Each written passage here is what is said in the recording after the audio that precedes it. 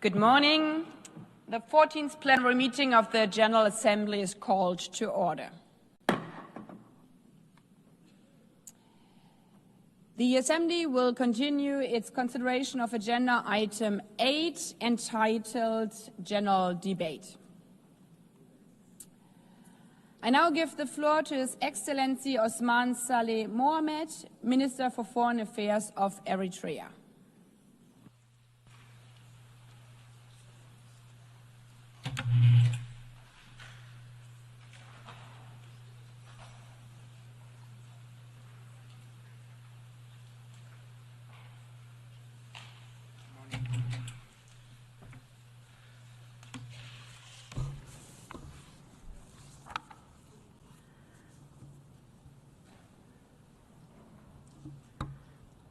Good morning. Your Excellency Ms. Annalena Borbak, President of the 8th session of the United Nations General Assembly. Your Excellency Antonio Guterres, Secretary General of the United Nations, Honorable Heads of Delegation, distinguished delegates, ladies and gentlemen. Madam President, allow me to join previous speakers to congratulate Your Excellency for your election to the presidency of the 8th session of the United Nations General Assembly. During the 79th session of the United Nations General Assembly last year, I had briefly reflected as a backdrop and for purposes of historical reference to dwell on humanity's collective trajectory in the past 100 years. In this regard, the defining features of this century can be summed up by failure of the League of Nations, established in the aftermath of the First World War to guarantee the lofty objectives of peace, economic growth, and prosperity for humanity as a whole. Opportunities lost even after the United Nations was subsequently formed in 1945 and until the end of the Cold War, and reckless and dangerous trends set in motion in the prevalent unipolar world order in the last 30 years. As we all agree, the League of Nations and the United Nations were originally conceived as viable architectures of global governance to advance the pronounced lofty objectives that we all cherish. In this respect, and at a time when humanity is aspiring for a transition from the old, defunct global order to a new one, the overarching quest must revolve around finding outside tangential ideological acrimonies enduring solutions to fundamental and outstanding problems that our global community continues to grapple with.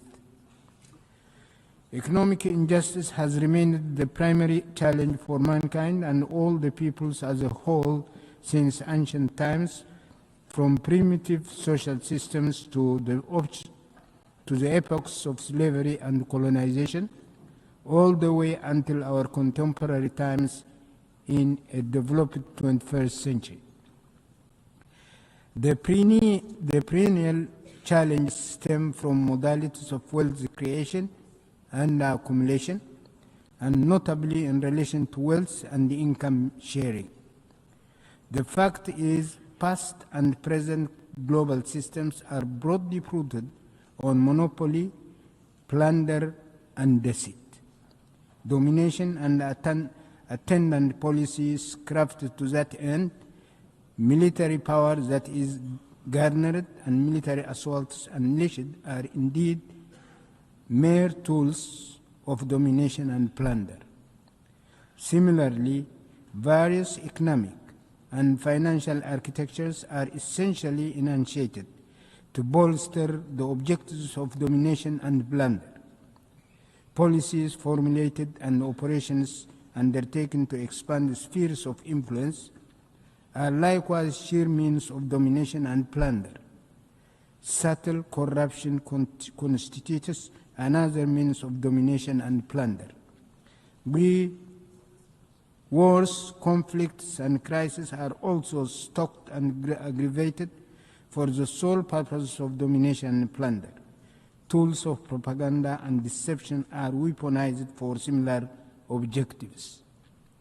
Ladies and gentlemen, in the event, the cardinal challenge is how to bring about a new global order that promotes justice and fairness to supplant prevailing global governance architecture whose defining contours remain domination, plunder, deceit, and repression. Spiraling oppositions underway in various parts of our world, including in the developed and industrialized regions, through expansive popular demonstrations against dire economic trends and debilitating debt anchored by governments, are only the tip of the iceberg.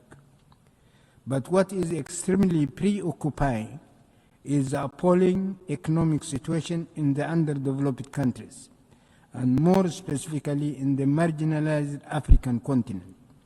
Although the details can be assessed on a case-by-case basis, most of Africa's economy remains primitive. Africa remains a continent where raw materials are exported to the so-called developed economies for nominal prices, in which manufactured finished products are imported at highly inflated prices, where the economies are afflicted by huge losses in job opportunities, in which human capital and meager professional and skilled manpower are drained due to migration and brain drain, where presiding regimes lavishly waste borrowed money but cynically flaunt semblance of progress while burdened by mounting debt, are embroiled in corruption and political servitude to external forces, are afflicted by instability due to domestic polarization and endemic crisis, and where they face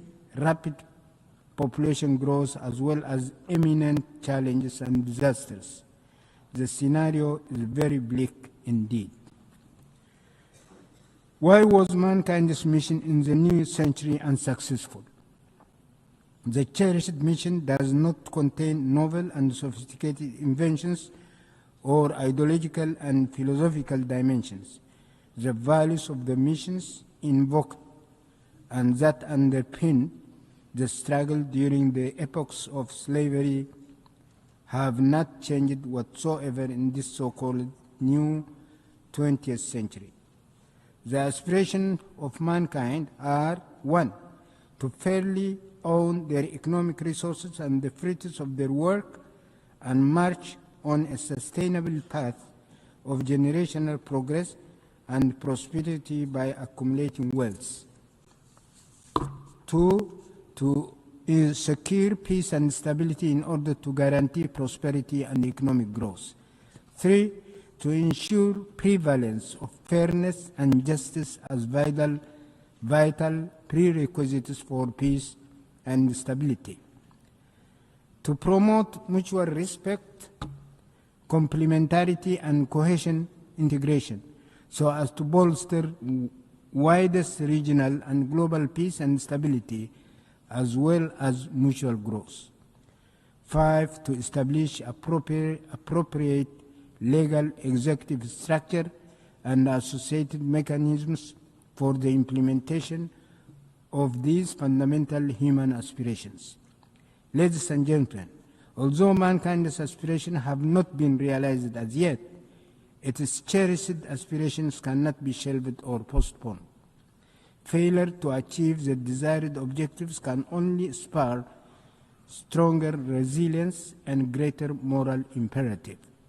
In the event, the timely and pressing task for all the peoples of the world is to strengthen their organizational and coordination mechanisms in order to prevail against perennial injustices, domination, deceit, coercion, intimidation, plunder, and monopolization, whatnot.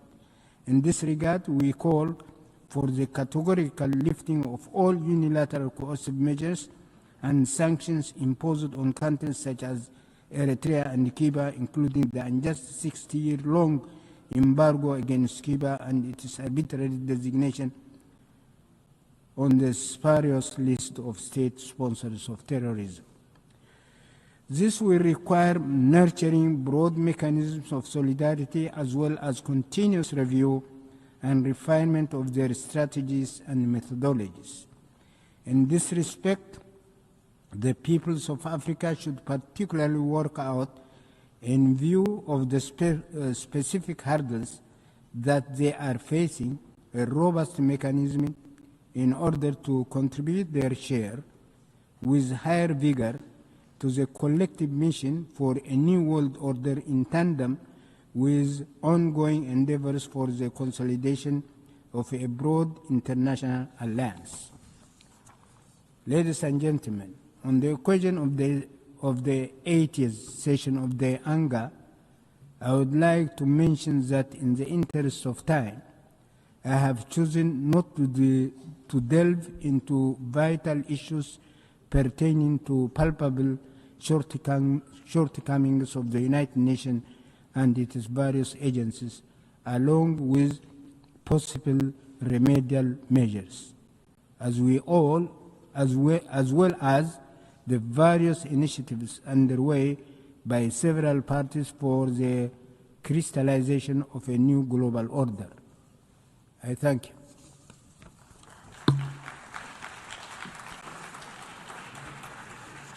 I thank the Minister for Foreign Affairs of Eritrea.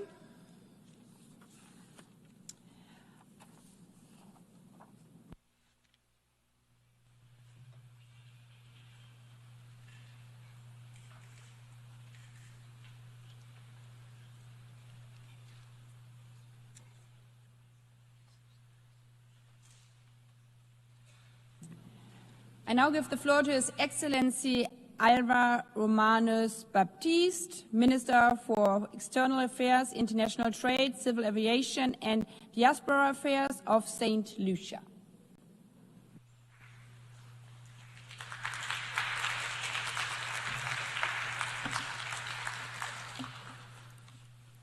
Madam President, in the words of the late Abraham Lincoln, the 16th President of the United States, the most reliable way to predict the future is to create it. The words of the late President are illuminated by Buckminster Fuller, who said, and I quote, "You never change things by fighting the existing reality. To change something, build a new model that makes the existing model obsolete." Unquote. Hence, Madam President, the theme for this 80th session of the United Nations, Better Together, 80 years and more for peace, development, and human rights, is a trumpet call to like-minded countries to urgently reconstruct a better future for humanity. Building that better future together emphasizes the importance of international cooperation and shared responsibility. It requires a framework defining a shared destiny, and that involves better coordination and coherence across multiple actors to deliver the most effective and sustainable responses. In this regard, Madam President, St. Lucia, as a small island developing state, has maintained its engagement in the various processes of critical importance to its domestic agenda at the United Nations, such as climate change and sustainable development, financing for development, international ocean governance, the proliferation of small arms and light weapons, revitalization of the General Assembly, and decolonization. These all have a real impact on our national plans and programs. In the context of our development challenges, the global economy is facing multiple shocks that are threatening to further retard and reverse progress on St. Lucia's sustainable development. The impacts of these compounding shocks is aggravated by an unfair global financial system that is short-term oriented and crisis-prone, which further exacerbates inequalities. Not to mention that small island developing states like St. Lucia face existential threats amplified by climate change. Despite some skeptics, Madam President, there is no doubt that climate change is the most consequential and formidable challenge facing seeds. In fact, the latest scientific projections portend a grim future. Consequently, addressing the climate crisis is imperative for the survival and well-being of humanity, transcending national borders regardless of size or wealth.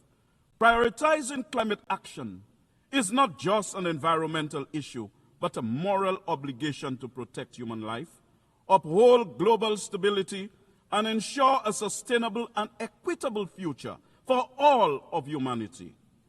The recent advisory opinion from the International Court of Justice, which was requested by this very General Assembly, now also frames climate action as a legal responsibility. Hence, there is an urgent need to accelerate global momentum towards the ambitious targets across various international agreements and development agendas. A common thread across these instruments is the need to address the unique vulnerabilities and special circumstances of small island developing states.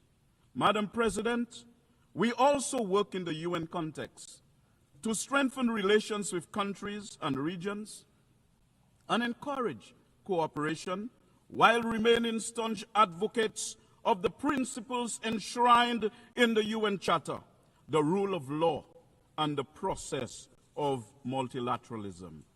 And St. Lucia agrees with the UN Secretary General that, and I quote, multilateralism is not an option but a necessity as we build back a better world with more equality and resilience and a more sustainable world. For we are confronted with challenges and threats largely emanating from the unilateral actions of powerful developed countries. And it is through the multilateral system of the United Nations that we can find comfort and the support to meet these challenges.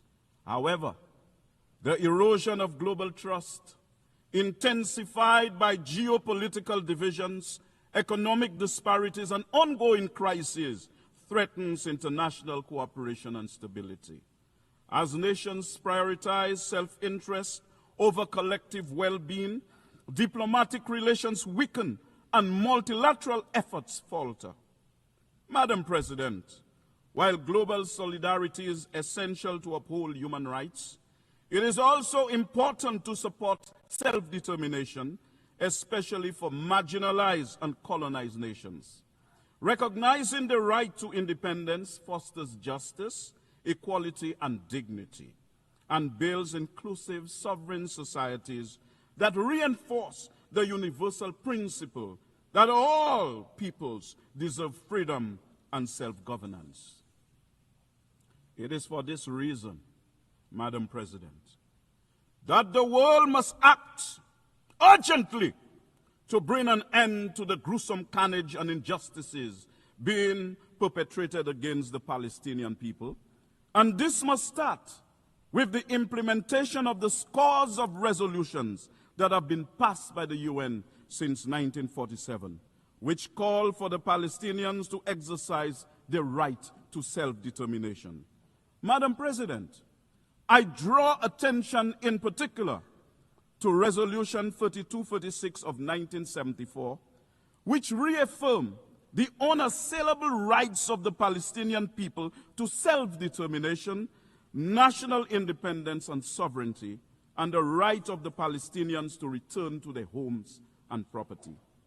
In St. Lucia's reaffirmation of its commitment to human dignity, equality, and justice, Madam President, the ongoing Israeli military operations in Gaza and the West Bank raise serious concerns about the humanitarian impact on innocent civilians, which has exceeded disturbing, alarming, and unacceptable parameters.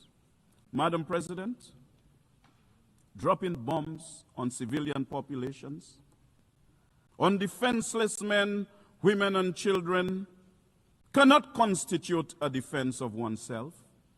Using starvation as a method of so-called warfare cannot constitute defense of oneself.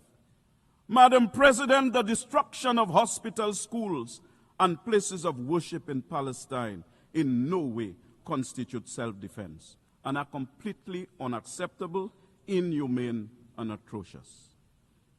Is it surprising to anyone, therefore, that based on publicly available data from United Nations and other agencies, at least 66,053 Palestinians have been killed, 65,062 in Gaza, and 991 in the West Bank, and of the identified fatalities, at least 18,430 are children.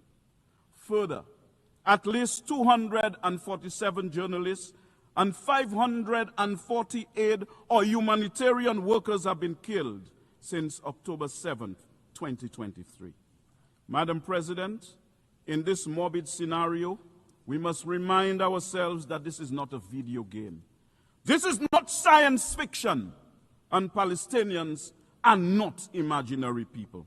They are human beings deserving of our collective respect, independence, and protection.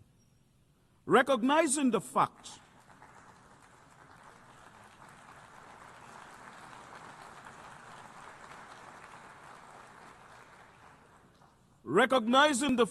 of the shared humanity of both Israelis and Palestinians should cause us to value equally the life of an Israeli and the life of a Palestinian.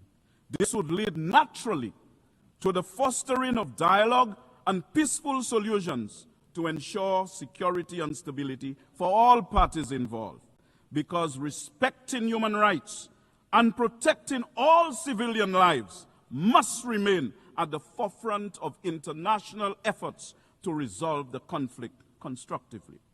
Madam President, St. Lucia's position is abundantly clear that there is an urgent need to put an end to the intolerable and significant human suffering, civilian casualties, and widespread destruction. And St. Lucia joins with the majority of member states which continue to call for de-escalation, dialogue, and adherence to international law to prevent further loss of life and foster a sustainable path toward peace. The Palestinians must have their own state and full membership to the United Nations alongside the state of Israel. The only way for Israel to have secure borders is for the Palestinian people to live in their own internationally recognized homeland in accordance with the universal right to self-determination. Peace in the Middle East can only come from this, not from bombs and wars, and terrorism and genocide and illegal settlements. Madam President, clearly, lasting peace cannot be secured on the basis of extremism. It must be pursued on the premise of mutual respect for the lives of both Israelis and Palestinians. Madam President, I speak to you today as one who's conscious of how the transatlantic slave trade inflicted unimaginable suffering, dehumanization, and economic exploitation upon millions of Africans.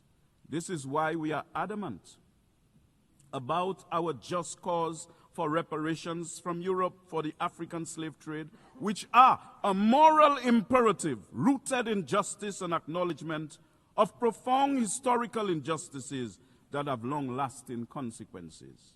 Unsurprisingly, St. Lucia will sustain its condemnation of the atrocities being committed against the Palestinian people, rooted in decades of oppression, including the systemic undermining of Palestinian statehood.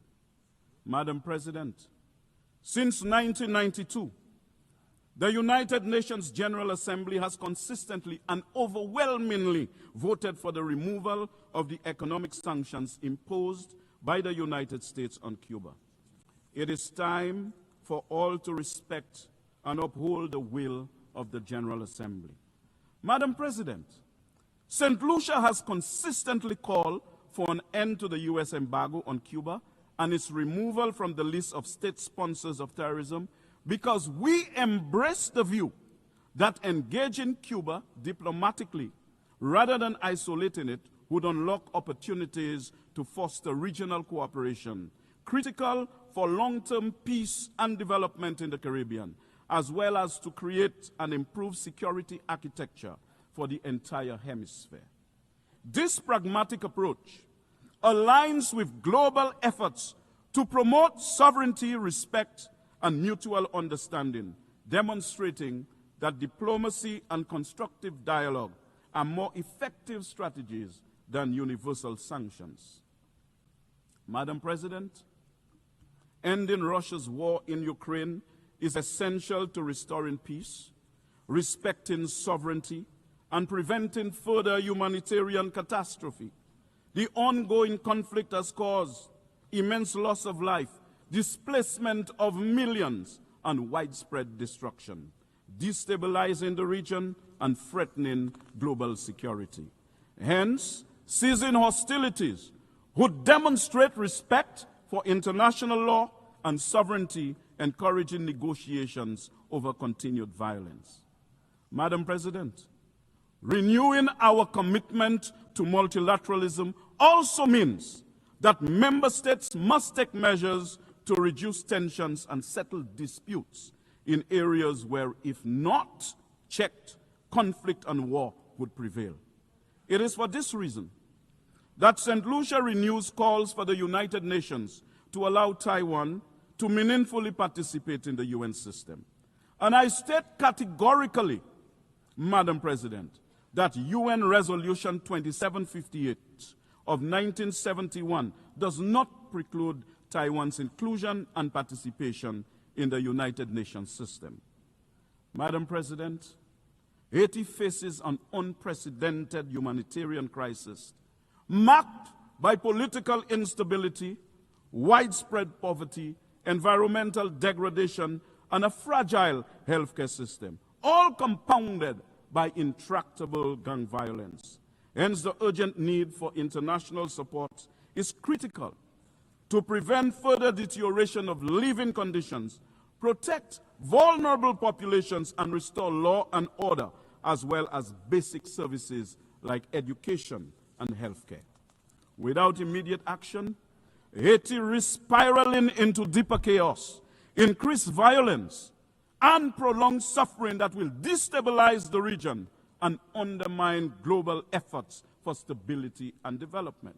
This is why St. Lucia is extremely concerned that the multinational security support mission is woefully short of the personnel and equipment it needs to effectively pursue its mandates.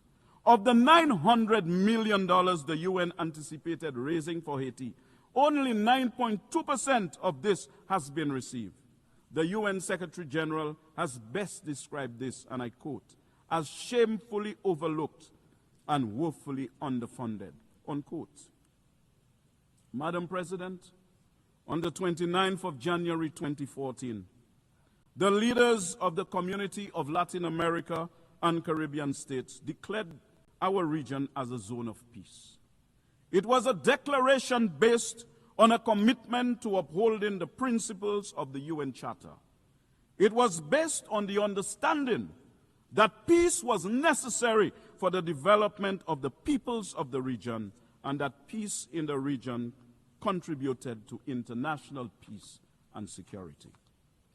As recently as the 13th of June this year, at the Brazil-Caribbean Summit in Brasilia, the heads of government reaffirmed their commitment to maintaining the region as a zone of peace. It is in this context, therefore, that St. Lucia, like other CARICOM member states, views with concern recent developments in the region which have aggravated tensions between Venezuela and the United States. We pray, Madam President, that this tension does not degenerate into violence, hence maintaining our region as a zone of peace. It is also in the context of the Latin American and Caribbean region as a zone of peace that St. Lucia is concerned over developments between Venezuela and the CARICOM member state of Guyana in relation to the border dispute between the two countries. St. Lucia urges the non-use of force on that issue and reliance on the multilateral mechanisms that are in place for resolving it. St. Lucia prioritizes diplomacy over violence, believing dialogue fosters peaceful coexistence and safeguards sovereignty. Small nations like ours can advocate effectively through non-violent diplomacy, demonstrating its moral and pragmatic strength, Madam President. Consequently, Madam President, we have a moral obligation to promote peace, development, and human rights through collective leadership rooted in respect, diplomacy, and multilateral cooperation. However, Madam President, we have to accept that the UN's commission is being ignored and disrespected when we witness the undeniable genocide that is being committed against the people of Palestine. Further, the recent attacks on Iran, Syria, Lebanon, and Qatar speak to the violation of the UN Charter, which has now become normalized. We cannot deny that the UN's commission is being snubbed and disregarded when after 3 years, Russia continues to flout international law and the UN Charter with its unprovoked invasion of Ukraine. Similarly, the UN's commission is also being ignored in the 63-year-old unproductive economic embargo that has been imposed on the government and people of Cuba, despite the many UN resolutions calling for its removal. And we have to agree that the UN's commission is being disregarded in the conflict in the Sudan. These shocks to the UN's commission should be of concern to all member states, but they are of particular concern to all small island developing states like St. Lucia, not just because these conflicts threaten world peace in general, but because they are symptomatic of a departure from multilateralism and the adoption of an outdated notion that might is right. Clearly, Madam President, violence is not in consonance with the requirements of our times. In fact, it is abundantly clear that military dominance, which is an expired currency of a bygone era, is not moral tender and cannot purchase peace and stability in the contemporary global political environment. The old military order, though fraught with contradictions, is pregnant with renewal. Without guidance, its offspring may be disfigured by conflict. But with diplomacy as the midwife, this troubled gestation can deliver a new era of peace and stability. The world's intolerance for the carnage in Gaza and the West Bank is symptomatic of its resentment for needless bloodshed. While military dominance enables death and destruction, it cannot resolve the spectrum of challenges that we as a global family are called upon to confront within the framework of our integrated whole.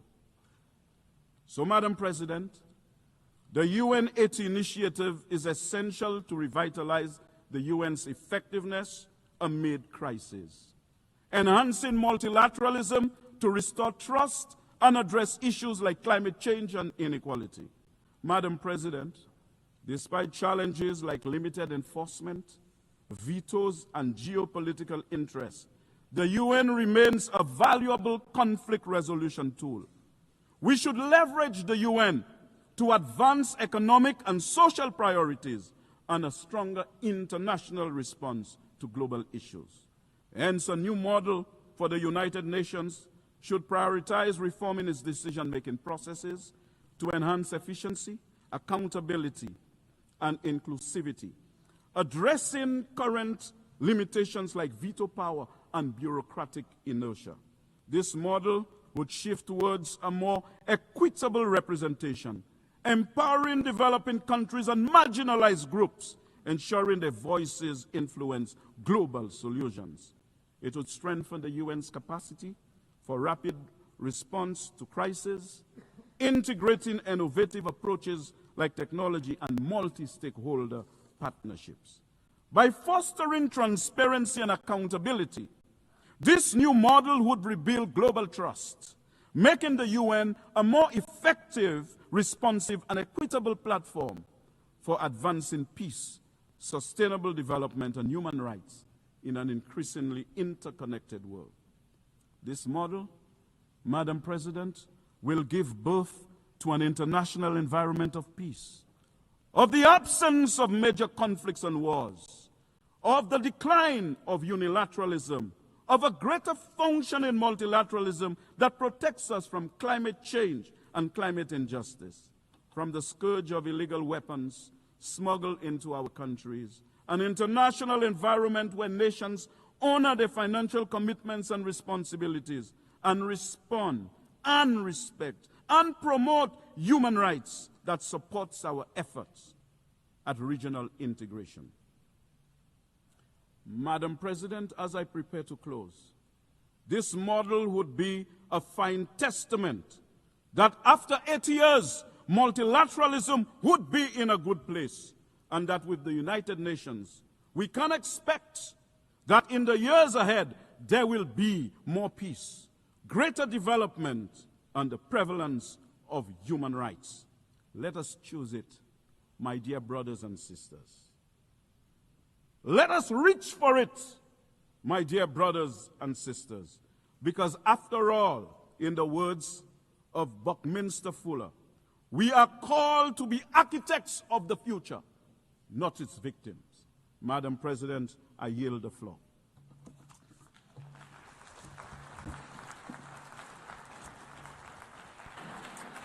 I thank the Minister for External Affairs, International Trade, Civil Aviation and Diaspora Affairs of St. Lucia.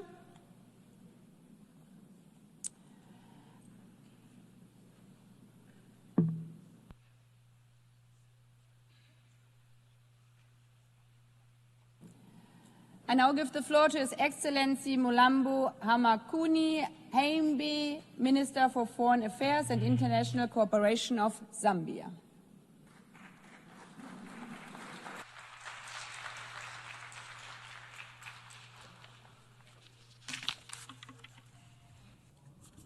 Your Excellency, Madam Annalena Baerbock, President of the 80th session of the United Nations General Assembly, Your Excellency, Mr. Antonio Guterres, Secretary General of the United Nations, Your Excellencies, Heads of State and Government, distinguished delegates. I am honored to address this August Assembly on behalf of Mr. Hakainde Hichilema, President of the Republic of Zambia. Allow me, at the outset, to congratulate you, Madam President, on your election to the presidency of the 80th session of the General Assembly. The choice of theme, Better Together, 80 years and more for peace, development, and human rights, is timely as it underscores the need for us to work together for the common good in the face of multiple global challenges. In this regard, Zambia reaffirms its faith in multilateralism and the United Nations Charter, a key foundation for our shared commitment to international peace and cooperation. Over the past 8 decades, the United Nations has been the cornerstone of global peace, security, and cooperation. It has helped prevent major conflicts, advanced decolonization, supported peacekeeping missions, and played a leading role in advancing global action in public health, education, and humanitarian relief that have saved countless lives. Through initiatives such as the Sustainable Development Goals, it has mobilized nations to reduce poverty, improve public health and education, as well as promoted gender equality. We also note that peace is intrinsically intertwined with development, as there can be no sustainable development in the absence of peace. Therefore, the UN's efforts at peace building and peacekeeping are very critical for the development of all regions of the world, even those seemingly distant from the war front. We recognize, however, that the UN has been slow to react to some of the conflict situations which has led to serious humanitarian crises. We also acknowledge the need for key reforms and genuine inclusiveness, particularly for Africa, whose voice remains stifled after 8 decades. We must reflect on this and other areas that could be enhanced. Those challenges remain. The United Nations has proved that multilateralism can deliver tangible progress for humanity. We are confident that the Pact for the Future and the Declaration on Future Generations agreed upon during the 79th session renews our hope and solidarity to sustain the momentum of the past 80 years. Madam President, as we undertake these reforms, it will be important to ensure that the pursuit of efficiency should not be at the expense of the United Nations' reach and impact on the interests of developing countries, particularly those facing the largest implementation gaps in the SDGs. The UN 80 initiative must strengthen delivery in the 3 core pillars of the United Nations of peace and security, development and human rights. We must preserve those parts of the UN that work. For instance, the resident coordinator system has helped coordinate various UN development agencies to ensure they work together effectively, efficiently, and transparently in supporting the host governments achieve SDGs. These reforms must serve to strengthen the RC system. Madam President, we meet at a critical moment when escalation in geopolitical tensions pose a significant threat to the gains made in the 80 years of the United Nations' existence. This exacerbates the existing challenges and places multilateralism under threat. Further, we have witnessed how challenges such as ongoing conflict situations, climate shocks, and the pandemic have negatively impacted the global economy. It is therefore clear that a short period of war or crisis can erase decades of development gains. We therefore categorically condemn war and aggression and urge all parties in conflict to choose diplomacy over violence. Allow me to re-echo President Hakainde Hichilema's constant reminder to the world that instability anywhere is instability everywhere. Zambia therefore remains an advocate for peace, human rights, good governance, and inclusive development for a strengthened multilateral system. Further, we remain committed to the principles enshrined in the United Nations Charter. Zambia has been actively engaged in regional peace efforts. We continue to support the work of the African Union and regional organizations in mediation and peacekeeping, including in the Horn of Africa and the Great Lakes region. Here at the United Nations, we as African nations count on the continued support of the international community in initiatives to silence the guns in Africa and resolve conflict worldwide for a more secure world. Madam President, inspired by the 2030 Agenda for Sustainable Development and our national vision, we have undertaken bold reforms to improve the lives of our people, even as we recover from the devastating drought that affected our country in 2024. A cornerstone of our strategy is investing in our people, especially the youth. Believing that education is the greatest equalizer, our government introduced free primary and secondary education for all children, recruited a number of teachers to improve the quality of education. We further recognize that a healthy population underpins productivity and inclusive growth. Zambia therefore remains steadfast in its pursuit of health for all, by building resilience, equitable and accessible health systems. We are expanding infrastructure, providing essential supplies, and deploying thousands of health workers to underserved areas, among other interventions.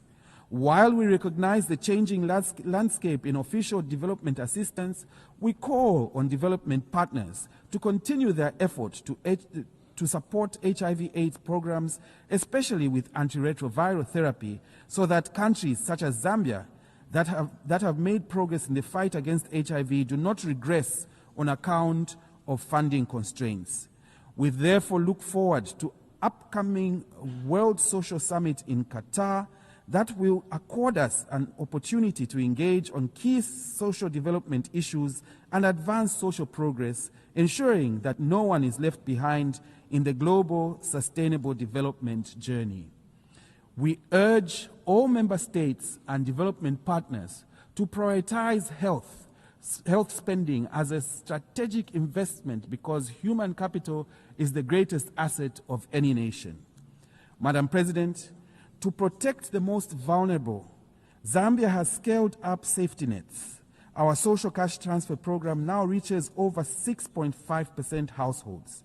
This and other complementary initiatives such as food security packs and skills training has been crucial in cushioning families from shocks and lifting communities out of extreme poverty. Madam President, we believe that empowering women is more than just a moral duty. When women thrive, families prosper and nations advance. We therefore place women and youth at the center of our transformation through affirmative measures that enhance women's participation in decision-making and protect their careers and families. We continue to lead efforts to eliminate gender-based violence and child marriage through strengthening laws and community awareness programs. We call on the international community to redouble efforts towards gender equality, especially as we commemorate the 30th anniversary of the Women's Conference and Beijing Program of Action. Madam President, Zambia's economy, like many other developing countries, has endured turbulent times in recent years. Upon assuming office, our government's highest priority was to restore macroeconomic stability, which we are steadily delivering. We implemented difficult but necessary reforms to restructure our public debt in order to create fiscal space. This debt restructuring, alongside our ongoing IMF-supported program, has put Zambia firmly on a path to debt sustainability and renewed investor confidence. However, stabilizing the economy is only the first step. We equally focused on reigniting growth and economic transformation through diversification. Madam President, the existential threat of climate change looms over all our aspirations. Despite our minimal contribution to global emissions, many developing countries often experience increased frequency of climate shocks, such as droughts and destructive floods. In this regard, we look ahead with a hope to the upcoming COP30 in Brazil, which will mark the 10th anniversary of the Paris Agreement. This milestone conference must be a turning point from promises to action. Zambia has submitted its revised National Determined Contribution, NDC 3.0, and we therefore encourage other countries to do the same with enhanced ambition to be within the reach of the 1.5 degrees Celsius goal. We must act now to limit global warming and to adapt to its effects. Let us summon the political will for bold action that safeguards the planet for future generations. Madam President, 5 years to the year 2030, only 17% of SDGs are on track. We also note that several developing countries remain fiscally constrained in directing sufficient resources towards SDGs on account of increasing debt burdens, highlighting the need to strengthen mechanisms for resolving debt crises. Against this backdrop, Zambia was privileged to have co-facilitated the outcome document of the 4th International Conference on Financing for Development, which unanimously adopted the Seville commitment. This outcome has renewed global consensus to close the $4 trillion annual SDG financing gap. It is now time to move from commitments to action. We call on all nations, development banks, and the private sector to align their policies and investments with the SDGs. Official development assistance, a lifeline for less developed countries, must be protected. There is need to scale up domestic resource mobilization, embracing innovative financing mechanisms, tackling illicit financial flows, and promoting private sector involvement. Madam President, for too long, the current international financial architecture has perpetuated structural inequalities, particularly for developing countries. The post-war institutions designed to promote global economic stability and growth no longer reflect today's geopolitical and economic realities. Many African countries continue to bear the weight of unsustainable debt, limited access to concessional financing, and the effects of global shocks beyond their control, from climate change to pandemics and global conflicts. We therefore welcome the commitments from various stakeholders for comprehensive reform of the global financial system. This reform should include governance reform of global financial institutions to strengthen representation of developing countries in international economic decision-making. Zambia further welcomes initiatives such as the Borrowers Forum to ensure fair and timely resolution of debt. Madam President, Zambia is both a least developed country, LDC, and a landlocked, or as we prefer, land-linked developing country, an LLDC. These two categories of countries face unique structural challenges. In July 2025, Zambia was privileged to host the LDC Future Forum in Lusaka, whose insights on building resilience to shocks and the need for innovation to address challenges were empowering. During the conference, our Republican President, Mr. Hakainde Hichilema, underscored the need for LDCs to build resilience by being more proactive and self-reliant. As a landlocked country, Zambia welcomes the Awaza program of action, which prioritizes structural transformation, trade facilitation, regional connectivity, resilience, and ICT infrastructure, which reflect our own priorities. We also welcome the Awaza's call for innovative financing. Landlocked need not mean isolated and encased. I repeat, Madam President, landlocked need not mean isolated and encased. As our President fondly states, LLDCs can become land-linked rather than landlocked, and we in Zambia are committed to making this vision a reality. Allow me to appeal, Madam President, that even as we reform the office of the High Representative for landlocked, for less developed countries, landlocked countries, and SIDS must be maintained. It is of imperative importance. Madam President, the theme of this session, Better Together, also compels us to reflect on the United Nations' readiness to address today's complex challenges. The Security Council's current composition and working methods reflect a bygone era and are overdue for reform. Decisions on critical peace and security issues are all too often stalled by the veto power of a few, even when the wider membership speaks clearly. Africa, with 1.4 billion people, still has no permanent seat, a historical injustice that must be rectified. Zambia therefore reaffirms the Common Africa position on Security Council reform as set out in the El Zulwini Consensus and the Sirte Declaration. We call for comprehensive reform that expands both permanent and non-permanent membership to make the Council more equitable, effective, and reflective of today's world. Madam President, Excellencies, 80 years ago, the world emerged from war with a promise to never again allow division and destruction to define our collective future. That promise is being tested today. Let this 80th General Assembly be remembered as a turning point where the world chose solidarity over silence, justice over inertia, and unity over division. We must act not out of fear, but out of hope, not in isolation, but in solidarity, as we are better together. Madam President, Your Excellencies, I thank you.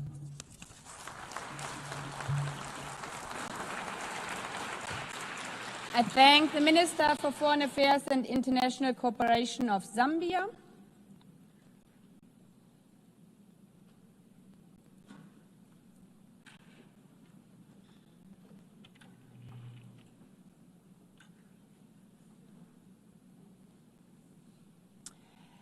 I now give the floor to Her Excellency Anita Anund, Minister for Foreign Affairs of Canada.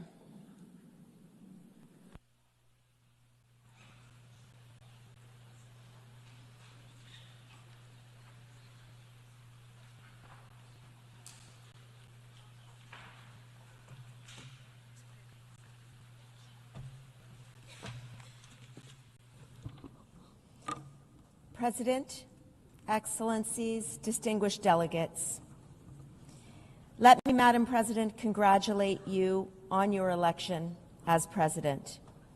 Since the end of the Second World War, multilateral institutions have helped to make our world safer and more prosperous. More than 1 billion people have been lifted out of extreme poverty. Famine and disease have declined. We see shared effort leading to shared prosperity. However, today, the multilateral system is under threat.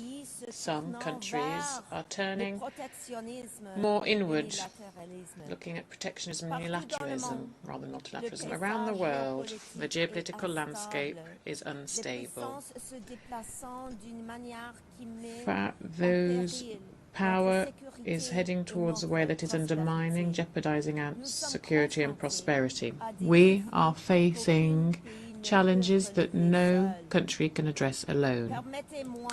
Allow me to start with Canada itself, because the strength that we have abroad is based on resilience at home. Canada is a proudly bilingual, resilient, dynamic democracy spanning 3 oceans, blessed with natural resources, and above all, defined by the ingenuity of our people. Our scientists are leaders in artificial intelligence and clean technology. Our workers are partnering in the global energy transition. Our entrepreneurs are advancing critical minerals, agriculture, and digital innovation. Canada is home to Indigenous peoples and to immigrants from every corner of the globe. Let me say a few words about Indigenous peoples on the eve of Canada's National Day for Truth and Reconciliation. The voices of Indigenous peoples enrich our democracy at home and diplomacy abroad. Their leadership has laid the foundations for the path followed by Canada and is strengthening our place in the world. Canada has for a long time been advocating for cooperation, diplomacy and international law, whether this be a question of promoting peacekeeping operations of the UN during the Suez crisis, or indeed the Ottawa Treaty that prohibits anti-personnel mines. Canada has always been an innovative leader on global issues. This is something that still guides us. Canada does not shrink from global challenge. Canada does not retreat from duty. Canada does not walk away from building and strengthening peace. Even as the world changes, Canada remains a stable and reliable partner, both in business and collective security. At its core, our foreign policy rests on three pillars. First, defense and security, keeping Canadians safe, strengthening our sovereignty, being good allies and partners in NATO and NORAD. Second, economic resilience, diversifying trade, strengthening supply chains, being an attractive destination for capital, and an entrusted trading partner while advancing rules-based trade. And third, core values, promoting democracy and pluralism, balancing and maintaining human rights, fostering gender equality, protecting our environment, and working with Indigenous partners on sustainable development and prosperity while safeguarding our environment. But we face a changed reality.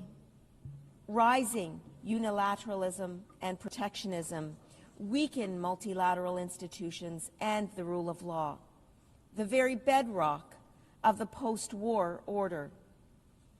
À eux seuls, in 2024 alone, 300 million people needed humanitarian assistance. 120 million were displaced. More than 40 million were refugees. Conflicts cost $14 trillion a year for the global economy. And each of these figures is not simply a statistic, but it's a child, a family, a community. Each and every one of them is proof of why we must respect together the UN Charter, the Geneva Conventions, the Refugee Conventions, and Human Rights Conventions. These stark realities, retreat is not an option. Canada will not turn inward. Canada will work to reform and strengthen multilateral institutions such as the United Nations so that they are more resilient and more effective in meeting the challenges of today and tomorrow. Canada is an Arctic nation.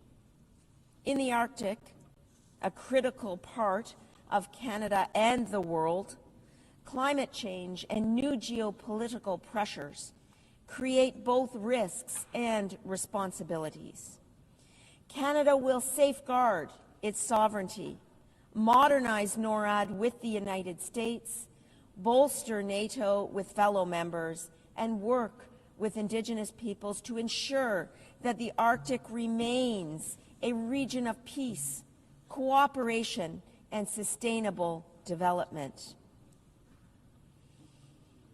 The challenges to security are not confined to our own borders. Russia's 2022 illegal full-scale invasion of Ukraine stands as a grave breach of the UN Charter. Russia's aggression, attacks on civilians, and abduction of children are flagrant violations of international law. Putin believed Ukraine would fall in 3 days. 3.5 years later, Ukraine still stands, its sovereignty intact, its people unbowed, its courage unbroken. Canada's position is clear. Putin cannot be permitted to redraw boundaries at his will. Might does not make right.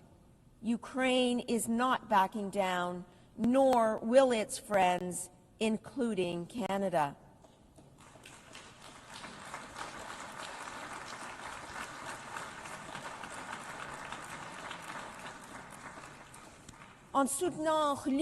In supporting Ukraine, we are not only defending a nation, we are defending the founding principles, sovereignty, dignity, and peace.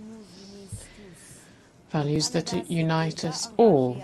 Canada has already pledged $22 billion of various types of aid to Ukraine, and Ukraine can count on our long-term support.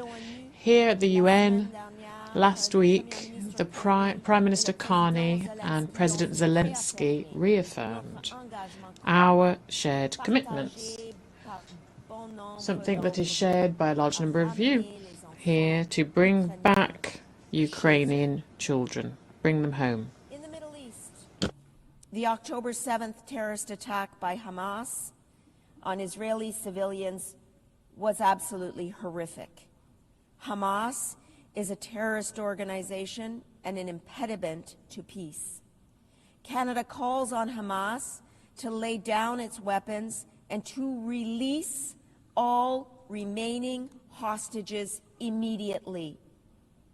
The scope of the humanitarian crisis in Gaza is catastrophic and requires urgent action. Canada has committed over $340 million in humanitarian aid, and our Canadian armed forces have participated in airdrops. We call on Israel to help protect the civilian population in Gaza, to open land corridors for unimpeded access of humanitarian aid at scale, and to ensure that healthcare facilities are fully protected. The two-state solution is eroding, as is evident in Israel's illegal expansion of West Bank settlements.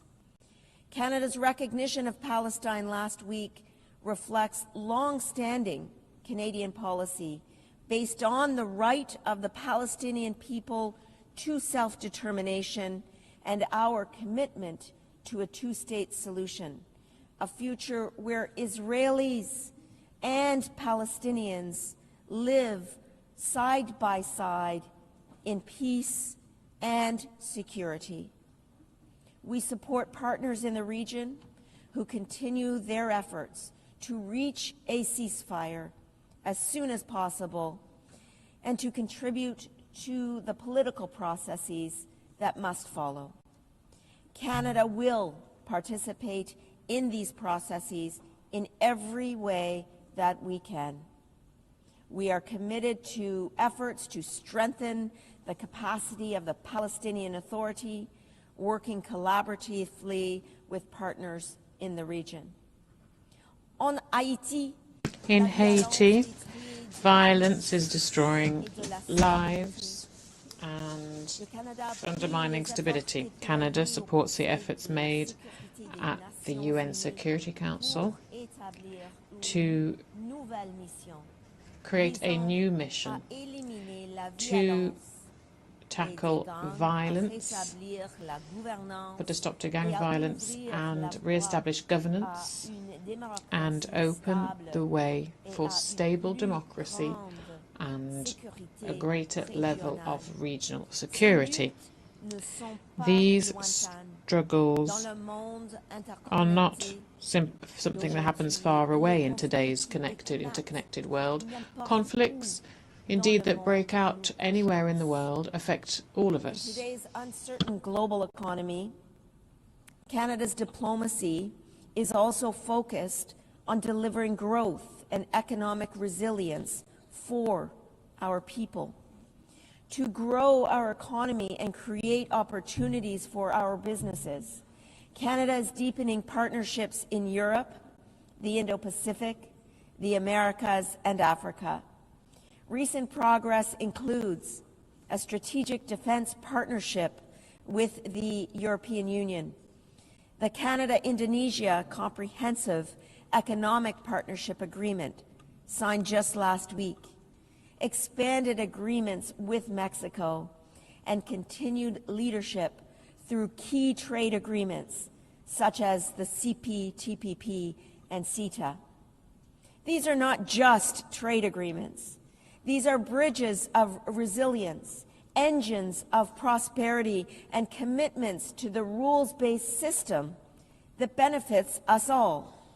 Through multilateralism, we can build an inclusive and sustainable global economy.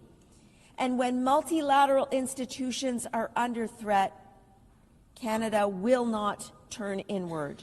We will lock arms with our partners to strengthen institutions, building their legitimacy and their efficacy to meet the challenges of today and tomorrow.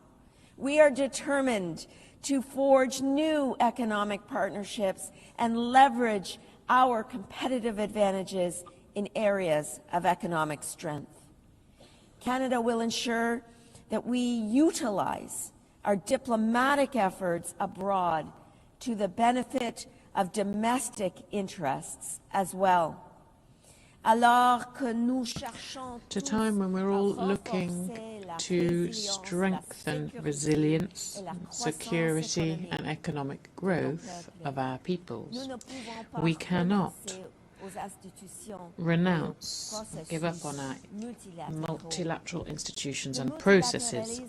Multilateralism remains our best hope to address global challenges. Rather than rejecting international norms, we should instead strengthen multilateralism by reforming its international institutions.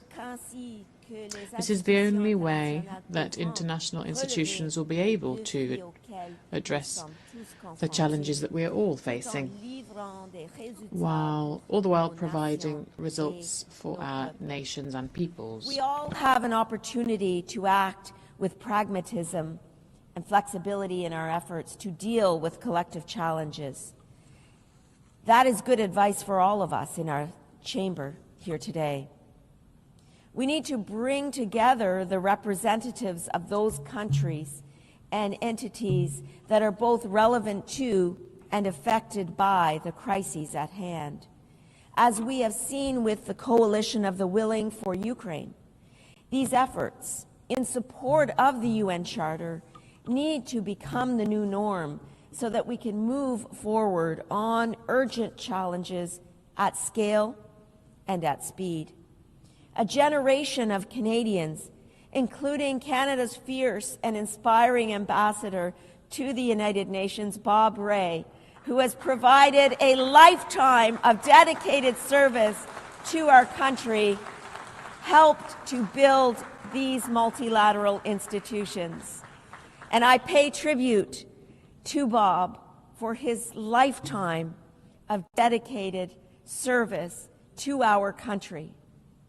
Our goal will always be to prevent and to resolve international conflicts while modernizing global institutions so that they can meet the challenges of the future.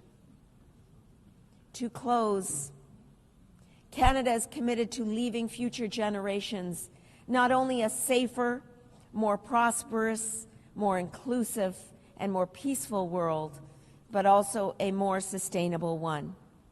Canada will be defined not by the strength of our values, but by the value of our strength. We know that no country can meet today's challenges alone.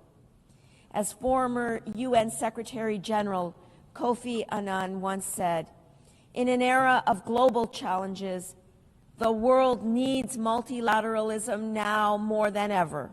No nation can solve its problems alone. This is the spirit of Canada, and Canadians are rising to the challenge. We will work toward a world where prosperity is shared, security is collective, and peace is lasting. This is Canada's pledge in this era of geopolitical challenge and change. Thank you. Merci beaucoup. Miigwech.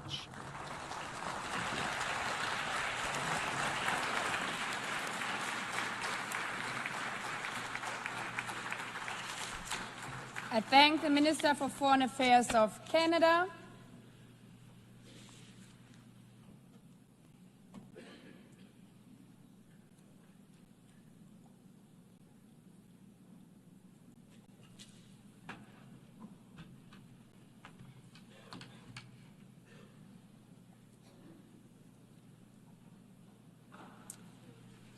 I now give the floor to His Excellency Javier Bosoto, Secretary of State for Foreign Affairs and International Cooperation of Honduras.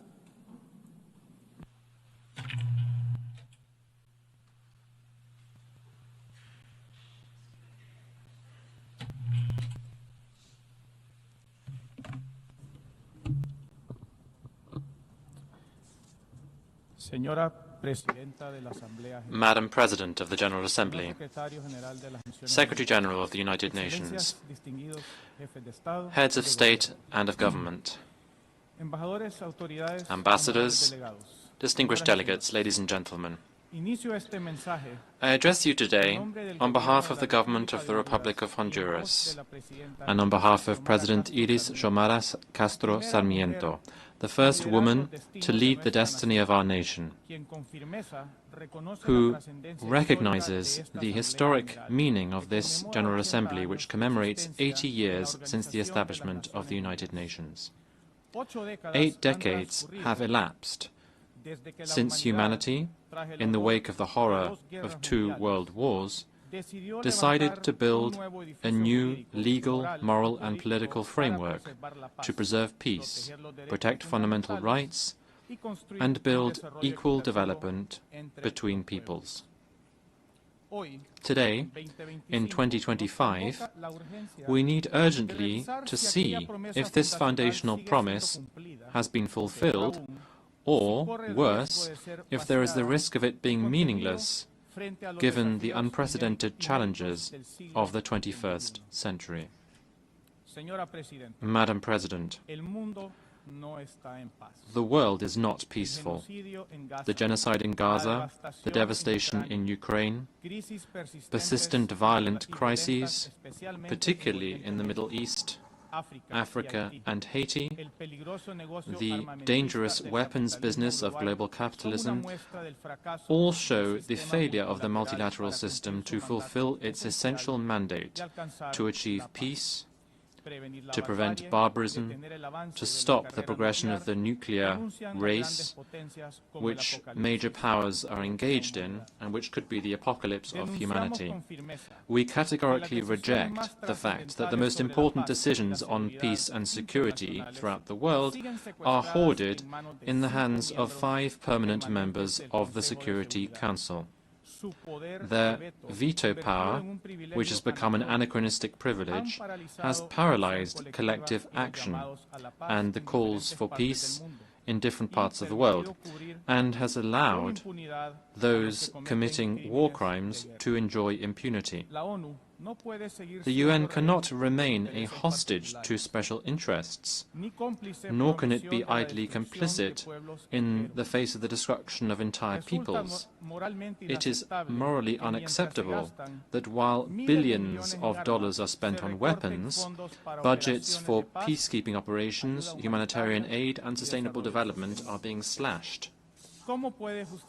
How can it be justified that the voice of 193 states who are present in this General Assembly and who are in favor of peace to put an end to the different power blocs can be cancelled out by one vote.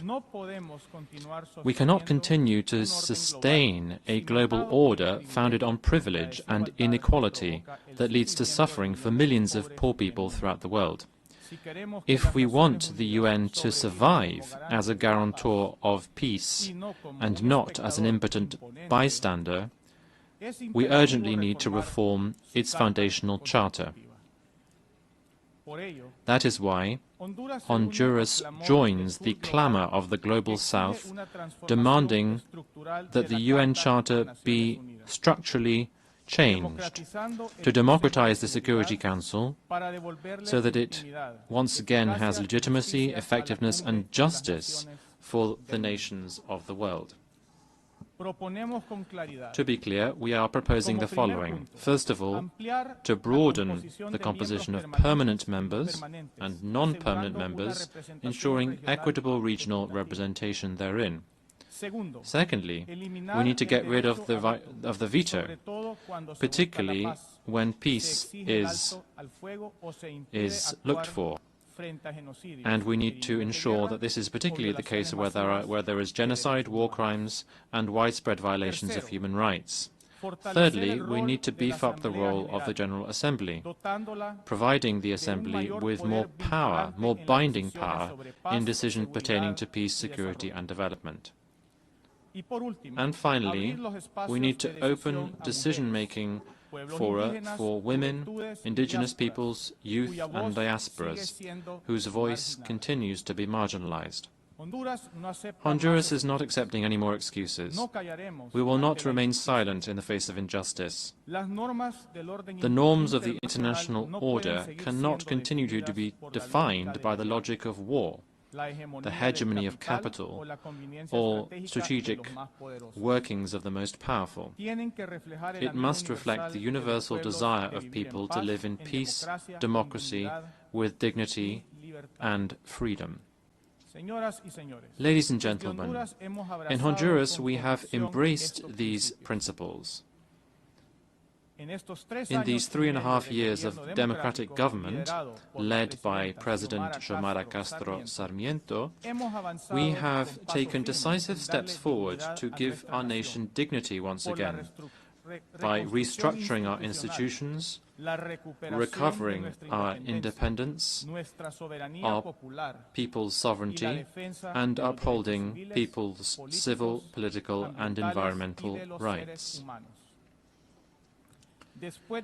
12 years and 7 months on since the coup d'etat against the democratic president Manuel Zelaya in Honduras, back then, a drug dictatorship was installed, whose head, Juan Orlando Hernandez, was convicted in New York and sentenced to 45 years imprisonment for being part of a drug trafficking cartel to traffic drugs towards the United States.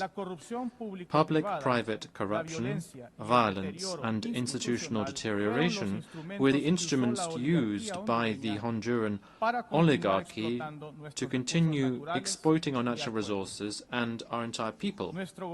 Our government has begun the process to recover from this episode by carrying out root and branch changes, focusing on the well-being of the majorities who were sacrificed by the drug dictatorship and historically excluded by the neoliberal economic model. This recovery has meant putting people's lives above business and putting education and health above privilege. Our progress has been clear. Poverty, which was 73% in 2021, has come down to 63% in 2024. And extreme poverty has been reduced from 54% to 40%. This means that more than 1 million people in Honduras have been lifted out of poverty in these 3 years. Inequality has also been reduced by almost 6 points on the Gini index.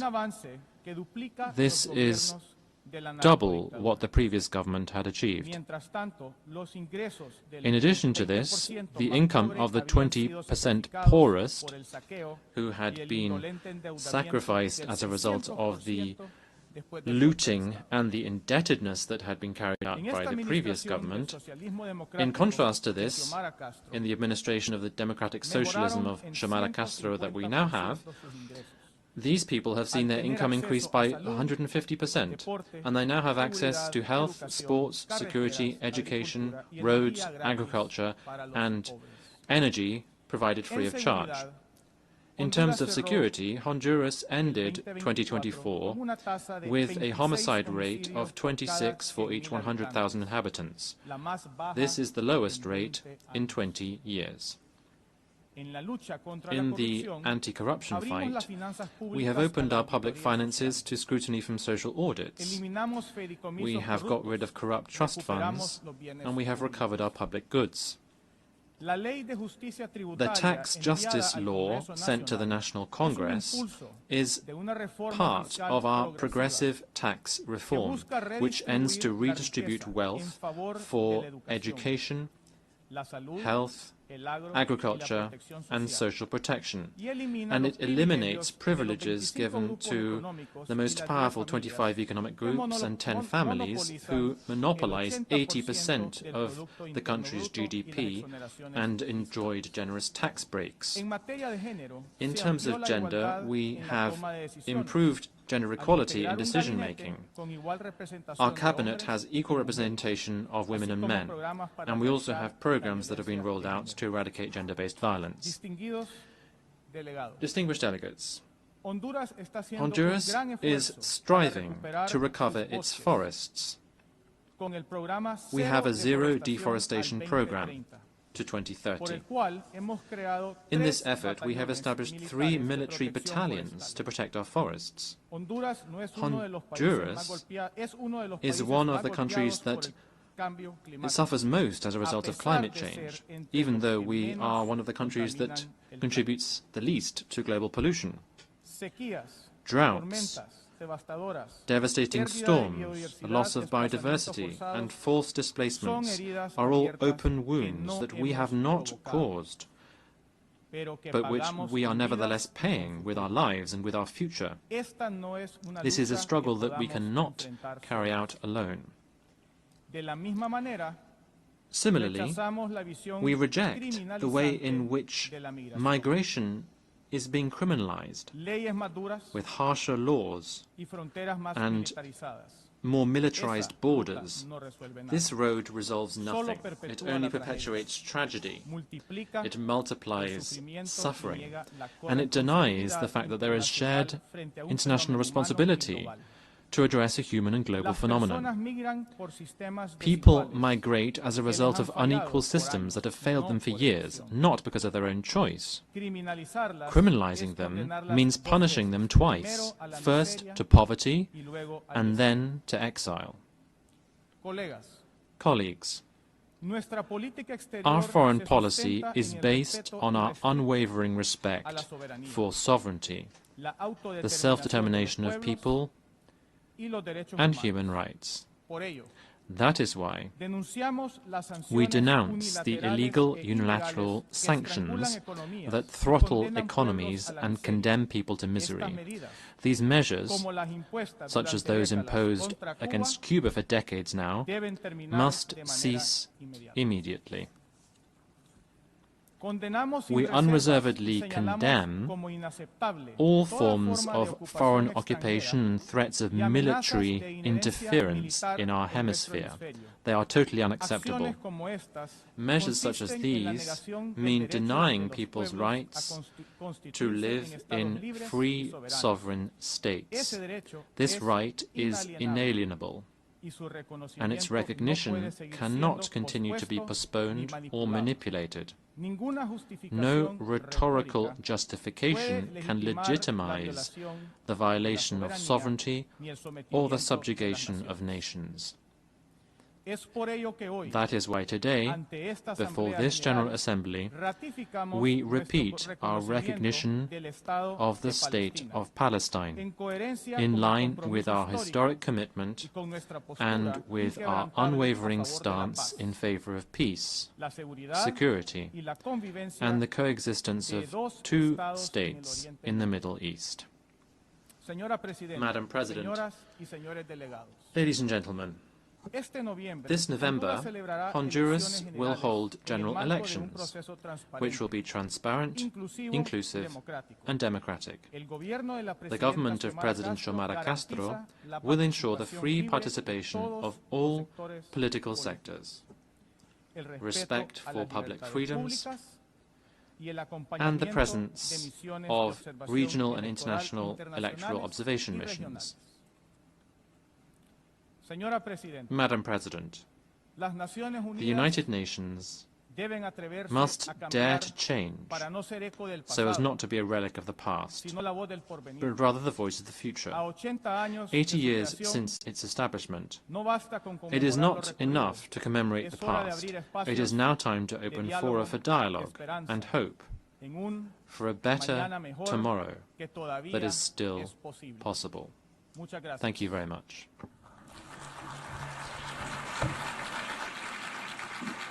I thank the Secretary of State for Foreign Affairs and International Cooperation of Honduras. I now give the floor to His Excellency Edouard Bizimana, Minister of Foreign Affairs, Regional Integration and Development Cooperation of Burundi.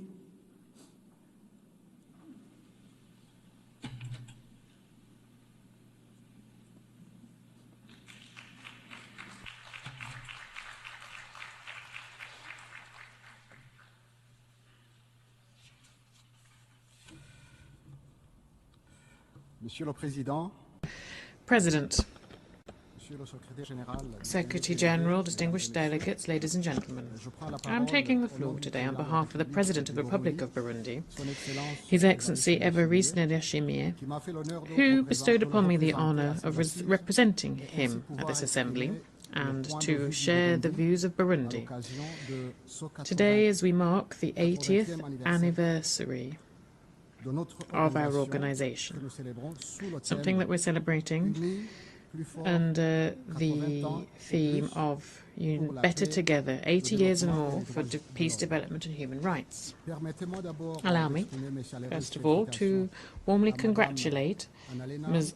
Annalena Baerbock for her outstanding election to preside over the 80th session of the General Assembly. And I assure her that she has the support of Burundi. I'd also like to take this opportunity to pay a well-deserved tribute to your predecessor, my brother, Philemon Yang, and pay tribute to his admirable personal and professional qualities, and thank him for the exceptionally professional way in which he presided over the 79th session, which we have just successfully concluded. Finally, I would like to commend the courage of Mr. Antonio Guterres, who, for as long as he's been Secretary General of our organisation, has always advocated for the reform of the UN system to make it more effective and more credible. He also has the support and encouragement of Burundi. 80 years ago, the United Nations was born to a world ravaged by war. Its main mission was to preserve peace and foster cooperation between states and promote human rights. However, given what's happening today in some parts of the world, we should really be asking ourselves if the UN is still on this trajectory. Today, as we're marking this anniversary, I'm honoured to reaffirm Burundi's commitment to these founding ideals. The same ideals that have guided the UN's Charter since 1945. That shows the importance of the theme that is bringing us together this year. Far from being simply a slogan, it is indeed, it throws back to a historic need, a moral commitment, and indeed the only path towards a shared future. Indeed, as long as it has existed. The UN has made a great contribution to maintaining peace. It has supported ways of decolonization. It has promoted international law as well as the universality of human rights. It has fostered cooperation between nations and inspired generations of leaders and people. Burundi, which was once a beneficiary of this international solidarity, today is actively contributing to it, whether this be through peacekeeping troops, diplomatic engagement, or indeed using its voice within multilateral fora. Also, Burundi is a real-life example of resilience and of the return of peace. Our nation has gone through very difficult moments, but through and thanks to the will of its people and its strengthened institutions, Burundi was able to turn the page on conflict and choose instead the path of reconciliation, stability and mutual respect. We created national transitional justice mechanisms with a Truth and Reconciliation Commission, which is painstakingly and courageously continuing its work, so that future generations will be able to build on solid foundations without hatred or a spirit or any search for vengeance. As a part of our candidate to be a Human Rights Council, we will stand against any politicization of human rights. Thus, we denounce special mechanisms which are sometimes imposed on some countries, including Burundi, for rather subjective reasons. This is why I reiterate Burundi's request to withdraw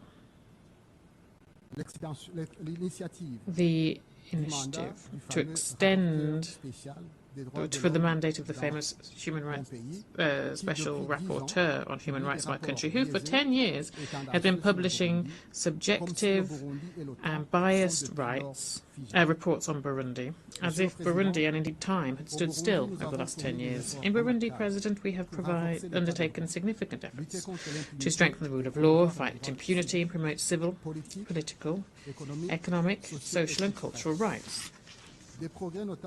Notable progress has been recognised by several partners, bilateral and multilateral partners, that is, as is shown by our constructive cooperation with multilateral partners. However, the Special Rapporteur seems to not have noticed this progress. But, as we all know, peace is only sustainable if development is there too. That's why Burundi has resolutely committed to implement the SDGs, paying particular attention to agriculture in order to create real food security. We're also focusing on education for all, health care, energy, the empowerment of women and young people, and environmental protection and other areas. This is the spirit that inspired our vision for Burundi with an emerging economy by 2040 and a developed economy by 2060. This vision is fully in line with the SDGs, and it is indeed, it shows our will to build a future where every citizen can prosper and actively contribute to the sustainable development of their country. President, ladies and gentlemen, as we celebrate 8 decades of our shared organisation, we cannot close our eyes and turn our back on the tension, ongoing or latent conflicts, the horrors that we're seeing in Gaza, in the Democratic Republic of the Congo, in Sudan, in the Sahel, and in many other areas of the planet. The violence that we've been seeing recently, particularly the indifference and the cynicism that seem to be accompanying it, have reached such heights that we can't help but wonder where our humanity, where our empathy, where our sense of duty have gone. What happened to our commitment to cooperate for a better world? We need to have a heart of stone to remain indifferent to the suffering of the people in the DRC and in Gaza. Faced with this situation, Burundi believes that only a renewed and fair multilateralism can provide lasting responses to the many crises that we're facing. Geopolitical manoeuvring calculations based on indifference, inaction, or on double standards, or on egotism, are dragging us into the abyss. This is why Burundi is appealing for peace. But for real peace. Not a peace that is selective, nor one that is subject to egotistical, self-serving interests. The peace that Burundi wants to see is a peace that's based on international law, on dialogue, and the respect of state sovereignty. President, neither peace nor human rights can prosper without social justice and without equality between nations. This is why Burundi stands side by side with its African partners and advocates for more just representation of Africa within decision-making bodies, particularly the Security Council. This is a condition for its legitimacy and effectiveness. How can an entire continent that has made such a contribution to the life and efforts of the UN be ignored in this way? Africa remains the only continent that for 80 years now has not had a permanent seat at the Security Council. In this connection, Burundi welcomes the ambitious UN 80 initiative, the initiative that seeks to strengthen effectiveness, coherence and relevance of the UN system. We share the conviction that 80 years after its creation, lucid modernization. However, we wish to underscore the concerns expressed by numerous countries in the global south, particularly countries in Africa. It is crucial that this reform be member state-led, guided by a spirit of equal geographical representation, transparency, multilingualism, and the respect for regional priorities. Development, social and economic rights, the fight against inequality, climate action, and international solidarity must never be sidelined in the name of streamlining. A more effective UN, yes. A UN that's just reduced to budgets and technocratic work, no. Moreover, no reform of the UN system would overcome the question of political governance. We'd recall that the Security Council reform has been worked on for decades. It now is a question of justice. Africa has a united voice on this issue in the Eswatini consensus, is demanding that the historic injustice be corrected so that Africa can be fairly represented in decision-making bodies. It's not a favour, but it is a right, if we want the UN to remain loyal to itself. In summary, Burundi is supporting ambitious reform, but as long as it is inclusive, just, balanced, and focused on the real needs of people, rather than being a reform that's fashioned by external priorities. President, as we work to reform multilateralism, guided by justice, dialogue and truth, the recognition of historic injustice should be the bedrock upon which we build lasting peace. This is why Burundi would like to reaffirm the importance of the recognition of the genocide committed against the Hutu of Burundi in 1972. This is a question that's already been brought to the attention of this UN General Assembly during the 79th session. The memory, truth and reconciliation are powerful tools to rebuild society and to build peace. Silence cannot be an option when we're talking about restoring the dignity of victims and preventing tragedies of the past from happening again. Thus, Burundi would humbly request the support of all UN member states and support for the recognition of this genocide.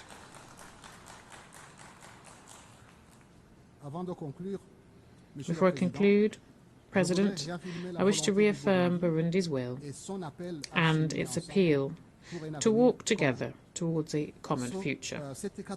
This 80th session is a lot more than simply an anniversary. It's an appeal. We're at a crossroads. and the 80th session of our General Assembly must be a time for a moral awakening, solidarity, and for us to remember our shared humanity. The UN of tomorrow must be one that represents equity, justice and action. It must reflect the realities of our world today to ensure that all voices are heard so that we can build lasting peace for present and future generations, as stipulated in the preamble of the UN Charter. Burundi is ready to continue to make its active contribution to establishing and maintaining peace, to consolidating the values of fair and inclusive development, as well as solidarity, mutual respect and peaceful coexistence. Because yes, just together and better together, we will be able to preserve peace, guarantee human rights and ensure a dignified future for our children. It is a question of the credibility and the reputation of our shared organisation. Thank you very much, ladies and gentlemen. I thank the Minister for Foreign Affairs, Regional Integration and Development Cooperation of Burundi.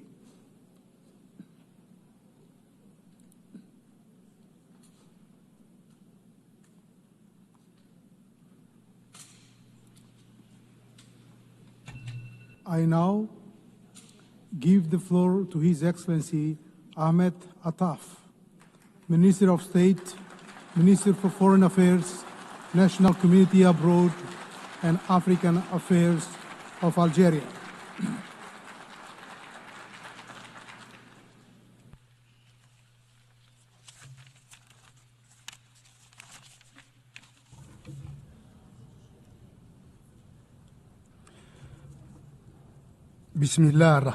In the name of God, most compassionate, most merciful, Your Excellency, Mr. President, our United Nations organization celebrates its 80th year, and Algeria, together with the UN, celebrates the 7th decade of enlisting the issue of Algerian liberation on the program of this assembly. We celebrate these two memories in a global reality that is extremely turbulent and intricate. It is an international reality where conflicts have accumulated while settlements are absent, a reality where technological revolutions have proliferated while the development gap has expanded between the North and the South. A reality where instruments and treaties and commitments are abundant while implementation and commitment to their letter and spirit are scarce. In this complex situation, our organization is incapable and voiceless and marginalized. Its enshrined principles are violated, and its adopted resolutions are not implemented. Multilateralism that has been established by the United Nations is being manipulated by unilateral action and self-serving conflicts. The responsibility is entirely upon us, the member states, to restore respect for international law and to restore effectiveness to multilateralism. And we are similarly responsible for empowering the United Nations to restore its status as the beating heart of the international system based on the rule of law.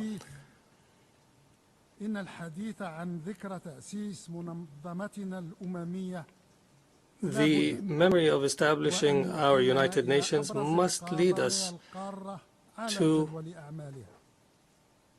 reflect on the most important issue on its agenda, which is the question of Palestine. The age of this question of Palestine is as old as the United Nations organization, and the legal essence of this issue takes root in the principles of the UN Charter, and the history of this issue is preserved in more than 1,000 resolutions who have recorded its essence and its legitimacy for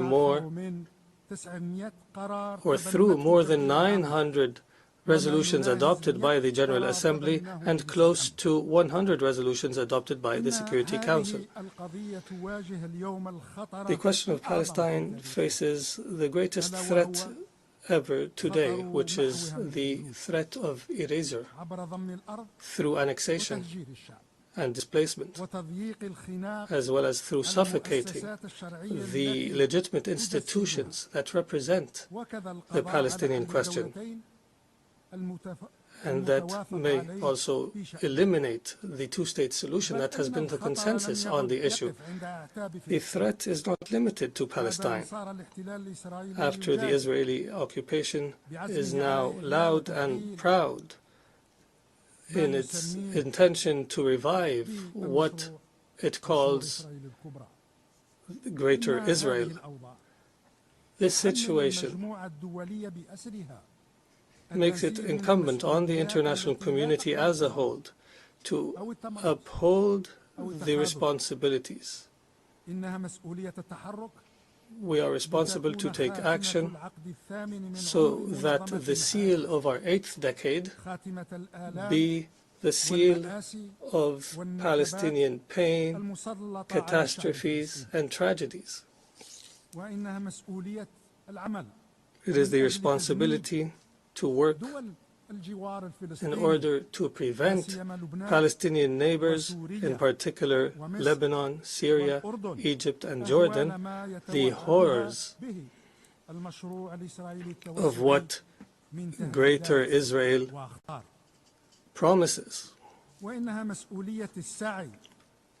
It is the responsibility to seek to preserve the two-state solution and to build a Palestinian state that is sovereign and independent on the borders of 1967, with East Jerusalem as its capital, as a just and lasting settlement for the Israeli-Palestinian conflict. We appreciate the increasing recognition of the State of Palestine, and we also reiterate the call launched by our President Abdelmajid Tebboune to empower the State of Palestine with a full-fledged membership in the United Nations.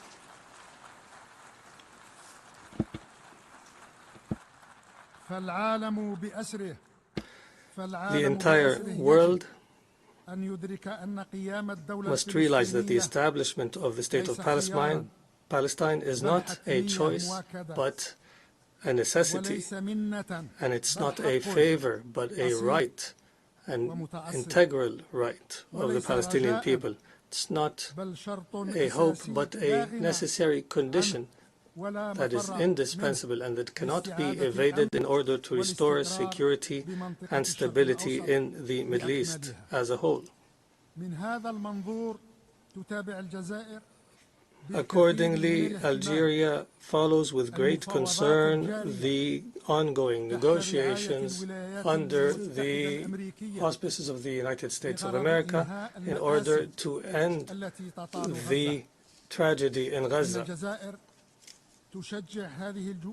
Algeria encourages these efforts and hopes they will lead to an end to the Nakba, the catastrophe in Gaza, on the road, as a step on the road to a final settlement to the Israeli-Palestinian conflict. The passage of time no matter how long, cannot defeat the will of a people or the essence of their legitimate causes.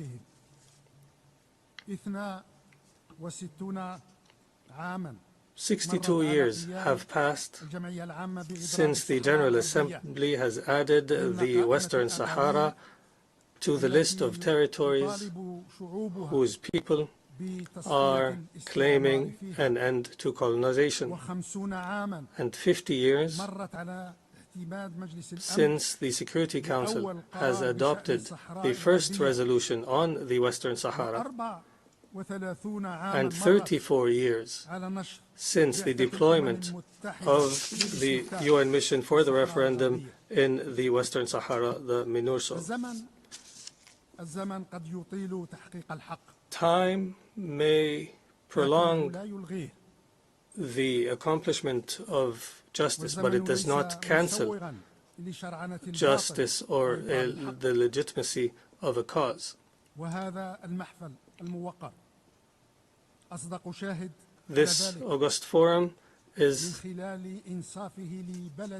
bears witness to this through supporting the people of the Western Sahara. The Western Sahara remains an issue of decolonization. The Sahrawi people remain deserving and entitled to their inalienable right of self-determination. The imposed reality in the Sahrawi land remains an occupation as per international law and the firm doctrine of the United Nations. The solution to this issue, in our opinion, must be based on 5 elements. One, that the solution take place under the permanent auspices of the United Nations. Second, that the solution be based on direct negotiations between the parties, the Kingdom of Morocco and the Polisario Front. Third, that this solution be a result of the formulation of the parties and not imposed by any single party or any other party. Fourth, that this solution be aligned with UN principles on decolonization and on achieving justice for people under colonization. And fifth and finally, that the solution leads to empowering the Sahrawi people of exercising their right to self-determination as per UN resolutions. Also, in the direct neighborhood of my country, the Libyan crisis deepens and complicates further day by day. While the international community is losing interest in Libya, and while any practical prospects for a peaceful settlement is absent.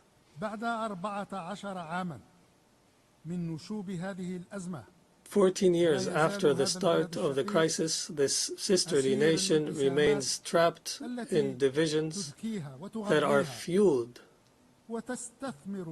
and invested by foreign interventions, as per plots that do not desire the best for Libya or desire Libya's stability or security.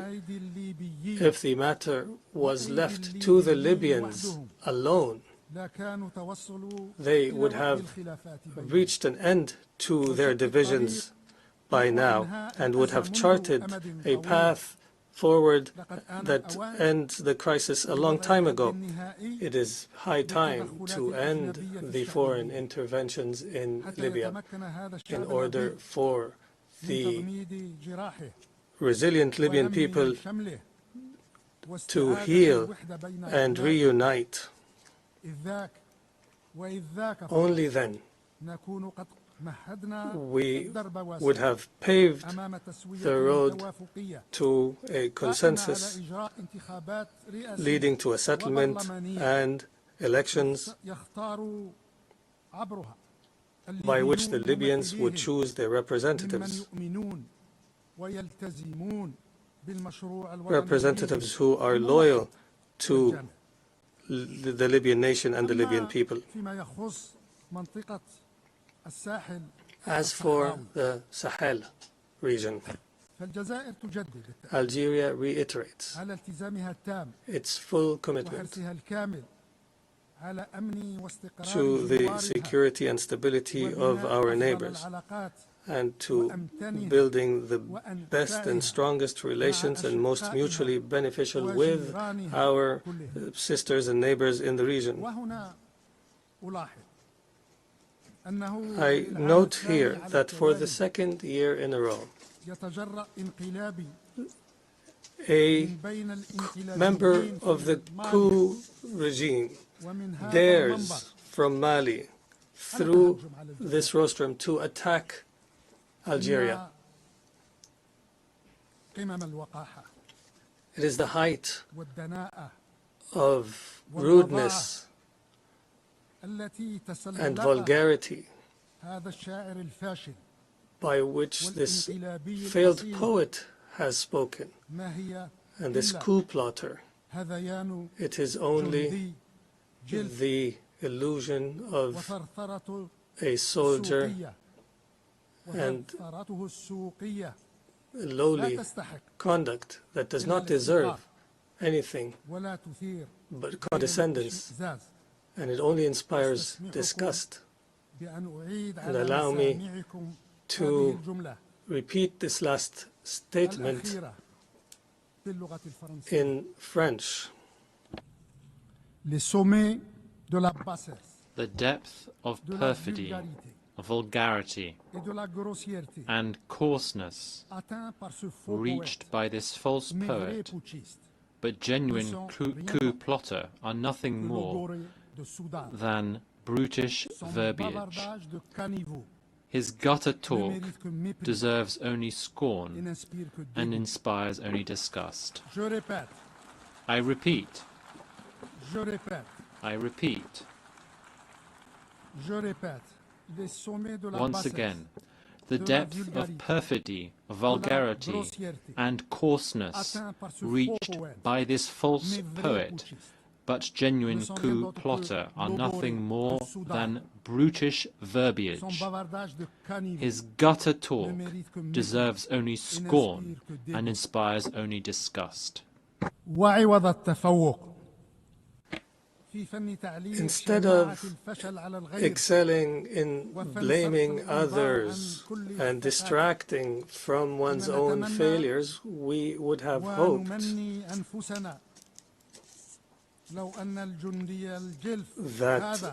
that coarse soldier and his likes had excelled at other disciplines that are more noble and more beneficial for Mali,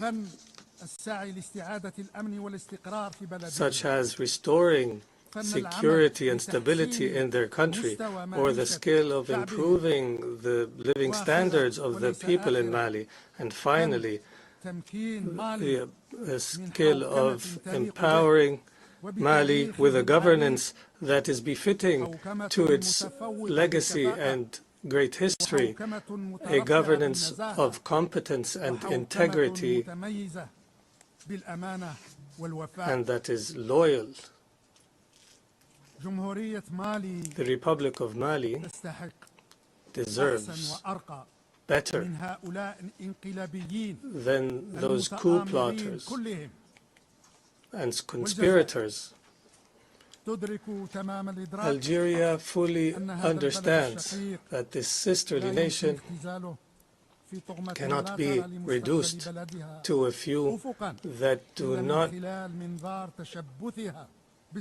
aspire to a better future for their country and only see a future of overpowering the people. The Algerian hand remains extended, and our efforts continue, and our patience will not run out in order to prioritize the historical ties that connect us to the people of Mali. Our ties will not be shaken by these accidental leaders.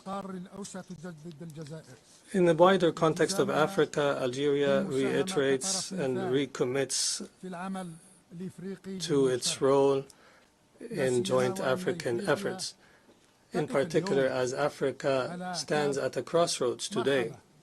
It is a critical juncture where a juncture facing challenges on one side and opportunities on the other. The African reality makes it urgent to address the conflicts and crises that have not spared any part of the continent. Our continent is more vulnerable to the scourge of terrorism today, and the African reality makes it urgent to seize the opportunities to achieve integration and cooperation, including through the African Continental Trade Zone, and working together for the betterment of our people. Reality also requires the need to end decades of marginalization.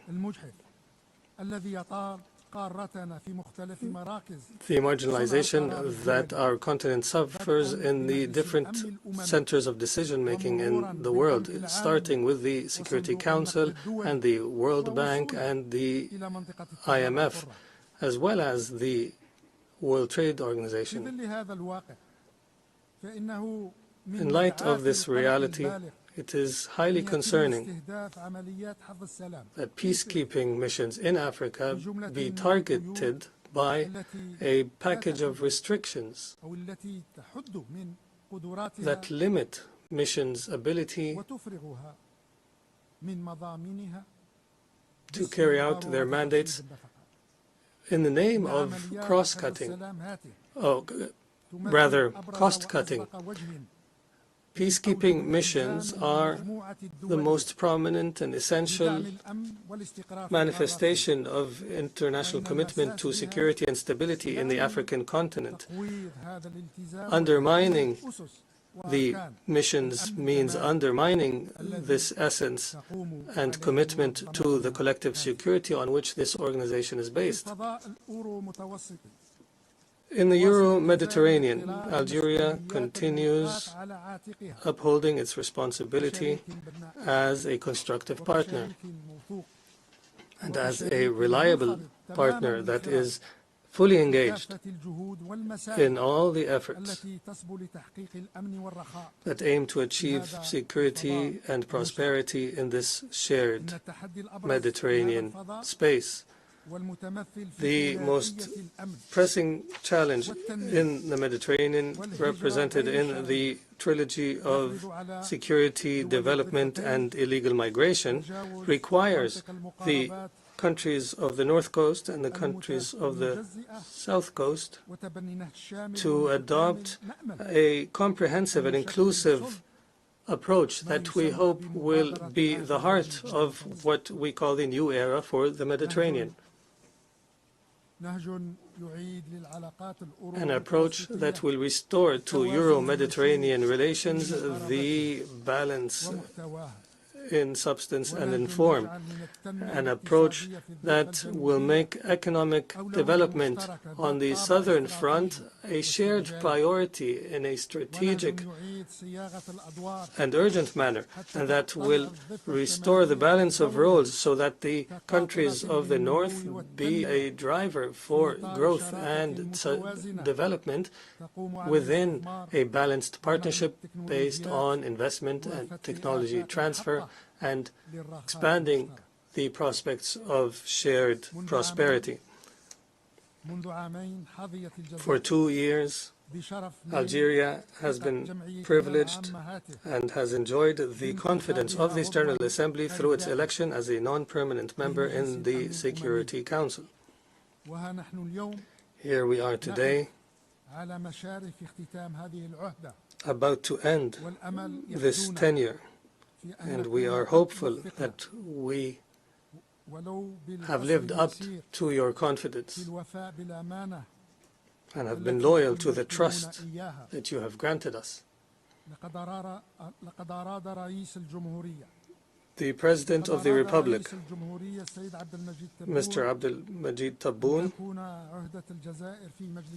desired for Algeria's membership in the UN Security Council to be a membership of loyalty to the principles and purposes of the United Nations Charter, a loyalty to Algerians' Arab and African belonging, and loyalty to Algeria's identity and its history of struggle for freedom.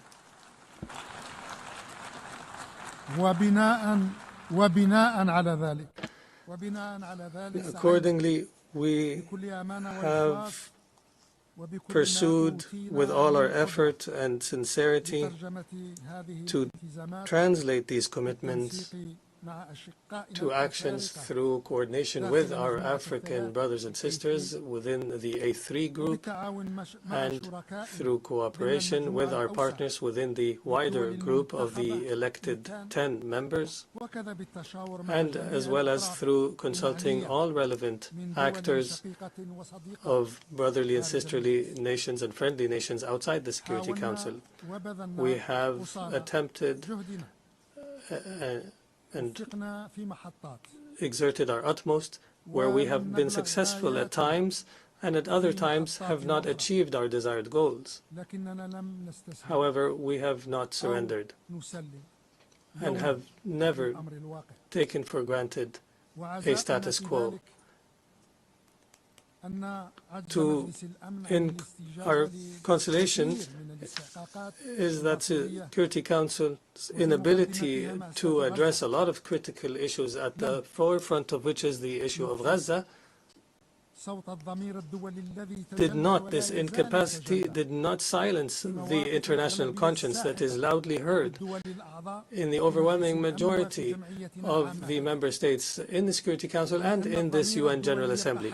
The international conscience remains alive and alert through this overwhelming majority, and therefore Algeria is certain that hope remains alive for a better future. A better future for our United Nations, a better future for the international community, and a better future for the whole of humanity. Thank you all, and thank you, Madam President. I thank the Minister of State, Minister of Foreign Affairs, National Community Abroad, and African Affairs of Algeria.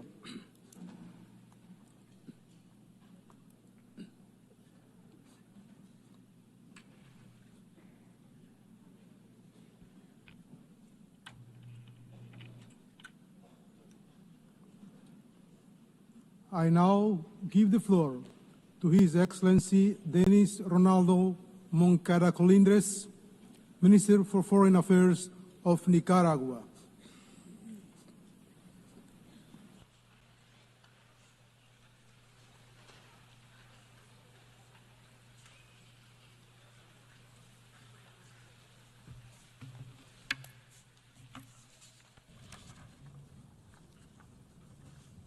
Señor Presidente, President, estamos nuevamente en este escenario once again, que dice representarnos We address you from this rostrum, which claims to represent the people and government of the entire world. Here, as always, we bring the affectionate greetings of our heroic Nicaraguan people, who, as we know and as we say, understand battles, honor, and the glory of defending our principles and values, our sovereign dignity, our rights, and in particular, the sacred right to be free, and thus to choose our own cultural, social, economic, and political model to make progress in the fight against poverty, faced with all the challenges of these difficult moments in the history of humanity.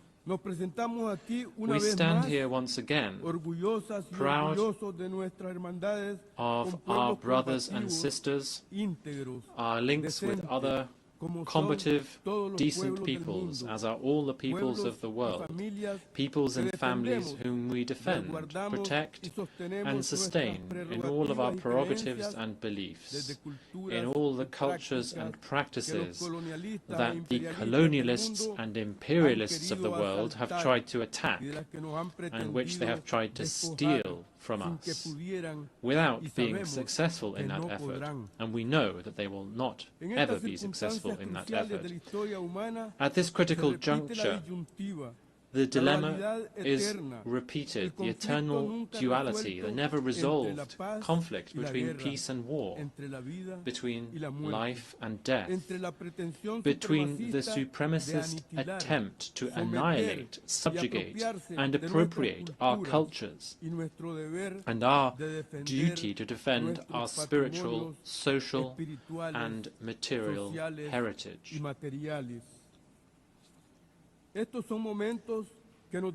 These are the times that define us. Either we're in favor of peace and life, or we are cowardly promoters of war, misery, and death. For Nicaragua, blessed and always dignified, sovereign, forever free, there is no choice. We are life, health, strength, and steadfastness. In proud and undefeated hope, we are light and truth, as our immortal General Sandino said, and we are also inspired conscience and courage, willing to serve the superior causes of humanity, the supreme good of all, concord, understanding, sensitivity, fraternity, coexistence, and cooperation among all people, in order to share the goods that belong to everyone. The future is made of the glory of our people, who know that fighting and overcoming are synonyms, that struggle is the highest of all songs, and that to fight means creating the victories necessary for the common good. The human family demands respect and peace. The human family demands solidarity, inspired encounters between beings who are equal in every way, and who are also complementary in every way. The human family demands respect for all of those agreements that were made 80 years ago, when the United Nations was established, in order to stop wars and to build lasting peace and justice, the treasure and patrimony of all human beings. The human family hopes, trusts, proposes, and at the same time insists on and demands union to reach the fullness of intelligence, serenity, wisdom, calm, and humility, indispensable to build and no longer to destroy. We are referring to all the issues that are priorities in our time: climate justice,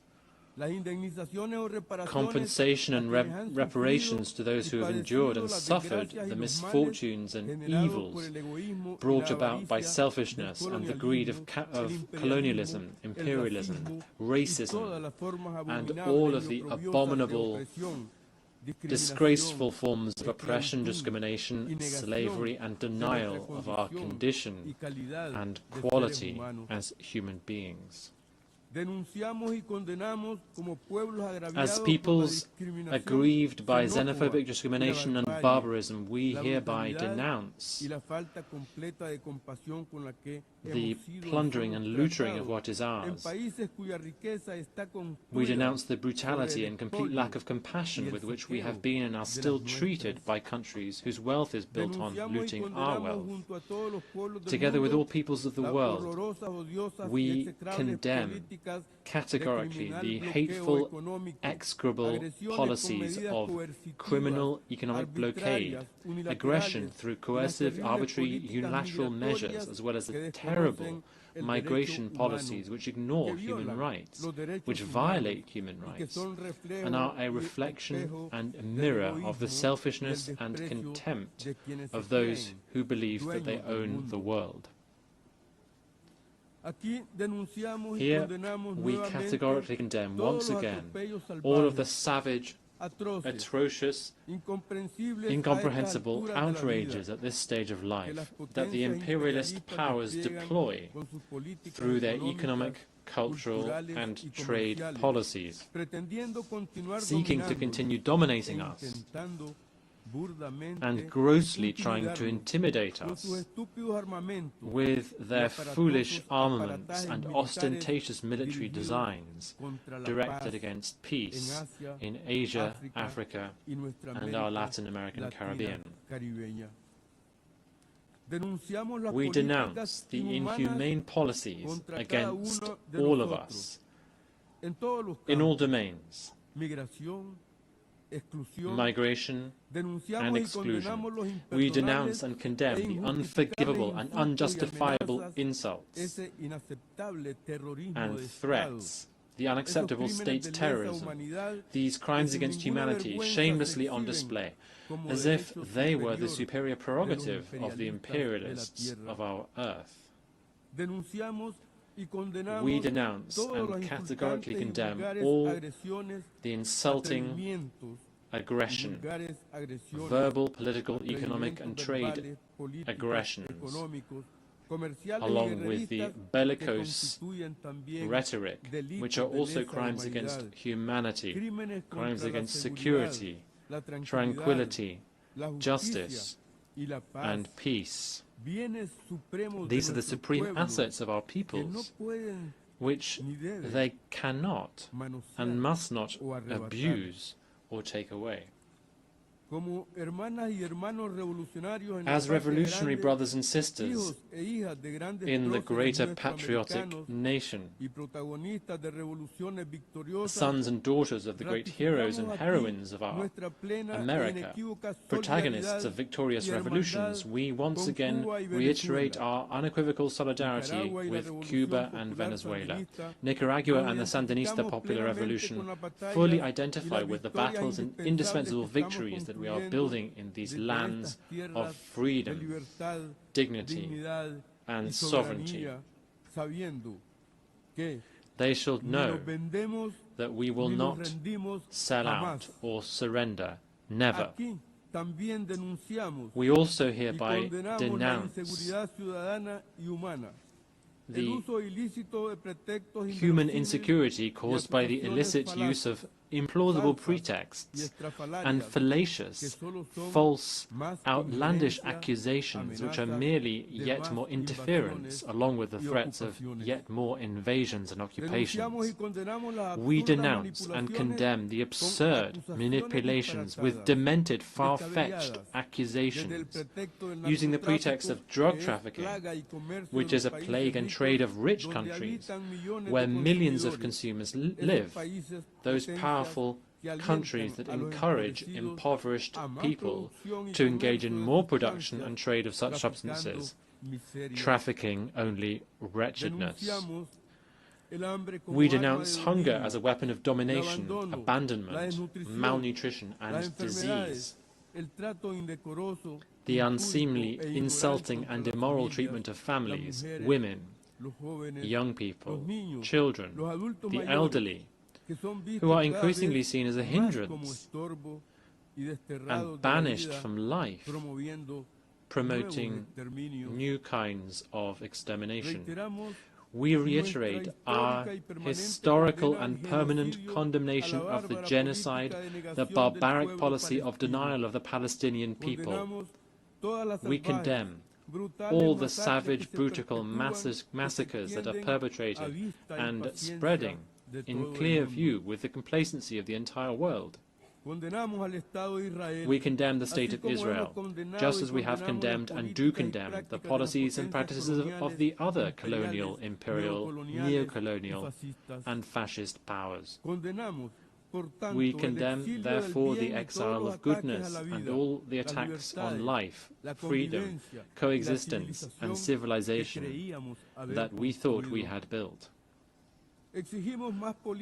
We demand more policies and programs for security, health, education, for a dignified life, water, housing, technologies, tranquil community life, employment and progress within the reach of everyone, for the good of everyone. On the 80th anniversary of the founding of the United Nations, let us promote more and more coherence of human consciousness. We must continue to raise our voices, joining hands and hearts, crying out and fighting, demanding and striving, so that this stage of life on this planet that we share ceases to be marked by death in all of its forms, by the kidnapping of intelligence and soul, so as to become instead inspiration, encouragement, and the strength of hope. We all need to work in sustainable, capable, ingenious, and creative union. We all need to keep making our way. We need to be committed and steadfast to build unity, building brotherhood and sisterhood, affinity and unity, which is the true strength, fulfilling the always further on, which as a deep spiritual currency should be a daily anthem for each person, for everyone.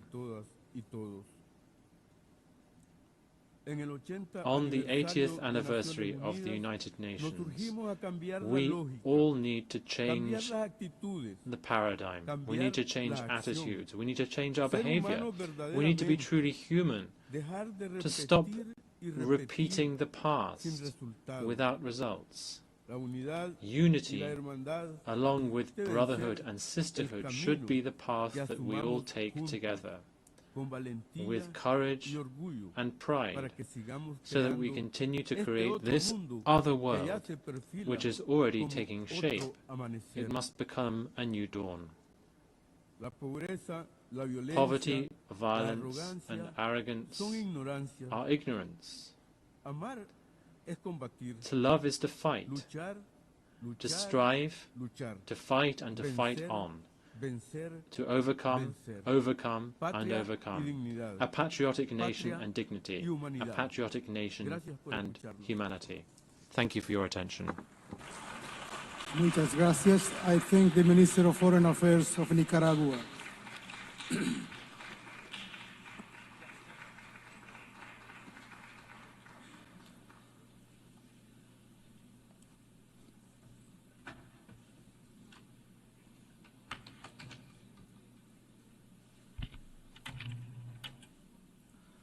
I now give the floor to His Excellency Archbishop Paul Richard Gallagher, Secretary for Relations with States of the Holy See.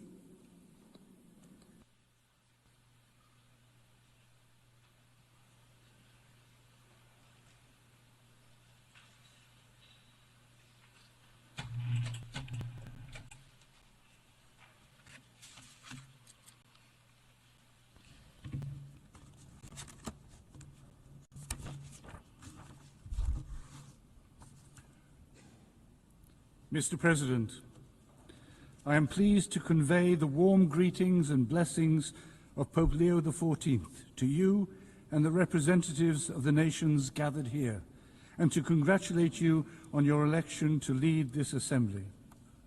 At the outset, I would like to thank this General Assembly for the tribute paid to Pope Francis following his demise last April. As you may all know, when Pope Leo XIV was elected, his first words to the world were, "Peace be with you all." A peace that is unarmed and disarming, humble and persevering. In a word torn by wars and conflicts, he made peace to be his first message. Mr. President, the theme chosen for this year's general debate, Better Together, 80 Years and More for Peace, Development and Human Rights, highlights the ongoing importance of multilateral cooperation in addressing global issues. This is particularly pertinent this year, as the international community commemorates the establishment of the United Nations in 1945. It is an opportune moment to reaffirm the organization's core values of fostering international peace, development, and universal human rights, values that are all the more important in an increasingly fragmented world. It is crucial for the international community to take collective action to prevent and end conflicts, combat poverty, and advance human rights solemnly declared in the 1948 Universal Declaration, and one of the most important achievements of this organization. It is important to remember that isolationism leads to unpredictable instability, whereas unity fosters responsible resilience and shared progress. This is strikingly evident in the current circumstances, where escalating geopolitical tensions, a raging climate crisis, widening inequalities, and rising poverty demand renewed global solidarity. The United Nations must adapt itself to a transformed world and maintain its effectiveness in the face of emerging threats such as environmental degradation and technological disruption, which no single country can tackle alone.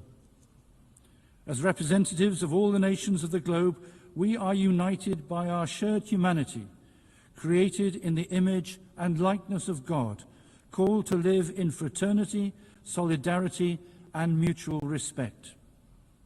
In a world grappling with mounting challenges, it is necessary to recommit to the foundational pillars of peace, justice, and truth.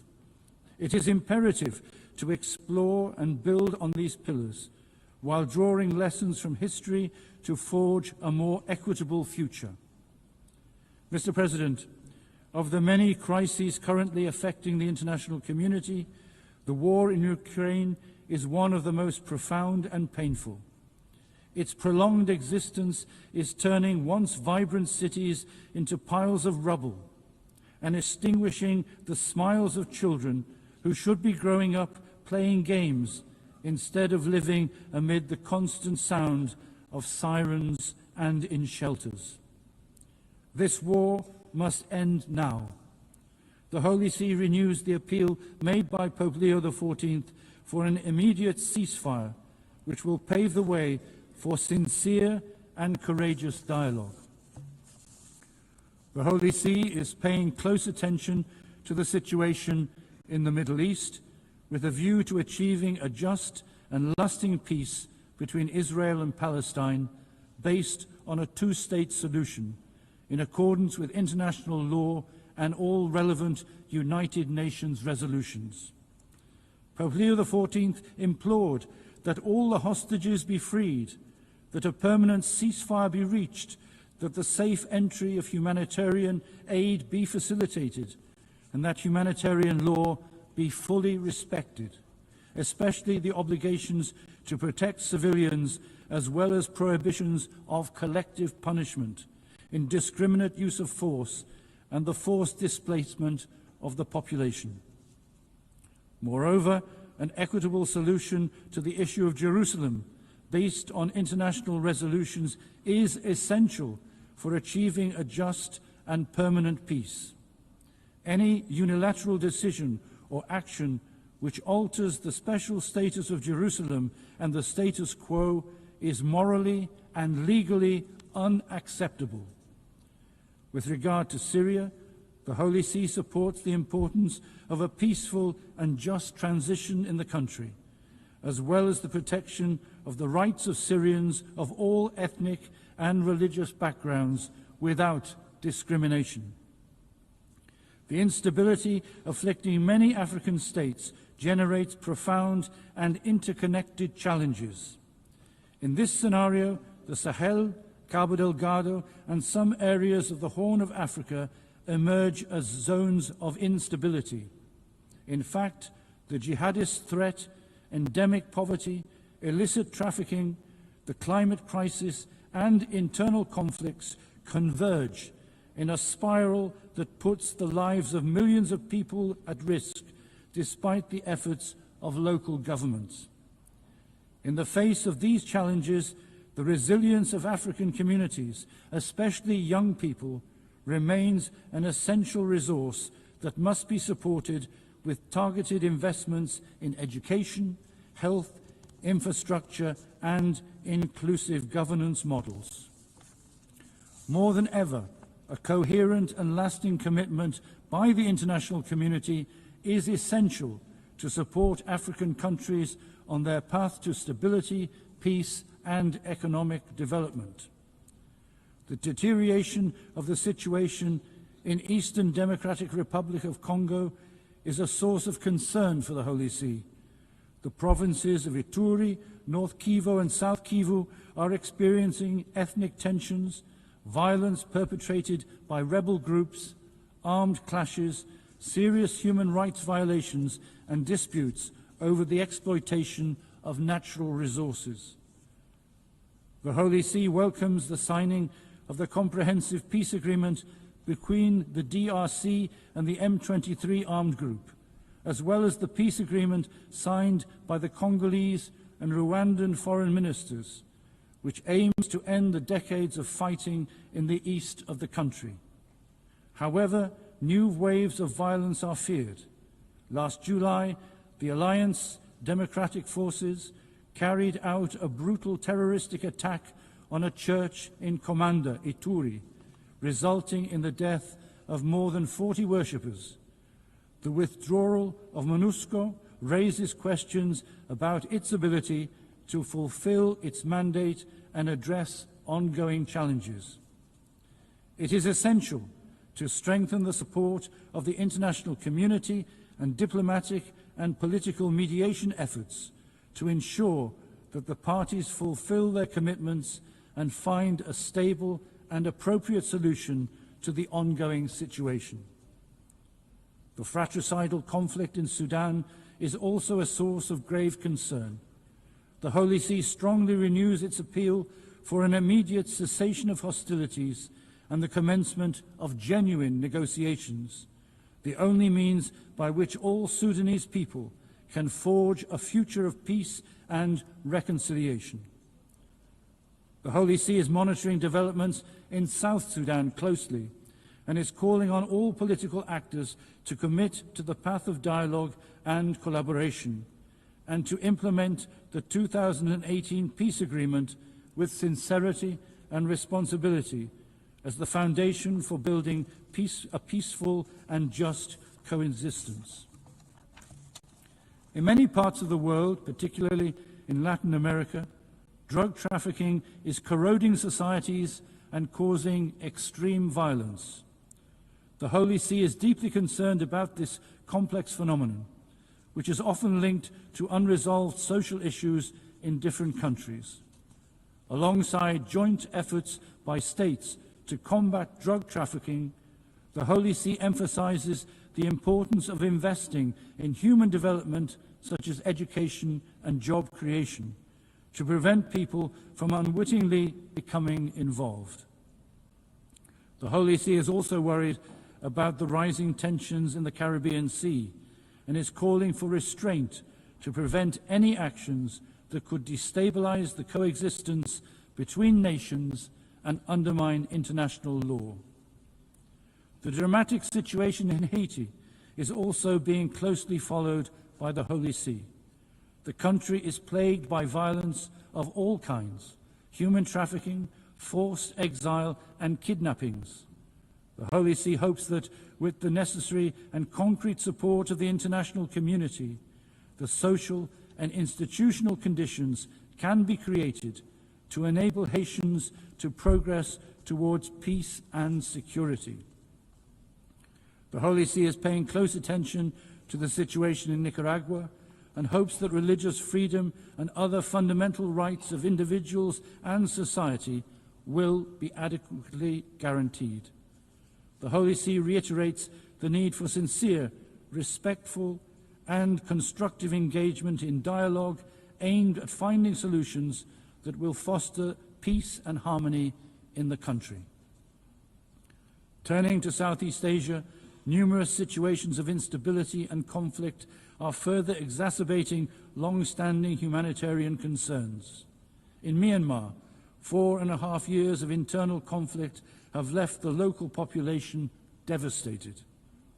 In this situation of enduring conflict, transnational crime is on the rise. Recent investigations suggest that there are tens, if not hundreds of thousands of trafficked individuals in these centres, located primarily along the borders between Myanmar, Thailand, China, Cambodia and Laos. Only by the concerted efforts of the international community can transnational crime be adequately addressed. The Holy See is closely following developments in the Western Balkans, particularly in Bosnia and Herzegovina. The Balkan countries are connected to European values for historical and cultural and geographical reasons, and they aspire institutionally to integrate with states that already belong to the European Union. The Holy See maintains that the historical and current issues affecting the region can only be resolved through dialogue and collaboration. The Holy See, while acknowledging the peace agreement between Armenia and Azerbaijan signed in August, invites the two countries to continue on the path of reconciliation in order to achieve stable and lasting peace in the South Caucasus. Mr. President, on the occasion of the 80th anniversary of the United Nations, the Holy See reaffirms the enduring importance of this institution and the significant good it has accomplished across numerous fronts since its founding in 1945. The United Nations continues to be a vital forum in which all nations engage in dialogue as sovereign equals to address global challenges. There is an increasing general agreement in the international community on the need to reform this institution by rediscovering its foundation and adapting it to reflect the needs of the current era. As Pope Leo XIV affirms, this effort demands a genuine willingness to engage in dialogue inspired by the desire to communicate rather than clash. As a result, there is a need to give new life to multilateral diplomacy and to those international institutions conceived and designed primarily to remedy eventual disputes within the international community. The Holy See calls for a recommitment to the original principles enshrined in the UN Charter. It is important to resist the temptation to replace these foundational commitments with new ideas or programs that risk diluting the UN's mission. Central to this mission is striking a balance between the four pillars of the United Nations: promoting of human rights, maintaining international peace and security, achieving sustainable development, and upholding rule of law. The rule of law in particular is the sine qua non of a just international order, providing the foundation for all other efforts. This anniversary provides an opportunity to reinforce the United Nations position as a beacon of hope and a force for good in addressing humanity's most urgent needs.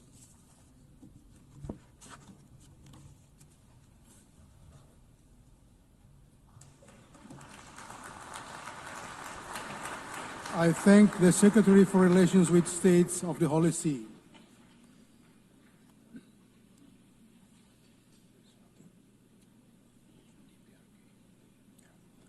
I now give the floor to His Excellency Kim Song-yong, Vice Minister for Foreign Affairs of the Democratic People's Republic of Korea.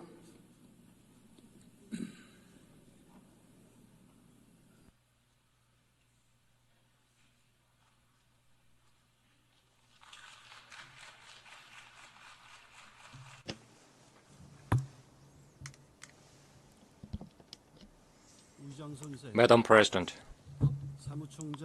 Mr. Secretary General, distinguished delegates, first of all, I'd like to express my expectation that the 80th session of the UN General Assembly, convened in the significant year of the 80th founding anniversary of the United Nations, will come to excellent fruition amid extraordinary interest of the participants.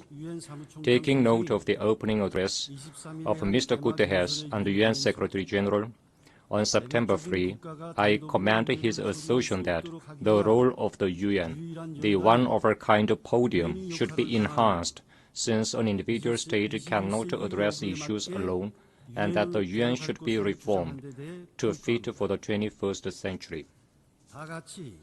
As reflected in the theme of the current session, Better Together, 80 years and more, for peace, development, and human rights, we are now at a crucial watershed, where we all look back on the 80-year-long history of the United Nations and chart the future.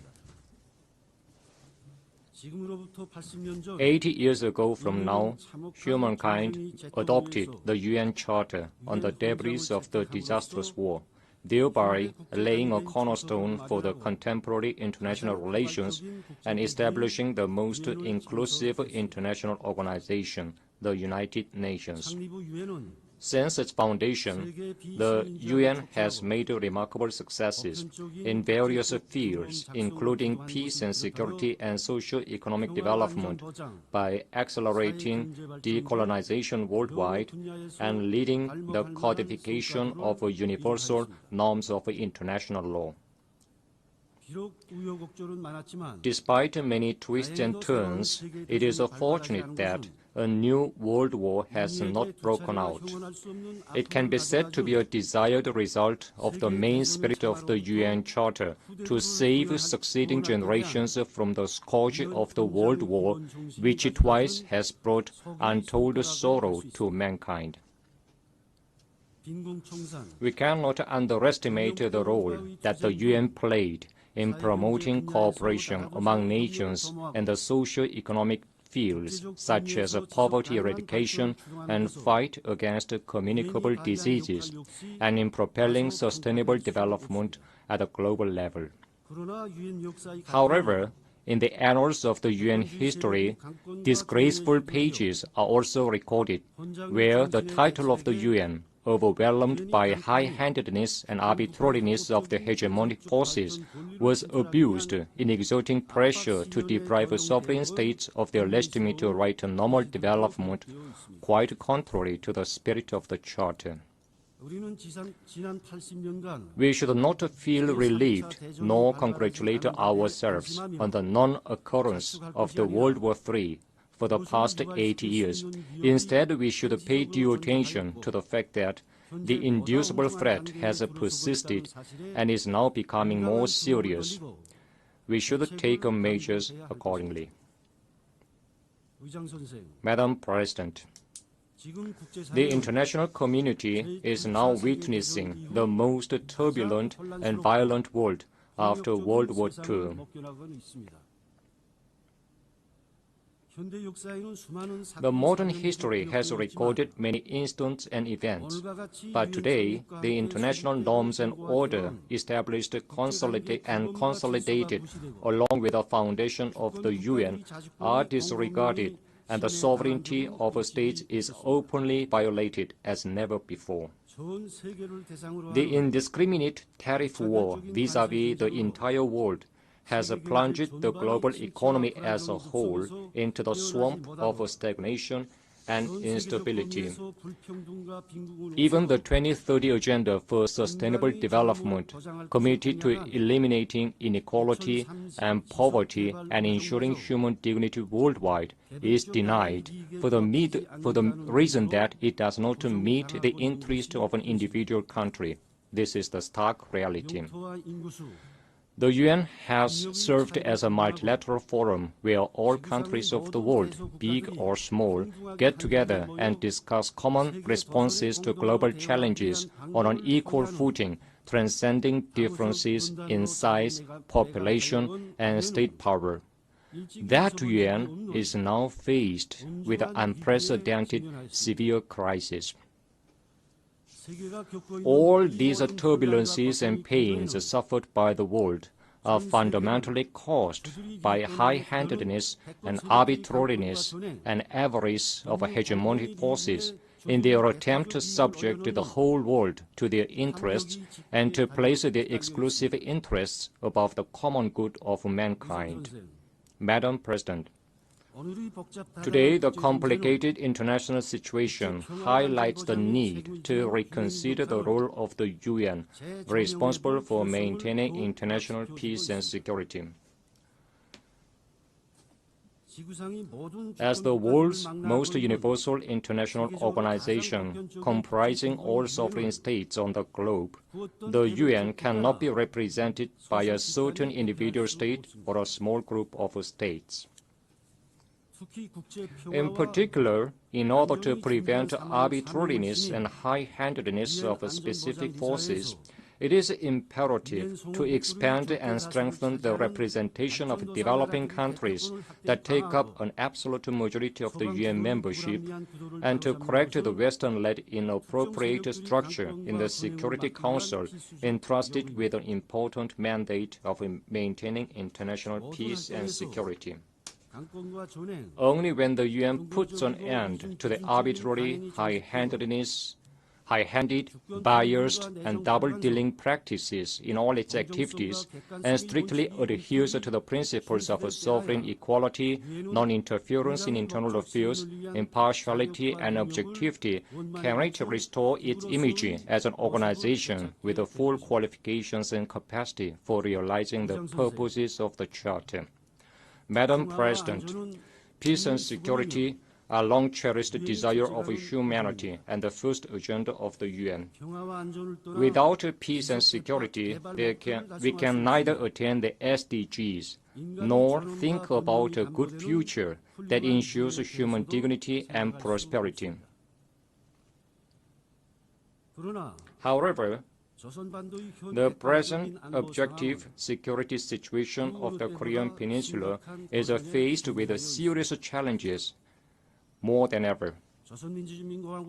The US-ROK, US-Japan military exercises, and the US-Japan ROK trilateral military cooperation system directly targeting the DPRK rapidly evolved into a more offensive and aggressive military bloc with a nuclear element content. Meanwhile, war exercises and military buildup against our state are breaking all the previous records in terms of scale, nature, frequency, and scope. Nowhere in the world can we find such a place as the Korean Peninsula, where the world's biggest nuclear weapon state and its allied forces conduct bilateral and multilateral war exercises all the year round, and even stage real war drills simulating the use of nukes targeting a sovereign state by mobilizing massive multinational combined forces and latest strategic assets. Even a few days before the current session begins, the U.S. and its allied forces waged nuclear war drills such as Iron Mace and Freedom Edge, aimed at mastering the procedure and methods of nuclear attacks against the DPRK and the fait accompli scenario, thus extremely straining the situation on the Korean Peninsula. Yet, even in the face of the tremendous military threat directed against the DPRK and the dangerous security landscape, roaring guns of war are silenced, and peace and security are firmly safeguarded on the Korean Peninsula. This is an undeniable reality. Thanks to our state's enhanced physical war deterrent in direct proportion to the growing threat of aggression of the U.S. and its allies, the will of the enemy state to provoke war is thoroughly contained, and the balance of power on the Korean Peninsula is ensured. In order to permanently maintain this state of balance and ensure everlasting peace on the Korean Peninsula, we have stipulated nuclear in our Constitution as a sacred and absolute thing that can never be touched upon and tampered with. Imposition of denuclearization on the DPRK is tantamount to demanding it to surrender sovereignty and the right to existence and violate the Constitution.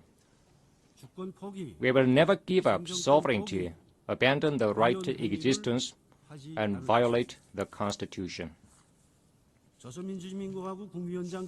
Comrade Kim Jong-un, President of the State Affairs of the DPRK, made it clear at the 13th session of the 14th Supreme People's Assembly on September 21 that our party and the government would invariably and firmly safeguard, without the slightest vacillation, the Constitution of the DPRK and its basic law on the policy of nuclear forces, perpetuating the possession of nuclear weapons, and thoroughly guarantee the supreme interest of our state. The policy line of a Comrade President of the State Affairs represents our state law, and we will defend the state law without fear. We will never give up nuclear, which is our state law, national policy, and sovereign power, as well as the right to existence. Under any circumstances, we will never walk away from this position. Madam President, the DPRK is vigorously opening up the road to overall national prosperity on the basis of peace and security guaranteed by its powerful strength. Vigorous efforts are underway to further consolidate the driving force and potentials for development of a self-reliant national economy in the overall national economy, including industry and agriculture, and to meet the output target. As a result, the completion of the 5-year plan of national economic development set forth by the 8th Congress of the Workers' Party of Korea is definitely within reach. Notably, construction of 50,000 residential houses in Pyongyang is carried out without fail on an annual basis, well ahead of schedule. Meanwhile, creatures for welfare of the people, including rural dwelling houses, large-scale greenhouses, and modern hospitals, are being built grandiosely. With a view to providing all people with a fluent and civilized new life and rapidly raising the level of development of all regions within a short period of 10 years, the newly adopted policy of rural development is dynamically executed with tangible results one after another. The DPRK is confidently following the road of its own choice without any fluctuation or vacillation, even under the political turmoil worldwide. This reality is a brilliant fruition of the unshakable spirit of independence and correct leadership of the Workers' Party of Korea and the government of the DPRK. Madam President, this year, marking the 80th anniversary of the end of World War II, colorful political and cultural events have taken place in various countries commemorating the victory in the anti-fascist World War. It is an expression of the rock-firm will of the righteous international community not to tolerate the attempts to deny the result of the anti-fascist World War and national liberation struggles achieved at a tremendous sacrifice. 8 years have passed since the end of World War II, yet genocide and crimes against humanity that can even overshadow Hitler are now openly committed in the Middle East, much to the consternation of the world.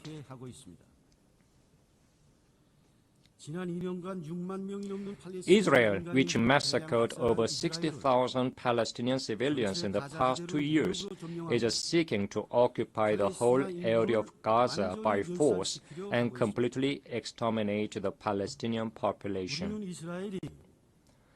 We strongly urge Israel to stop immediately crimes against humanity and withdraw from the Gaza Strip. Likewise, we fully support the establishment of an independent state of Palestine with East Jerusalem as its capital and Palestine's full-fledged membership of the UN. Madam President, independence, peace, and friendship are the invariable external policy ideals of the DPRK. The DPRK will, as in the past, so in the future, collaborate with all countries and nations that oppose and reject aggression, intervention, domination, and subjugation, and aspire after independence and justice, irrespective of differences in ideals and systems. The DPRK will promote multifaceted exchanges and cooperation with the countries that respect and take friendly approaches towards it. Thank you. I thank the Vice Minister for Foreign Affairs of the Democratic People's Republic of Korea.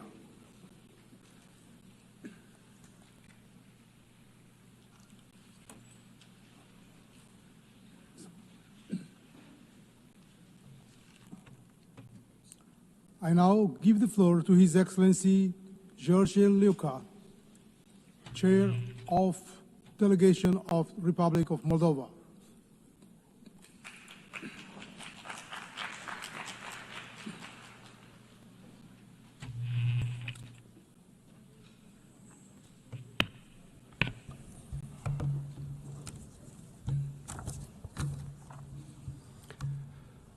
Mr. President, Excellencies, distinguished delegates. Yesterday, the citizens of the Republic of Moldova made their choice in the most important election in our country's history.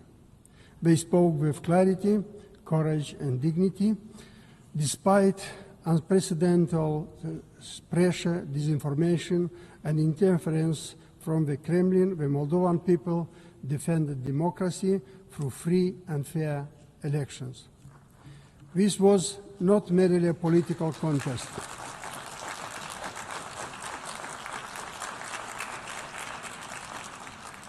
It was a test of resilience, of whether a small nation can withstand relentless attempts to destabilize, divide, and erode trust in its institutions. Moldova passed this test. Our citizens, from villages to cities, and from the diaspora who traveled thousands of kilometers to cast their ballots, stood united. They refused to be intimidated or deceived.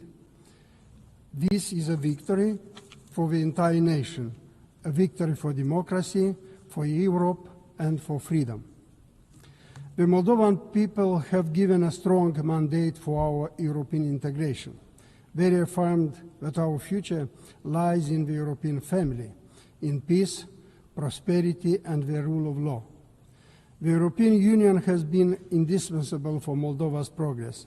EU support has strengthened our economy, modernized our institutions, and helped us withstand external pressure, from energy blackmail to disinformation campaigns. Beyond assistance, Europe has provided us with a model, a community built of solidarity, justice, and the conviction that prosperity is best achieved together. We are grateful to our European and international partners who have supported Moldova's resilience and democratic transformation. Their solidarity has made it possible for our people to resist external threats and to remain on the path of reforms, reform of injustice, governance, and the fight against corruption, that are not only conditions for European integration accession, but also the foundation of our fair and accountable state. But let us be clear, this democratic choice was made against the backdrop of hybrid warfare. Interference began long before election day and will not end with it. Russia has sought to undermine Moldova's sovereignty through illicit financing, disinformation, cyber attacks, and intimidation of voters. On elections day itself, attempts were made to obstruct the diaspora vote, spread false narratives, and target electoral infrastructure. Our institutions, supported by civil society and independent media, stood guard and defended its sovereign will of our people. Yet, national resilience is not enough. The threats we face are global. Democracies everywhere are being tested by increasingly sophisticated tools designed to manipulate information, erode trust, and distort elections. That is why Moldova calls for stronger cooperation to safeguard democracies. We urge the Assembly and UN members to join forces in protecting democracies from novel threats with novel means. Moldova's commitment to democracy is inseparable from our commitment to peace. We share a 1,200 kilometers border with Ukraine, which continues to resist Russia's brutal aggression. We know how fragile is peace, and we know why Moldova can stand here today in peace, because Ukraine stands. We resolutely condemn Russia's war of aggression. We support Ukrainians' sovereignty and territorial integrity within its internationally recognized borders, including its territorial waters. Every missile that strikes homes and civilian infrastructure violates international law. Accountability must follow, and Moldova supports the international community's effort to document and prosecute such crimes.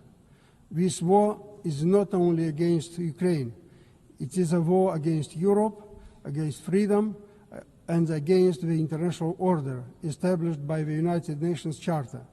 Moldova will continue to stand with Ukraine and with all those who defend peace. The Republic of Moldova is committed to an exclusively peaceful reintegration based on our sovereignty and territorial integrity within international recognized borders. We once again call for complete, unconditional, and immediate withdrawal of Russian troops and ammunition from Moldovan territory, in line with Russia's own international obligations. This withdrawal must be transparent and under international monitoring. Excellencies, Moldova's election was a national choice, but its meaning is global. It showed that democracy can prevail even under relentless pressure. Yet, democracies cannot stand alone. They need solidarity, resilience, and support. As the United Nations marks its 18th anniversary, Moldova reaffirms its commitment to the United Nations Charter. We support this organization's effort to secure peace, advance the Sustainable Development Goals, address climate change, protect human rights, and establish global norms against corruption, disinformation, and foreign interference. Distinguished delegates, the people of Moldova have chosen freedom. They have chosen Europe. They have chosen peace. We are fully aware that consolidating our democracy and advancing towards European membership will be a demanding journey that made more difficult by Russia's persistent threats. But it is a journey we are determined to pursue. With unity at home and solidarity from our partners, above all the European Union and the United Nations family, we continue to build a democratic, resilient and prosperous Moldova, a Moldova that contributes to peace in Europe and to the work of these United Nations. I thank you.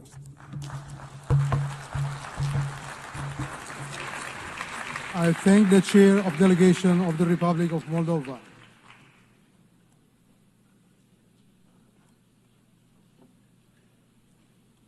I now give the floor to Her Excellency Agnes Mary Chimbiri Mulande, Chair of Delegation of Malawi.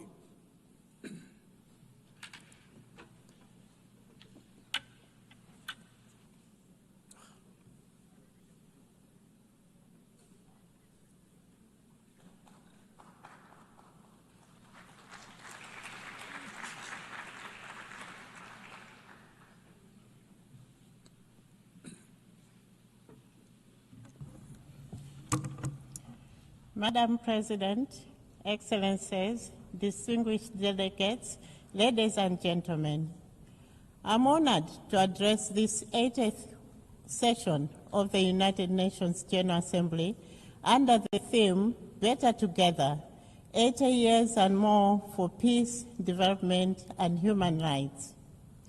This milestone stands as a testament to the United Nations' extraordinary legacy of fostering peace, advancing sustainable development, and championing human dignity. It affirms humanity's enduring journey to build a world where every generation can flourish, where nations rise above division to resolve their differences with wisdom, and where the pursuit of justice and harmony binds us as a one global community. Malawi commits to strengthening multilateralism to ensure a prosperous, equitable, and secure world for current and future generations. Madam President, the theme, Better Together, aligns closely with Malawi's foreign policy, our blueprint for advancing national interests through economic diplomacy, protection of sovereignty, and global cooperation. Anchored in the Malawi 2063, our long-term vision, we aspire to become a self-reliant, industrialized, middle-income nation by 2063, driven by agriculture, tourism, mining, and manufacturing. Achieving this goal demands both unwavering national commitment and active engagement with the global community in a peaceful world. While sovereignty remains the cornerstone of our identity to ensure the protection of territorial integrity and natural resources, our policy equally recognizes that global collaboration is essential. In this spirit, Malawi will continue to uphold the principles of the UN Charter, promote good neighborliness, and respect the sovereign equality of all states to advance peaceful coexistence and regional, continental, and global stability. Madam President, building on our unwavering commitment to sovereignty and collaborative partnerships, the Republic of Malawi firmly acknowledges that peace and security serve as fundamental pillars for sustainable development. Guided by the principle of Ubuntu and recognizing our shared humanity, the Republic of Malawi has consistently demonstrated her dedication to international peace and contributing a significant number of troops and police personnel to various United Nations missions across the globe. The Republic of Malawi is resolute in its commitment to preventive diplomacy and actively promoting dialogue, impartiality, and effective conflict resolution as essential strategies for fostering stability. This commitment is reflected in our active engagement and unwavering support for peace initiatives led by the United Nations, African Union, and the Southern African Development Community. We believe that collaborative efforts are essential in addressing multifaceted challenges that threaten global peace and the rules-based order. Furthermore, it is important to highlight the significant strides that the Republic of Malawi has made towards promoting participation of women in peacekeeping operations. The Republic of Malawi actively prioritizes the deployment of female peacekeepers in operational roles, recognizing their unique ability to connect with and address the specific needs and experiences of women in conflict zones. This initiative not only empowers female personnel, but also enriches the overall effectiveness of our peacekeeping efforts by fostering a deeper understanding of the complexities surrounding gender issues in these environments. On that note, Madam President, I'm pleased to report that the positive outcomes of this approach are becoming increasingly evident. The inclusion of women in our peacekeeping forces has proven beneficial not just for the missions themselves, but also for the communities we serve. Furthermore, I'm proud to say that Malawi stands among the nations that have registered significant strides towards gender equality and the empowerment of women and girls. In this regard, I would like to reiterate the government of Malawi's commitment to the promotion of women's participation in all spheres of life at the highest levels possible.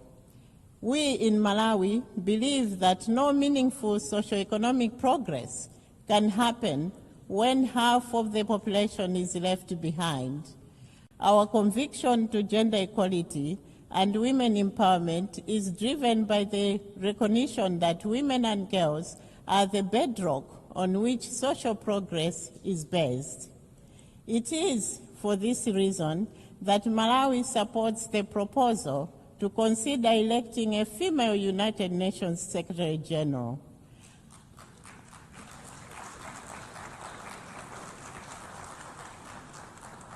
At this juncture, let me express gratitude to all cooperating partners, including the United Nations, who have supported our efforts and initiatives on women empowerment, helping us to end child marriages, to reduce early pregnancies, to increase school completion rates for girls, and to ensure that increasing numbers of women participate meaningfully in our nation's affairs. Madam President, humanity's progress is inseparable from global peace and security, for true stability can only be achieved when no one is left behind. Yet we have fallen short in narrowing inequality as the gap between rich and poor nations continues to widen, and developing countries like Malawi struggle with limited fiscal space, limited technology transfer, low productivity, and limited participation in global trade. Last year, we adopted the Pact of the Future, reaffirming our collective commitment to inclusive, resilient, and sustainable global governance and development. The Republic of Malawi, therefore, calls on the international community to foster an environment that supports inclusive growth, ensuring that its benefits reach the most vulnerable. To realize this vision, we must strengthen trade and investment as engines of prosperity and harness the transformative potential of science, technology, artificial intelligence, and private sector development for national and global development. Madam President, climate change stands as the most critical existential threat of our era, with its adverse effects disproportionately impacting developing nations like Malawi.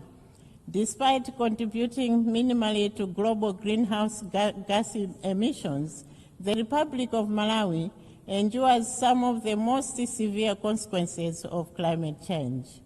The increasing frequency and intensity of severe droughts, catastrophic floods, and destructive cyclones jeopardize food security by disrupting agricultural production, displacing vulnerable communities, and threatening hard-won developmental advancements. The Republic of Malawi has lived with this reality. Erratic weather patterns threaten our agricultural backbone, pushing vulnerable communities into food insecurity and economic despair, conditions that are ripe for discord. It is therefore important that our discussion on peace must be intrinsically linked to climate resilience, sustainable agriculture, and food sovereignty. Sovereignty, just like peace, is threatened by food insecurity. We therefore call for increased investment in early warning systems, climate-smart agriculture, and social safety nets. A world that is food secure is a world more peaceful. Considering these challenges, Madam President, the Republic of Malawi urgently calls for bold and accelerated climate action that includes the full and effective implementation of the Paris Agreement. This involves not only enhanced commitments to reduce emissions, but also significant scaling up of financial resources dedicated to climate adaptation, addressing loss and damage, and ensuring equitable access to sustainable technologies. The Republic of Malawi firmly believes that only through a collective sense of responsibility and international solidarity can we protect our planet and provide a sustainable future for our generations to come.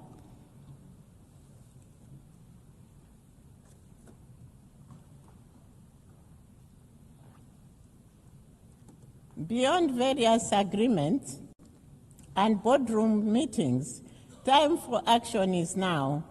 We must act decisively to safeguard both our environment and the livelihoods of those most at risk.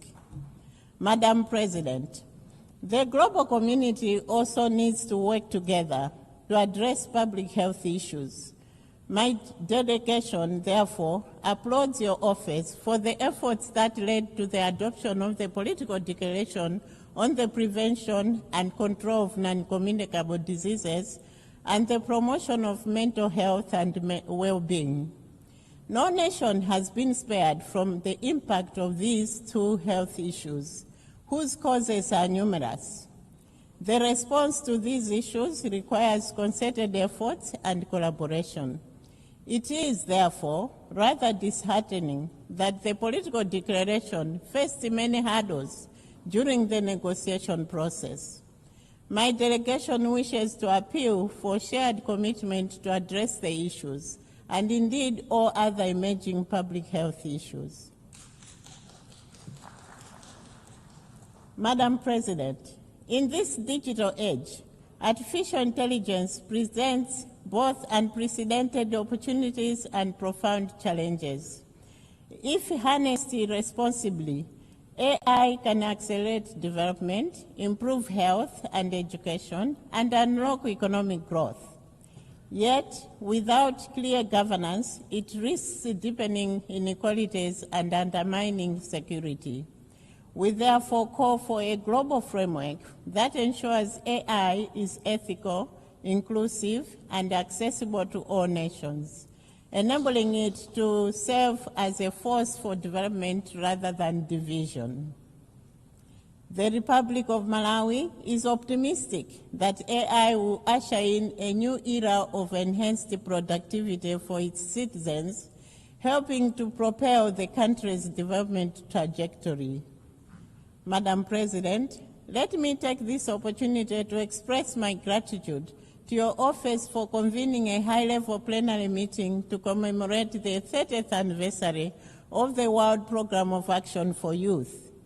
The youth make up a large proportion of the population of Malawi and indeed in Africa. They are an indispensable force for sustainable development.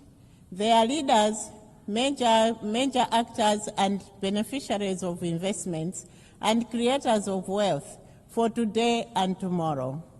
It is for this reason that the government of Malawi developed the 2023-2028 National Youth Policy to demonstrate its commitment to place young people at the center of the national development agenda and to undertake reforms which support effective engagement of youth in policy development, implementation, and monitoring in all sectors.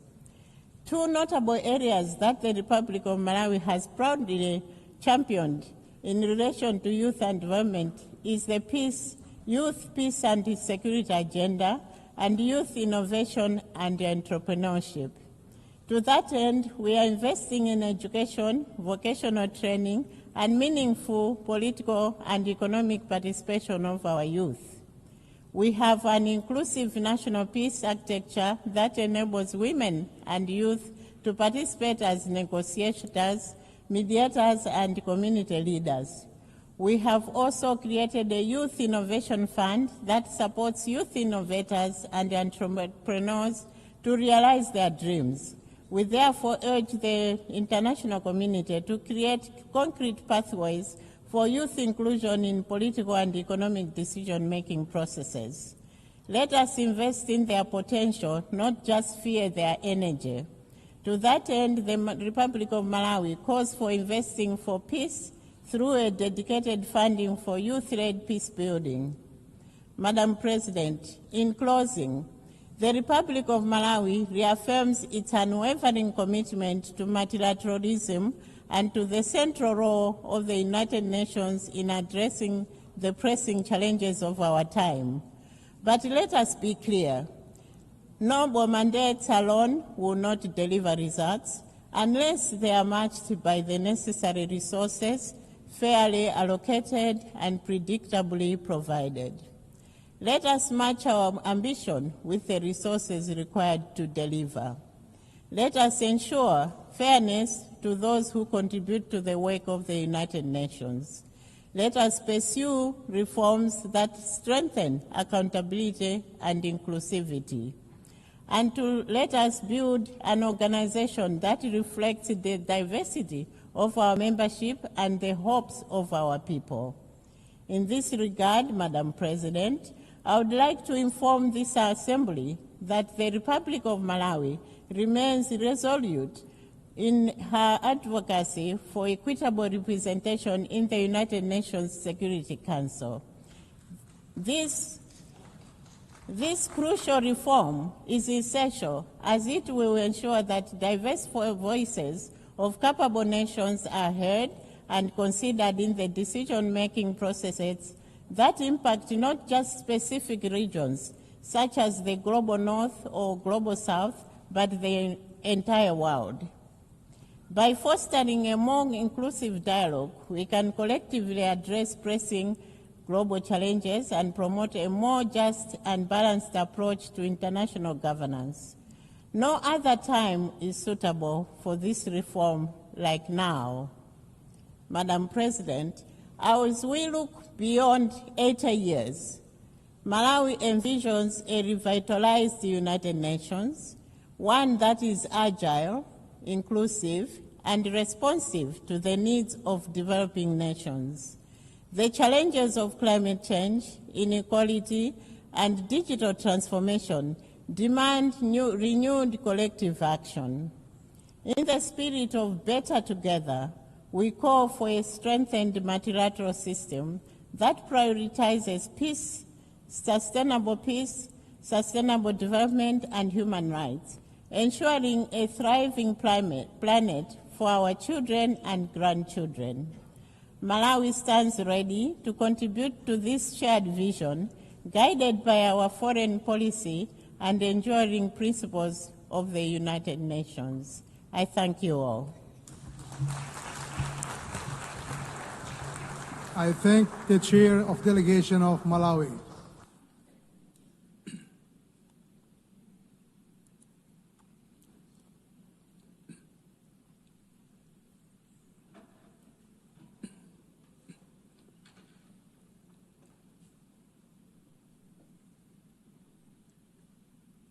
I now give the floor to His Excellency Lok Bahadur Thapa, Chair of Delegation of Nepal.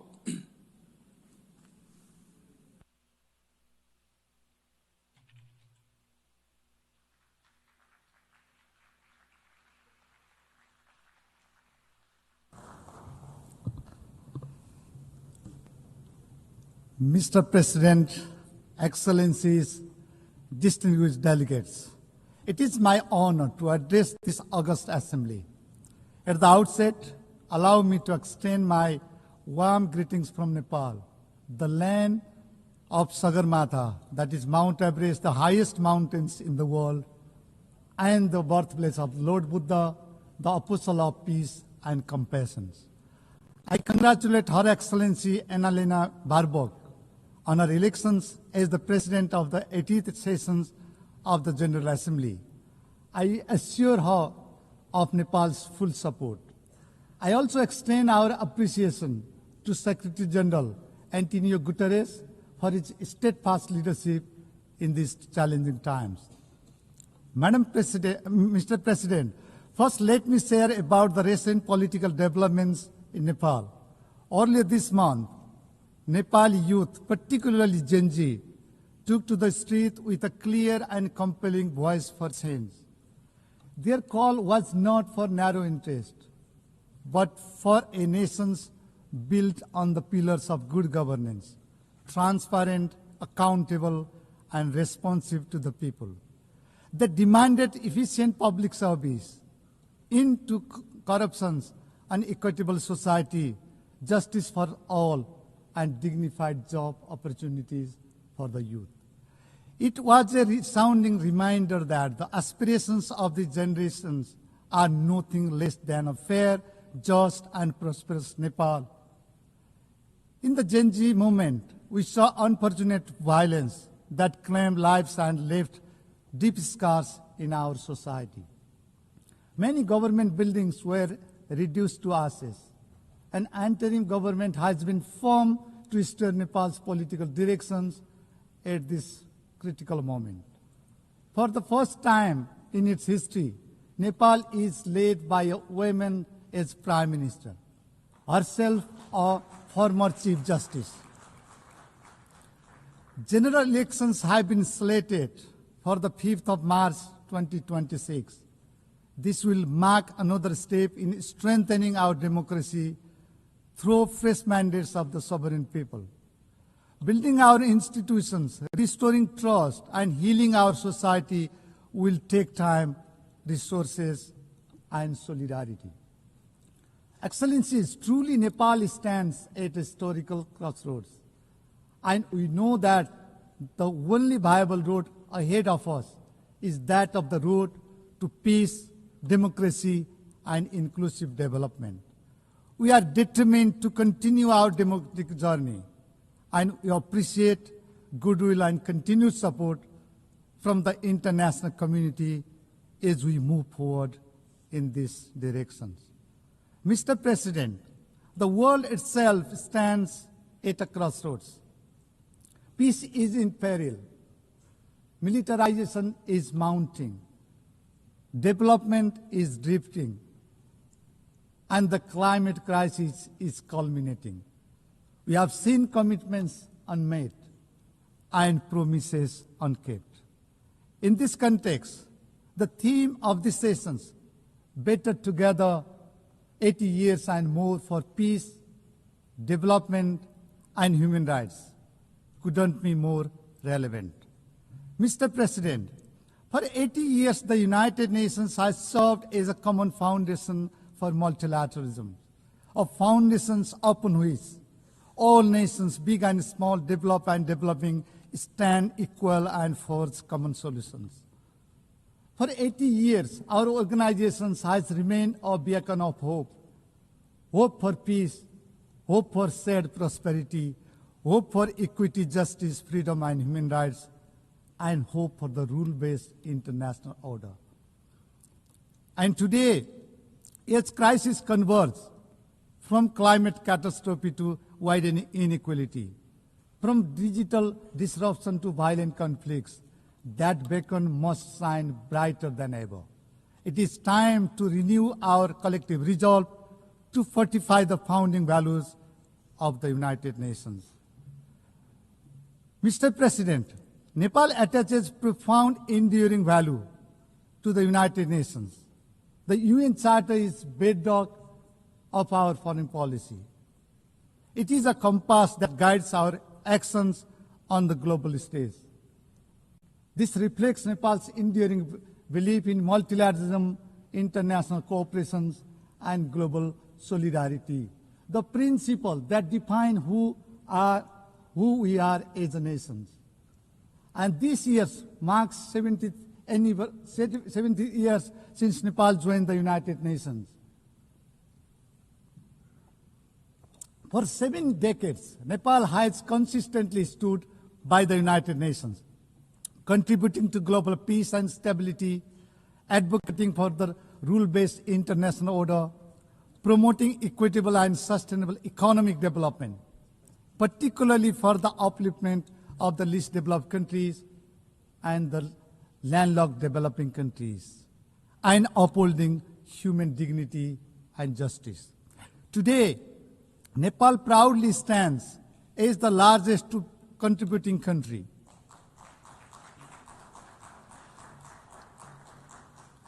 Our highly professional peacekeepers have served with a deep sense of duty to secure peace and stability in the conflict-ridden parts of the world.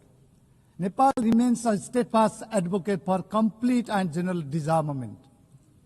The lasting peace and safer world depends on the reductions of all weapons, conventional and emerging alike. Nepal strongly condemns terrorism in all its forms and manifestations, which stands for peace, security, and the protections of innocent lives everywhere. As the chair of the Global Coordination Bureau of the least developed countries, Nepal is leading the group to ensure equitable, inclusive, and sustainable development guided by the spirit of no one is left behind. As co-facilitator of the 4th International Conference on Financing for Development, held in Sevilla, Spain, Nepal contributed to advancing key priorities, catalyzing investment for sustainable development, addressing the debt crisis, reforming the international financial architecture, and revitalizing multilateral cooperations. Nepal is deeply honored to serve as the President of the Economic and Social Council this session.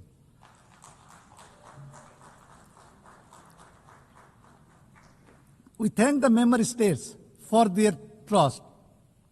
As the President of the ECOSOC, I am deeply committed under the motto of delivering better, to bring coherence, to bring credibility, and to bring measurable impact to the Council's work. As a member of the Peacebuilding Commission, Nepal is deeply committed to supporting inclusive, nationally owned, and locally driven peacebuilding process.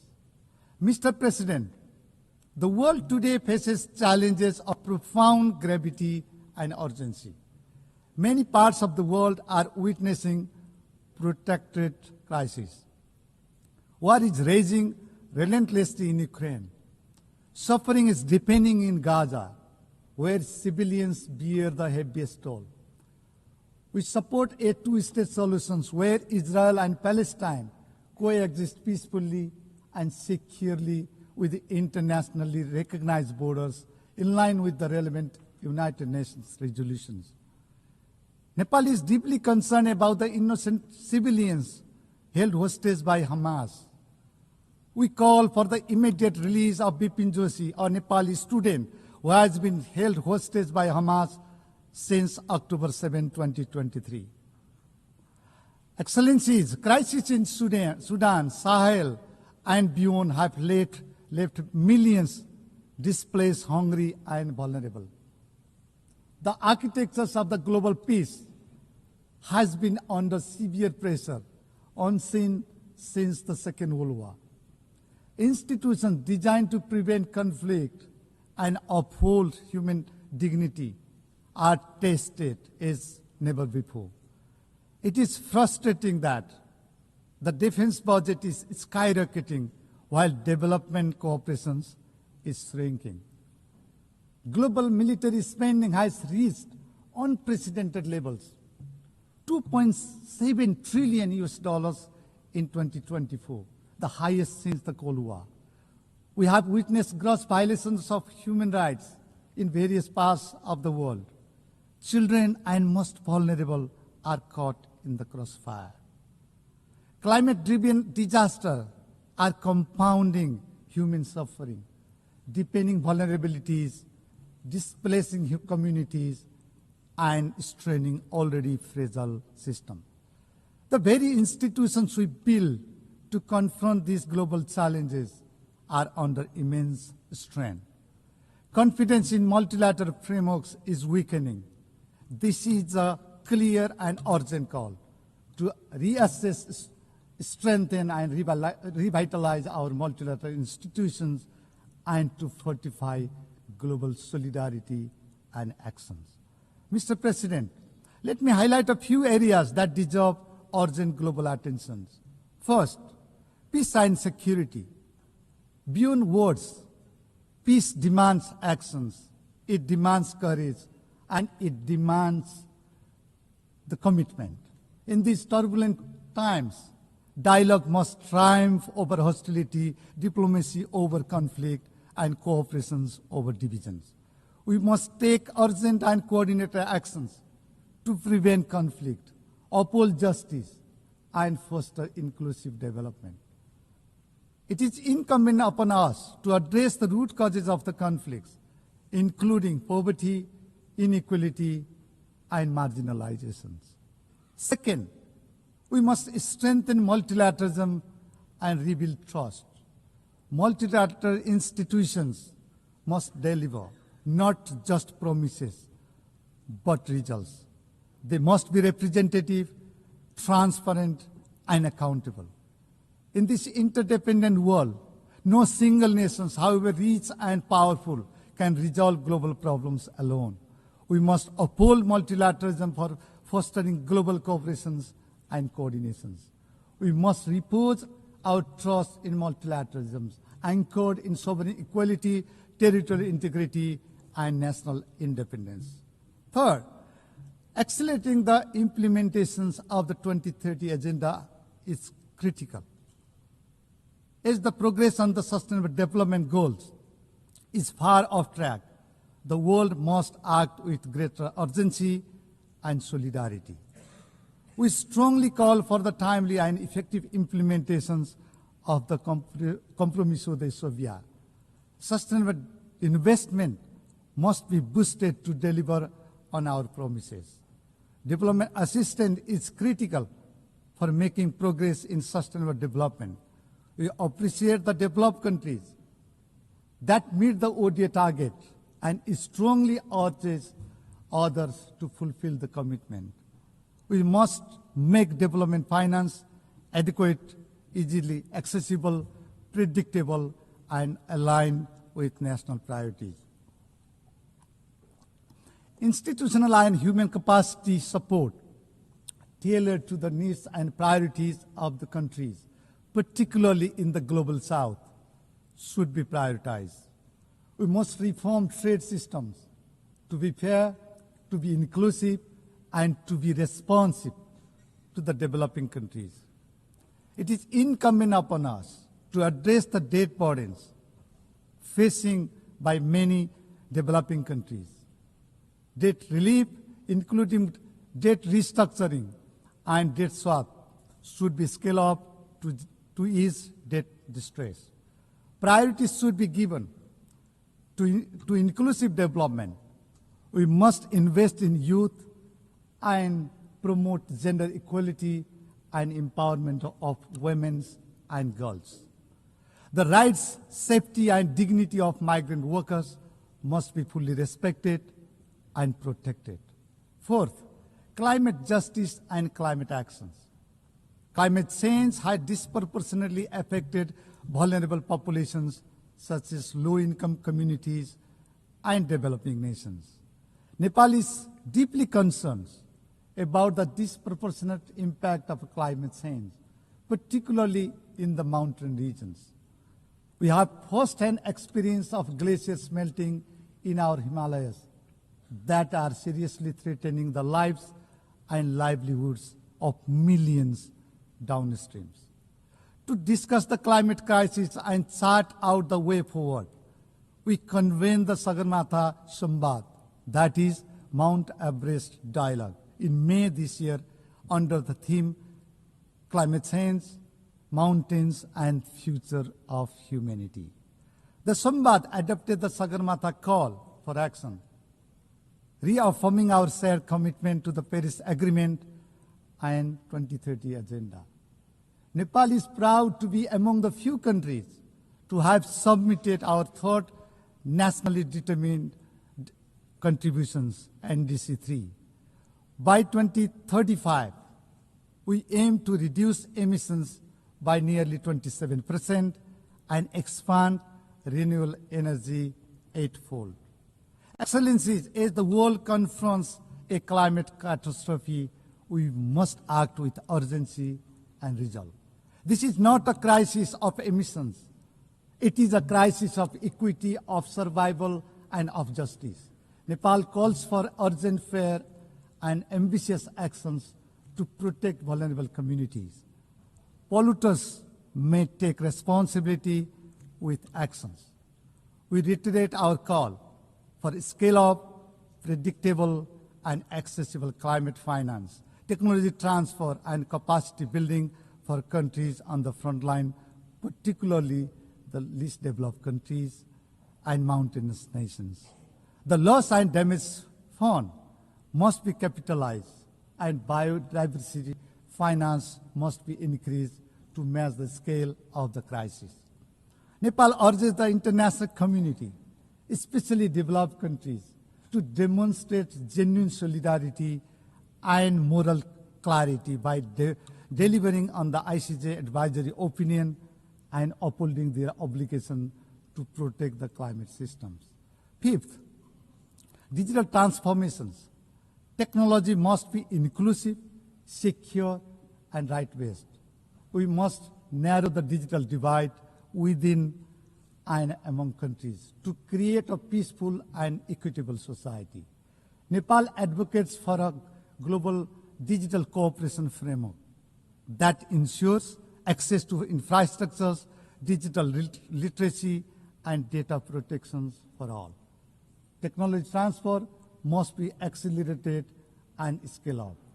Finally, the United Nations must be reformed to reflect the present-day realities. Focus should be laid on coherence, coordinations, and accountability across the UN development system.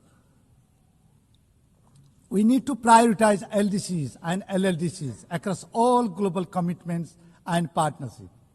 The UN 80 initiative offers a timely opportunity to renew our collective commitment to a more inclusive, transparent, and effective multilateral systems. Nepal supports the reform of the United Nations Security Council to make it more representative, transparent, and accountable. The review of the ECOSOC and the high-level political forum this year presents an important moment to enhance their effectiveness, coherence, and the impact in delivering on the Sustainable Development Goals. Similarly, Nepal supports the ongoing peace-building architecture review. This is an opportunity to enhance synergy, streamline efforts, and drive results where they matter the most. We also underline that the global financial architecture must meet today's realities. Mr. President, the global community has time and again reaffirmed its determinations to tackle challenges before us. And we have shown that we can achieve more when we act in genuine partnership, when we choose collaborations over confrontations, and when we replace disagreements with dialogue, and we are committed to peace, prosperity, and sustainable future. Mr. President, Excellencies, distinguished delegates, ladies and gentlemen, for 8 decades, the United Nations has stood as a beacon of hope for peace, for justice, for human rights, and for development. Today, that legacy calls upon us more urgently than ever. The world watches us at a moment of great trial. Let us stand together, united and determined, to ensure enduring peace and prosperity in the world. When the United Nations succeeds, humanity as a whole succeeds. When it falters, it is the innocent and vulnerable who bear the heaviest cost. Let this 80th anniversary remind us of our shared duty to safeguard peace, to uphold justice, to protect human dignity, and to build a world that is fairer, safer, and more human for all. Nepal stands firmly committed to doing its part in shaping a safer, more prosperous, and more sustainable world. I thank you. I thank the Chair of Delegation of Nepal.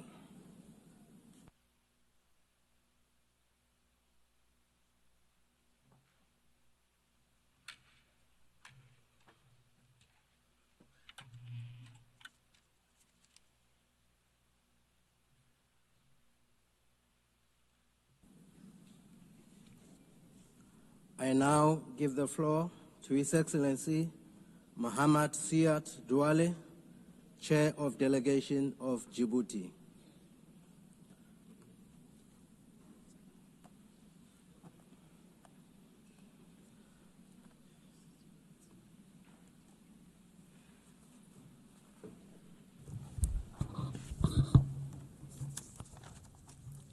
Madame la Présidente, President,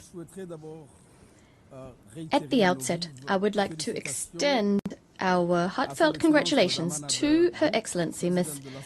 Anna Baerbock, President of the General Assembly, at this historic session, which coincides with the 80th anniversary of the establishment of the United Nations. The theme you've chosen for this session, Better Together, 80 years and more for peace, development, and human rights, edifyingly conveys the international community's patient, meticulous, painstaking quest, which it has been undertaking since the UN Charter was signed 80 years ago. We can take pride in what we've achieved and all of the successes of our organization. Despite the difficult context, nothing should dent our determination to build a world that's less unequal, that exhibits greater solidarity, a world that is more peaceful and more prosperous. We extend our gratitude to your predecessor, Mr. Philemon Yang. We're grateful for his openness, his leadership, and his ongoing efforts throughout the session that's just drawn to a close. President, Secretary General, over the last 8 decades, the role of the United Nations was pivotal in support to decolonization in Africa and Asia, as well as on conflict resolution, nuclear proliferation, the fight against poverty and climate change, the promotion of human rights, and the management of pandemic risks. The United Nations, well aware of the need to sharpen its tools, has continuously undertaken the necessary reforms so as to do an ever better job in fulfilling its mandate and responding to the challenges of our time. Under the leadership of the current Secretary General, at the request of member states, given the slow implementation of the SDGs and with a view to building a multilateralism that's more inclusive, more effective and interconnected. We adopted the recommendations set forth in the flagship report entitled Our Common Agenda. Faced with the unpredictability of the future and the exacerbation of certain trends which could sap international cooperation, as well as the emergence of new challenges, we, as contracting parties, adopted a Pact for the Future which contains a global digital compact and a declaration on future generations. We stand convinced that we need to build a better world in which we would live better together. We agreed on an ambitious program covering important issues such as peace and security, sustainable development, climate change, digital cooperation, in particular ensuring that we make artificial intelligence a technology that benefits all, in addition to human rights, gender equality, young people, future generations, and the transformation of global governance. Nonetheless, the aforementioned accomplishments cannot conceal the devastating consequences engendered by geopolitical and geoeconomic fragmentation we're currently seeing. Conflicts are proliferating. They're dragging on in Ukraine, in Sudan, as well as in the Sahel. The unspeakable horror of what's going on in Gaza, where children are assassinated with impunity on a daily basis, where famine is being wielded as a weapon of war, while the international community is unable to effectively stop the genocide that's underway, as confirmed by the analysis report drafted by the United Nations and published on the 16th of September under the leadership of Judge Navi Pillay. The norms governing the use of force are being violated with chilling regularity, as illustrated by the bombing, the raids, and the extraterritorial assassinations committed by Israel. We condemn the terrorist attack against Qatar and the violation of its sovereignty and territorial integrity. Speaking on behalf of the Republic, His Excellency Ismail Omar Guelleh, we reiterate our solidarity with the Emir, His Highness Sheikh Tamim bin Hamad Al Thani, as well as the government and the brother people of Qatar. The Security Council is paralyzed by the recourse to the veto, which has become systematic. International law and the norms which have guided us to date are being called into question, a dangerous trend. There's also a crisis of confidence between states, aggravated by the serious liquidity crisis owing to arrears in the payment of assessed contributions. Madam President, Secretary General, the Republic of Djibouti welcomes the recent adoption of the Severe Commitment, an outcome document at the Financing for Development Conference, the fourth one. This agreement, in our views, is an important step in the quest towards building an international financial system that's more equitable, exhibits greater solidarity, and serves the achievement of the SDGs. The figures are as eloquent as they are alarming. The world is confronted with an annual $1 trillion shortfall when it comes to financing the SDGs. Developing countries are paying more in debt service than they're investing in health or education.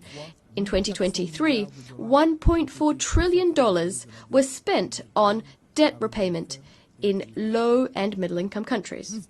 Over 50 countries are today spending over 10% of their government revenues solely to reimburse their debts. In some instances, that figure exceeds 20%. As for ODA, we've seen a concerning drop in overseas development assistance. According to the latest UN reports, only 17% of targets are on track to be achieved in 2030. 37% are stagnating or in regression. None of these 17 SDGs are on its way to being fully implemented. We're seeing hunger on the rise, inequalities worsening, and the repercussions of climate change are hitting harder and harder, hitting those countries who contributed the least to this problem. Djibouti, although it's a very low emitter, is facing the disproportionate consequences of this crisis: prolonged drought, growing scarcity of water, heightened desertification, extreme heat waves, sea level rise, which is directly threatening our coastal areas where most of our population lives. We stand convinced, as recalled recently at the Second African Summit on Climate in Addis Ababa, that the urgency of the situation requires an effective adaptation strategy first and foremost. In Djibouti, the Sovereign Carbon Agency is collecting carbon contributions on the basis of the polluter pays principle, transforming them into adaptation projects for affected communities.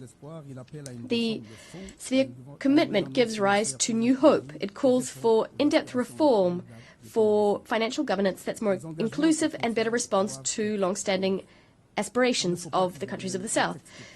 The commitments contained therein must be honoured. It shouldn't become just another text stored in multilateralism's archives. It should serve as a basis for a new global contract underpinned by concrete solidarity, responsibility and shared ambition. Committed to transforming its strategic, geographic and infrastructural advantages from primarily a transit leader to a fully integrated industrial partner for East Africa and beyond.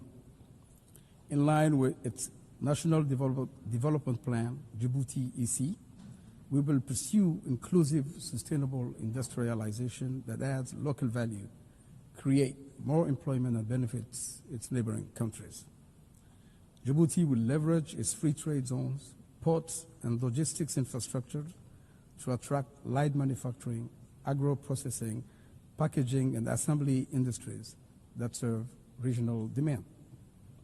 Djibouti is a strong believer in regional integration, where each country develops and leverages its comparative advantage to contribute to shared growth and stability. Djibouti is and will always remain a serious, reliable, committed and constructive partner to countries in the region and its many friends all around the world. Just 2 days ago, on September the 27th, Djibouti achieved its first UNESCO Biosphere Reserve status with the designation of the Archipel des Sept Frères, Rassian, Korangar, and Godoria Biosphere Reserve. This major historic step, which underlines our country's commitment to environmental stewardship, strengthens our resolve to develop Djibouti's potential to become a premier destination for eco-tourism. Madame la Présidente, President, Secretary General, we welcome the progress made in Somalia so as to implement national priorities, its national development program and the stabilization plan. Nonetheless, we are still disquieted by the threat that the terrorist Al-Shabaab militia continues to pose. We welcome the contribution of Somalian forces, African Union forces and other forces working legally to combat Al-Shabaab.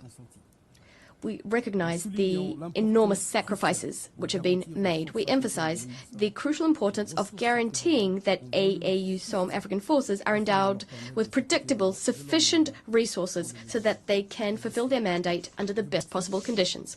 Djibouti is a large contributor of the African Union in Somalia since the ATMIS mission. Our troops are stationed in key sectors, Belet-Wene, Bulahawa, and Jalalakaksi, in the Haran region in the state of Hir Shabelle. Faced with an uptick in terrorist attacks, Djibouti heeded Somalia's call by signing a new agreement in July 2025 to pave the way for additional deployments of Djiboutian forces to reinforce stabilization efforts in the country.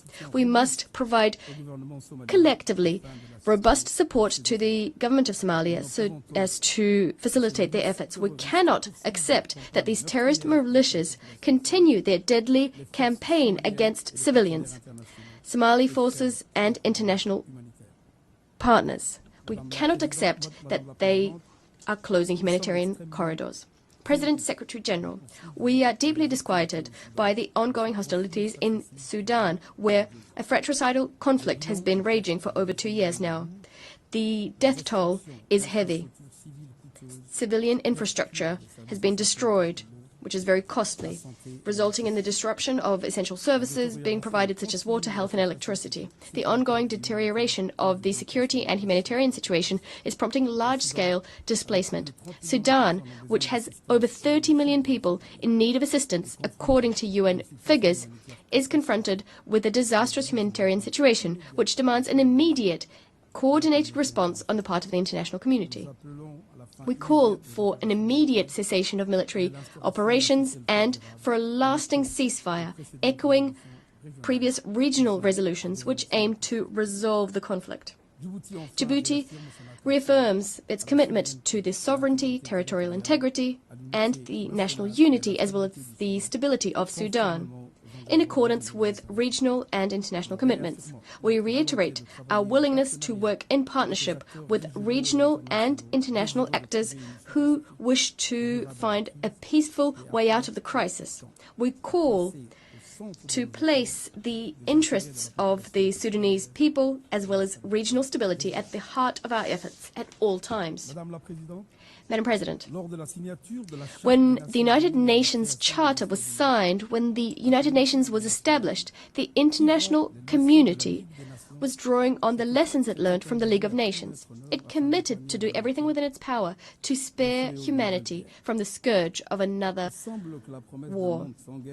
It would appear that the promise of a war-free world was not upheld, given that, regrettably, today we continue to face a number of conflict situations, some of which are particularly horrific. The most devastating conflict, as old as the United Nations itself, is Israel's ongoing aggression and occupation of Palestinian land.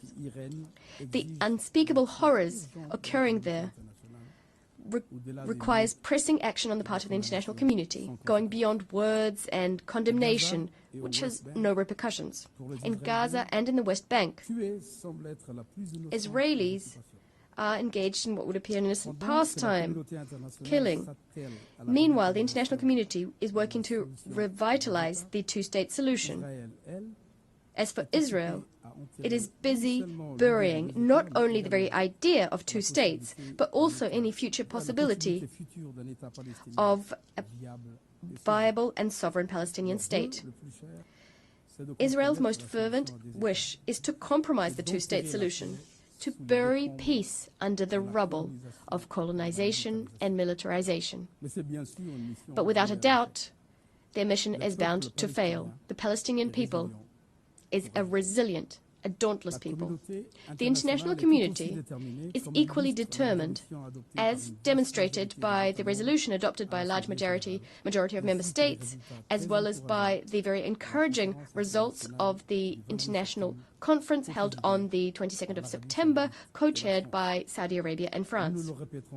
We'll never say it enough. The two-state solution is the only solution that can satisfy the legitimate aspirations of the Palestinian people and to usher in lasting peace. Djibouti encourages the efforts underway so that they can produce the outcomes we hope for. Madam Judge Navi Pillay admonished, the Security Council must not be the graveyard of conscience, and to this, President Gele recently added, neither must the General Assembly nor any of its member states. Madam President, Mr. Secretary General, the dispute concerning the Ras Dumera area and Dumera Island and Mount Dumera on the land/maritime border with Eritrea, as well as the situation of its prisoners of war held incommunicado, remain unresolved. As we did in previous years, we renew our readiness to work with our neighbors in order to find a peaceful and negotiated solution on the basis of international law. The Republic of Djibouti solemnly reaffirms in this anniversary year, when we celebrate the 80th anniversary of the signing of the Charter of the United Nations, and as required by Article 33 of this fundamental document, its proposal to negotiate either through bilateral means, mediation, conciliation, recourse to the International Court of Justice, or arbitration to settle the dispute in a legally binding and definitive manner.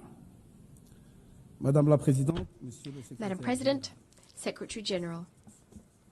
Les Nations Unies, 80 years after its establishment, the United Nations continues to serve as a forum and to provide adequate tools which we could further refine, of course, allowing us to live together better and to tackle the complex challenges our world faces, those related to peace and security, development and human rights. We must do our utmost to ensure that the United Nations doesn't remain a symbolic theatre safeguarding its image, but deaf to the demands for reform, including Security Council reform, which requires the granting to Africa of the seat it deserves, thereby righting a historical injustice. The United Nations is more essential than ever. We shouldn't turn it into a sacrificial victim, a victim sacrificed on the altar of our differences and our inability to bind ourselves to each other with strong bonds of trust. We should work together to inject new meaning into multilateralism and to strengthen international cooperation in the interests of all states, small and large alike. I thank you.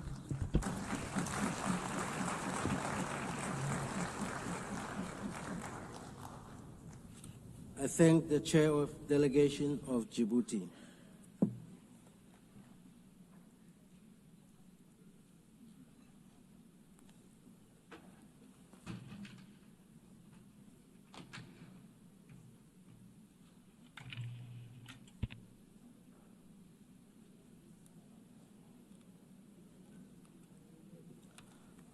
I now give the floor to Her Excellency Christina Marcus Lassen, Chair of Delegation of Denmark.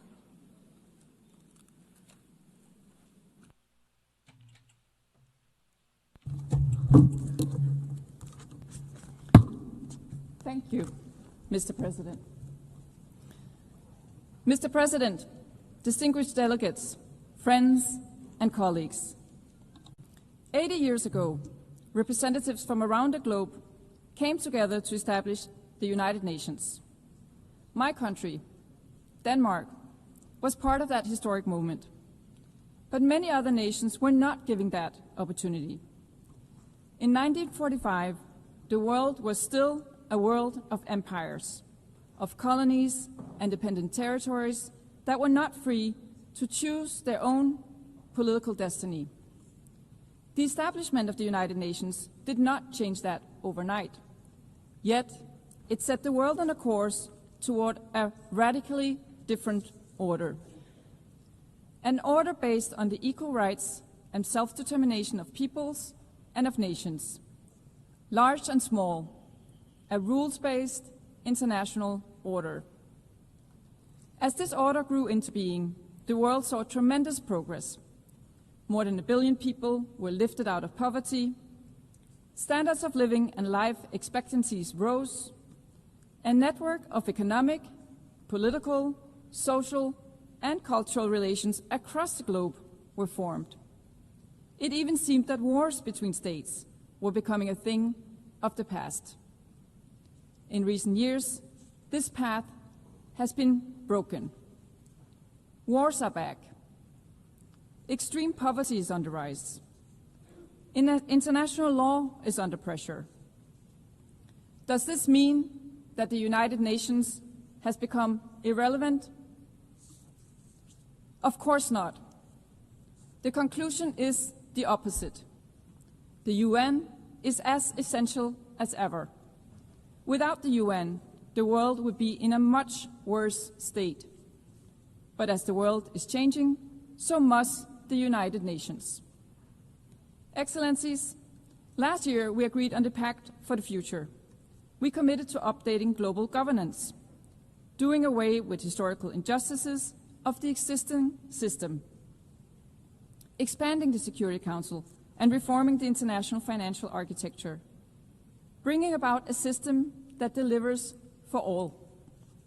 This year, the Secretary General presented his UN 80 reform initiative. I thank the Secretary General for his bold act of leadership.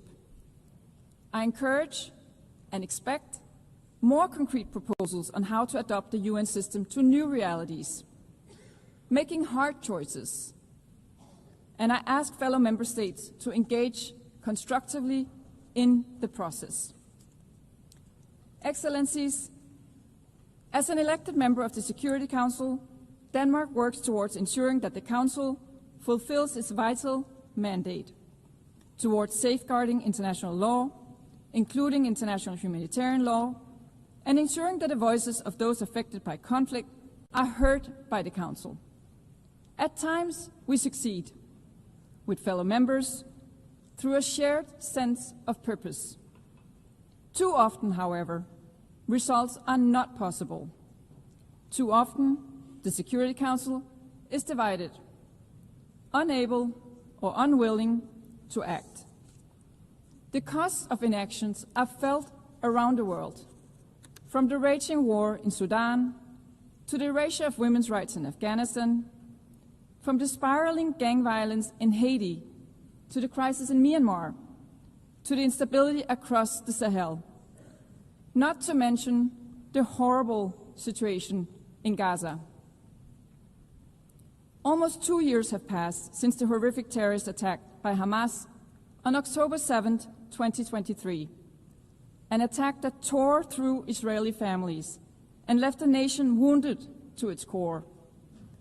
Denmark has repeatedly and consistently condemned the attack and called for the immediate release of all hostages. We've also said from day one that Israel has a right to self-defense. But what is going on in Gaza right now has nothing to do with self-defense. A man-made famine is spreading. Thousands of civilians are being killed. The humanitarian catastrophe is of unbearable scale.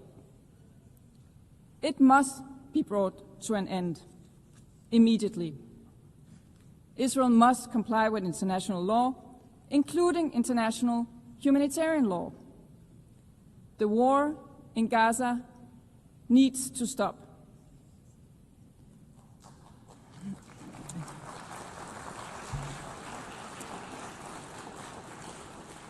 The two-state solution remains the only solution to a lasting peace for two peoples, both deserving of security, both deserving of dignity.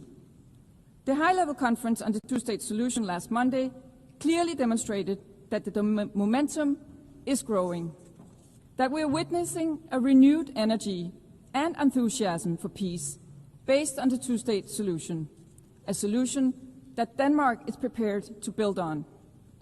The keys to recognition of a Palestinian state can no longer lie in the hands of the Israeli government. The Palestinians themselves must become masters of their own destiny. Excellencies, in Ukraine, Russia's horrific and illegal war of choice continues.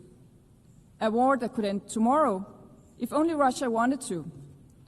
If only Russia would withdraw to its own territory and refrain from trying to alter international borders by force. Russia's blatant violation of the UN Charter is felt most intensely in Ukraine and in Europe. Yet, its political and economic repercussions are felt across the world, from the disruption of supply chains to global inflation, costs that are borne primarily by developing countries, far away from the European battlefield of Russian creation. From the outset, Denmark has stood by Ukraine, politically, economically, militarily, and let there be no doubt, Denmark will continue to support Ukraine for as long as it takes. We must support Ukraine's military as it fights to protect its people, its territory, and its freedom. This is exactly what Denmark is doing through a range of initiatives. We call on others to step up and do the same. Because Ukraine is not just fighting for its own existence. It is fighting to defend the very principle that define the UN-based world order. Territorial integrity, national sovereignty, and the right to political independence. Let us never forget that Russia is the aggressor. Russia's repeated violations of European airspace, with aircrafts and drones, underlined Russia's insistence on staying on a path of war. So, colleagues, I ask you, are these the actions of a country generally committed to peace? Excellencies, our collective inability to halt the killings, suffering, and injustices in Gaza, Ukraine, Sudan, and beyond must not prompt us to submit to a world ruled by brute force. On the contrary, it must inspire us to work harder, to sustain the instruments and mechanisms we have built over the last 80 years.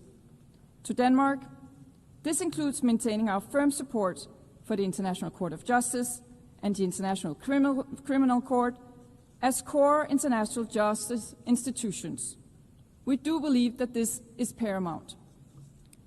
It also includes maintaining our firm support for the Sustainable Development Goals. With only 5 years to 2030, we are still far from reaching those goals, and the financing gap is widening. For 45 years, Denmark has delivered on the UN target of 0.7% in official development assistance. We call on other fellow member states to join us, not as an act of altruism, but as a long-term investment in our shared future.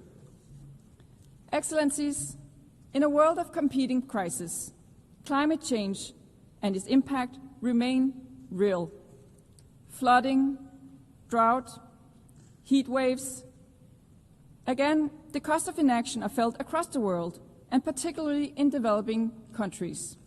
The COP30 climate summit in Brazil will be a decisive moment. The benefits of the green transition are evident.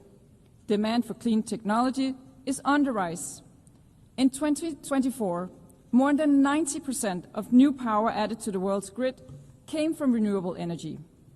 Green transition is not only good for the planet, but also for investments, innovation, jobs, competitiveness, and resilience.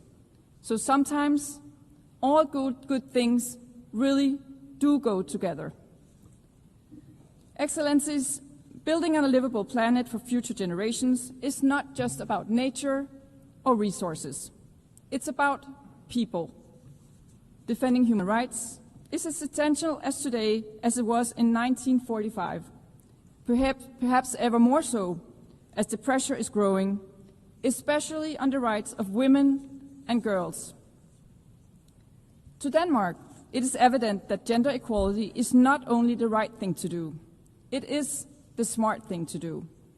That is also why Denmark, as we look to the upcoming process of selecting a new Secretary General for the United Nations, is encouraging member states to put forward qualified female candidates. After 80 years, it is high time for a woman to be at the helm of this organization.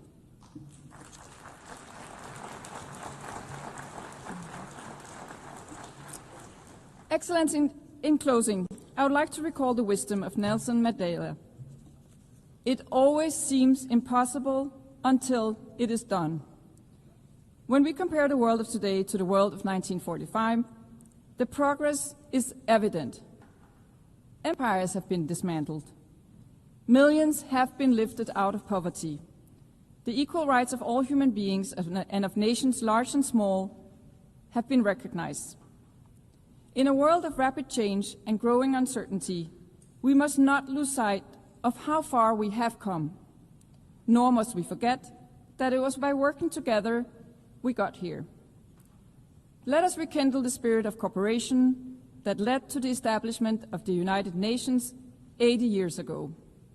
It always seems impossible until it is done. I thank you, Madam President.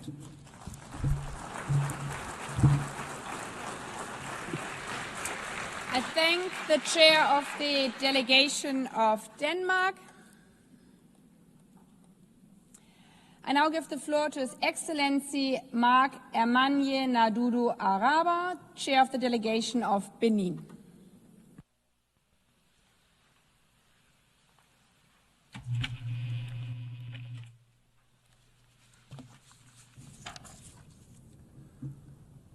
Madame la Présidente, Madam President, Monsieur le Secrétaire Général des Nations Unies, Mesdames et Messieurs United Nations Secretary General, heads of delegation, distinguished delegates, ladies and gentlemen, it is with a profound sense of honor and responsibility that I take the floor on behalf of His Excellency Mr. Patrice Talon, President of the Republic of Benin, on the occasion of this 80th session of the United Nations General Assembly.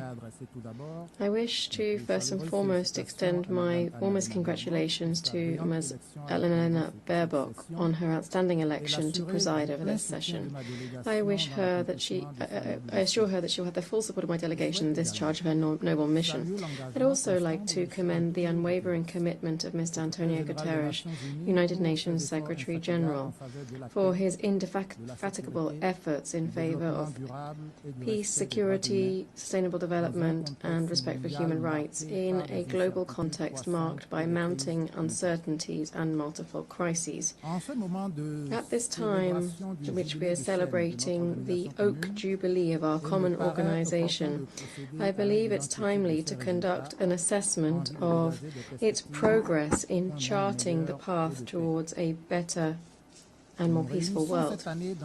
We meet this year in an international climate that is heavily overshadowed by the proliferation of hotbeds of tension, worsening humanitarian and climate crises, creeping inequality, as well as the erosion of trust in multilateral institutions. These challenges, which are unfolding around the planet, severely test our collective ability to preserve peace, to promote shared prosperity, and to protect human dignity. This tumultuous global context fully confirms the relevance of the topic chosen for this general debate: Better Together, 80 years and more for peace, development, and human rights. For Benin, there is but one answer to these challenges: enhancing international cooperation, breathing new life into multilateralism, and restoring the full meaning of solidarity among peoples. Madam President, we stand today at a critical juncture in contemporary history. The world as we knew it is being transformed by profound shifts, in particular the reshaping of strategic balances, fast-paced technological development, the climate crisis, rising interdependence, but also rivalries. These are not merely cyclical adjustments, rather they augur a new global geopolitical order. We are witnessing a gradual shift towards a multipolar world. New powers are emerging, asserting their voice in international affairs, while strategic alliances are being redrawn. This dynamic provides opportunity for rebalancing, but also carries with it risks of fragmentation. My delegation stresses that this nascent world shouldn't relegate smaller-sized states to the role of mere bystanders, nor drown them out under the commotion of great power rivalry. Our voices matter, our experiences matter, our solutions matter. The history of this organization, founded on the principle of the sovereign equality of states, has oft demonstrated that smaller actors are very often able to act as counterbalances thanks to their ability to embody restraint, dialogue, and cooperation, the very essence of multilateralism. My country, Benin, perceives its place in this new global order as that of a stabilizing and cooperative force, a font of proposals which does not aspire to decide global policy, but which, in terms of the great challenges that we have to meet together, has a vision to share. Our foreign policy is based on respect for international law and the primacy of peaceful settlements to disputes. We believe that the rule of law must always prevail over the rule of force. We favour the virtues of preventive diplomacy, mediation and consensus building within regional and international organisations. Heir of a plural history, we support cultural diversity as a pillar of global peace. We strive to reconnect Africa with its diasporas by, in particular, offering Beninese nationality as a gesture of recognition to Afro-descendants who wish to claim it. In this new global order in the making, the issue of national sovereignty has returned to the forefront of our debates. All around the world, nations are reaffirming their legitimate right to decide on their own path, to protect their vital interests and to preserve their territorial integrity. This aspiration is legitimate. It is rooted in international law, in the United Nations Charter and in the will of the peoples. Nonetheless, at the same time, this quest for sovereignty is sometimes interpreted as a call for isolationism and closure. Rather, Benin sees sovereignty as synonymous with an ability to act independently, underpinned by a clear understanding of national interests. It is to be exercised in the context of an international system in which every state, while remaining the master of their own choices, recognizes that common challenges demand collective responses. True sovereignty is also visible in the capacity to engage in dialogue, to negotiate, to cooperate, and to be open to the world. Madam President, Benin observes with concern the proliferation of armed conflicts in Eastern Europe, to the Middle East, Sahel, and the Great Lakes region, threatening millions of lives, triggering mass population displacements, weakening institutions and destroying infrastructure. This in turn fuels a cycle of poverty and violence in affected areas. In light of this reality, we have a clear belief. No conflict can be sustainably resolved by the force of weapons. Only an inclusive dialogue backed by true political determination along with sustained international engagement can open the way to just and lasting peace, perhaps in particular in the humanitarian chaos in Gaza, where the prospects for reconstruction appear uncertain. Benin reaffirms its support for the two-state solution as the only viable path towards a lasting settlement of the Israeli-Palestinian conflict, in accordance with the relevant resolutions of the Security Council and the New York Declaration, adopted at the conclusion of the international conference organized jointly by France and the Kingdom of Saudi Arabia in July this year. Benin is also following with great concern the developments in the crisis in the eastern DRC, marked by persistent violence despite recent diplomatic initiatives. We commend the efforts of Qatar and the United States of America to promote de-escalation and to open the way to an inclusive dialogue. We call on the parties to silence the guns, and we encourage the African Union to ensure consistent strategies, complementary operations, and coordinated peace efforts in the Great Lakes region. Benin is in favor of preventive diplomacy regaining its rightful place in the work of our organization. Preventing a conflict is always less costly in human and financial terms than grappling with its consequences. This is the case in our sub-region, which is currently facing the threat of terrorism, violent extremism, and trans-border crime. The situation in the north of my country, which is under attack from terrorist movements, particularly Jenim in the tri-border area with countries of the Sahel, is critical. The government is addressing this decisively with the support of international partners through an inclusive strategy combining reinforced border security, community development initiatives, assistance to internally displaced persons and refugees, together with radicalization prevention programs. Terrorism is a transnational threat, and without strategic cooperation and strengthened mutual trust, trust between countries, national efforts alone are, alas, insufficient. Furthermore, peace can only be preserved if it is underpinned by justice and respect for international law. This means that all member states must meet their obligations, must respect national sovereignty, and renounce any form of interference or aggression. Madam President, 10 years ago, the international community adopted the 2030 Agenda for Sustainable Development, embodying the ambitious pledge to leave no one behind. Today, we must face a troublesome reality, that is, that the global trajectory towards achieving the SDGs is seriously off track.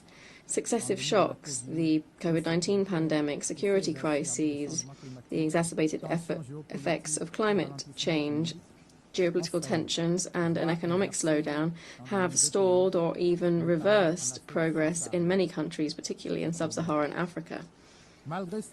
Despite these challenges, Benin, under the leadership of President Patrice Talon, has undertaken profound reforms and has galvanized strategic investment to sustainably transform our economy and improve the living conditions of our citizens. We have seen some considerable results in terms of the SDGs, with more than almost 60% of our 49 priority targets on track. The 2025 SDG index for Benin is 57.8 points, which means that our country stands first worldwide in terms of progress, with a gain of 14.5 percentage points since 2015. These positive results speak to Benin's ability to transform our public policies into tangible progress for our population. And yet a number of challenges remain to be met in order to consolidate the gains made and to bridge gaps. We therefore call for collective mobilization with less than 5 years to go before the end of the 2030 Agenda. This calls for renewed multilateral action to ensure that the Seville commitment is consistently implemented. This was adopted at the 4th International Conference on Financing for Development. We call for a deep-rooted reform of the international financial architecture and of governance of multilateral development institutions, so that they can better include countries of the South in their decision-making processes, can modernize their financial instruments in line with new challenges related to the energy transition, social inclusion, and climate resilience. Furthermore, achieving the SDGs demands that considering young people means considering young people and women as more than mere beneficiaries, rather as genuine partners in change. In Benin, more than 65% of the population is under 30 years of age. Investing in their potential is not only a demographic imperative, but rather a strategic choice to build a prosperous, inclusive and resilient society. Likewise, women's empowerment is a major lever for social and economic progress, guaranteeing shared equitable growth. With this in mind, the government of Benin, in partnership with the United Nations Population Fund, hosted the Global Youth Summit in Cotonou on the 4th and 5th of April 2024. On the 30th and 31st of July this year, the same city, Cotonou, hosted the annual coordination meeting of the African Union and its member states on strengthening the implementation of the Women, Peace and Security agenda in the context of the 25th anniversary of the adoption of Resolution 1325 by the UN Security Council. Madam President, in light of the current malaise in multilateralism resulting from geopolitical rivalries, the resurgence of power politics, and a nationalist retrenchment, Benin calls for a collective leap forward to breathe new life into multilateralism, making it more inclusive and action-oriented. In this context, my delegation takes note of the UN 80 initiative launched by the Secretary-General. Here we wish to stress on the following points. stress the following points. 1. The UN 80 initiative must be transparent and accountable. It must ultimately aim to improve UN mandate delivery in the interest of its member states. 2.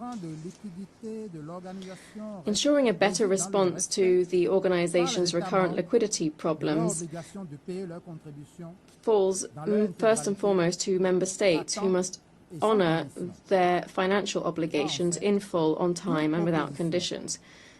Finally, any proposal to achieve efficiency gains by reducing duplication and redundancies across the UN system shouldn't result in dismantling UN agencies or funds to the detriment of the assistance provided to member states. Finally, Benin would like to underscore the urgent need for a thorough reform of the UN Security Council. This is a requirement in light of the 21st century's geopolitical realities. It's essential to build on the outcomes of the Summit for the Future last year, particularly the Pact for the Future, which contains commitments on the Council's enlargement. Benin reaffirms here its support for the common African position set out in the Esselwini Consensus and the Sirte Declaration. Africa, which represents more than 1/4 of member states and which is the theatre of a number of issues on the Council's agenda, can no longer be sidelined in decision-making. Allow me to conclude by citing the African aphorism: if you want to go faster, go alone. If you want to go far, go together. May this maxim guide our steps, inspire our decisions, and unite us in our quest for a better future for all of humanity. Thank you.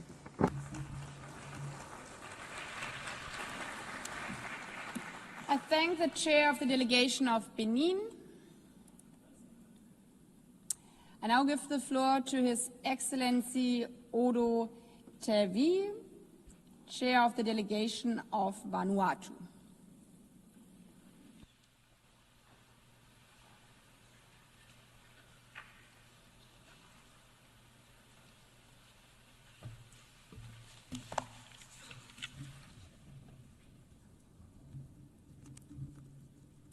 Madam President, Mr. Secretary General, Excellencies, distinguished delegates, ladies and gentlemen, it is a great honor for me to deliver this address on behalf of the government and people of the Republic of Vanuatu. Madam President, at the outset, let me sincerely congratulate you on your well-deserved election as President of the 80th session of this August Assembly. I assure you of Vanuatu's delegation full support and cooperation during your tenure. I commend your predecessor, His Excellency Mr. Philemon Yang, for the great achievements of the General Assembly under his leadership during these challenging times. I would also like to extend my sincere congratulations to the Secretary General, Mr. Antonio Guterres, for his continued vision, wisdom, and skillful leadership of the United Nations during these tumultuous times. Madam President, since the setup of the United Nations 80 years ago, we have seen that the world continues to face a myriad of global complex challenges. There are ongoing wars and violent conflicts, increased humanitarian emergencies, international laws are not respected, human rights violations increased, and poverty continues to remain. The current liquidity crisis facing the United Nations system limits the ability of the UN to address these challenges. As we celebrate the 80th anniversary of the United Nations Charter, let us take stock of what this founding document really means for us. The Charter is not merely a piece of history. It is a living document that binds us together in the pursuit of peace, human dignity, and shared prosperity. It is the expression of a collective promise that disputes should be resolved by dialogue, not by war, that human rights and dignity are universal, and that nations, large and small, are equal in sovereignty. Madam President, your theme, Better Together, 80 years, more for peace, development, and human rights, is crucial at this time. The lesson of the last 80 years is clear. No nation can meet these challenges alone. Multilateralism is not a choice, it is a necessity. Better together is not only a theme, but a guiding principle that we must work together to create a just, fair, and prosperous world. Madam President, the Prime Minister of Vanuatu, in his 45th Independence Commemoration speech on 30th of July this year, called on our people to renew unity, national harmony, and long-term vision, to hold fast to the values of faith, culture, and shared purpose, especially in times of challenge. That same spirit must guide our engagement in New York today. Small island states like ours cannot face climate change, global insecurity, or technical disruptions alone. Our independence reminds us that sovereignty is precious, but so too is solidarity. In the past few years, we have experienced a number of Category 4 to 5 cyclones which have contributed to the erosion of around 30 to 60% of our economy. Moreover, in early December 17, 2024, we experienced a devastating earthquake in our capital that damaged our infrastructure and buildings. The cumulative effect of these disasters are huge. Each disaster erodes our infrastructure, displaces communities, and sets back economic and social progress. Recovery is slow, and our resilience is tested. The compounding nature of this crisis makes adaptations and preparations ever more urgent. And yet, as a small island developing state, Vanuatu faces limitations in resources, capacity, and access to finance.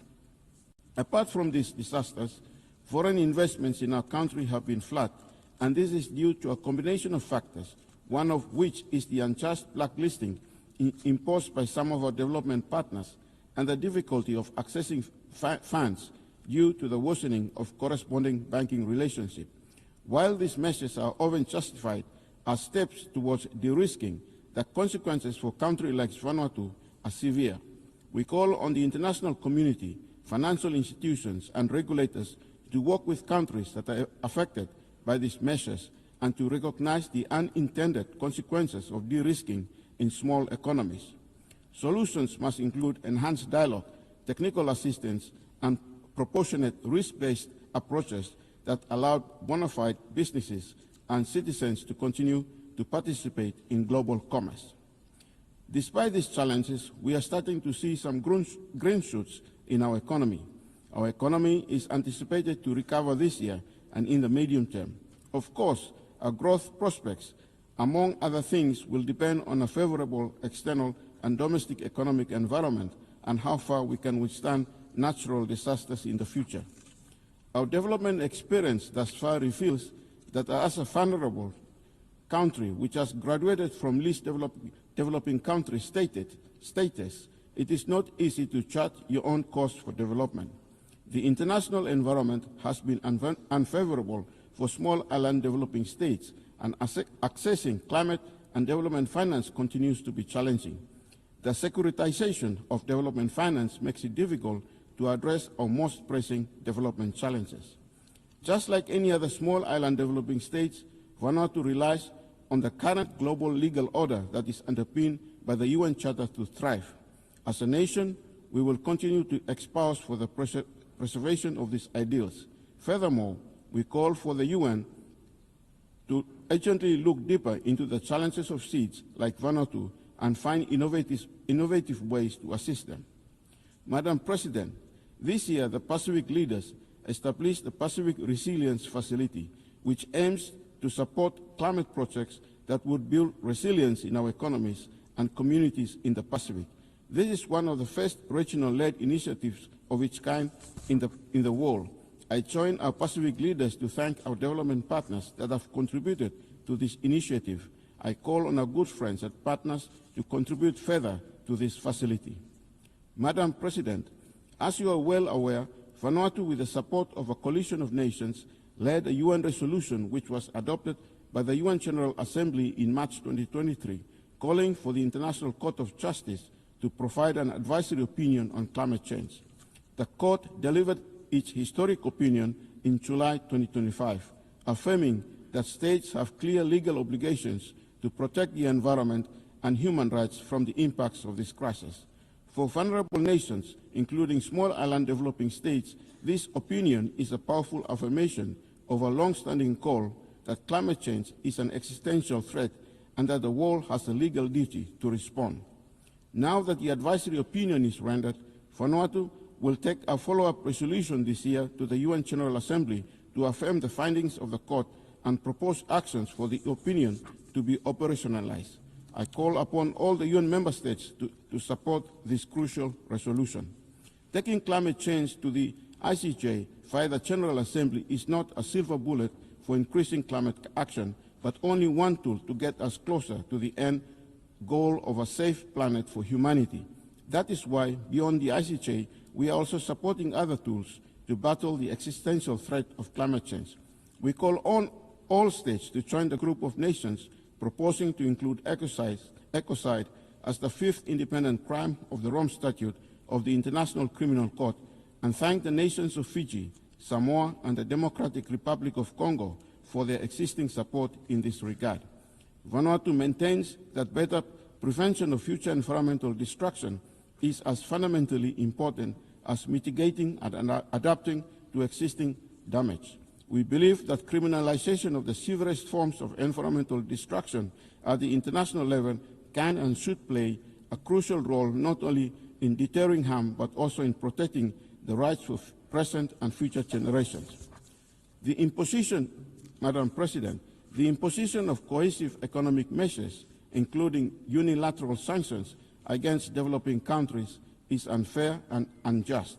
It undermines the social and economic development of these countries.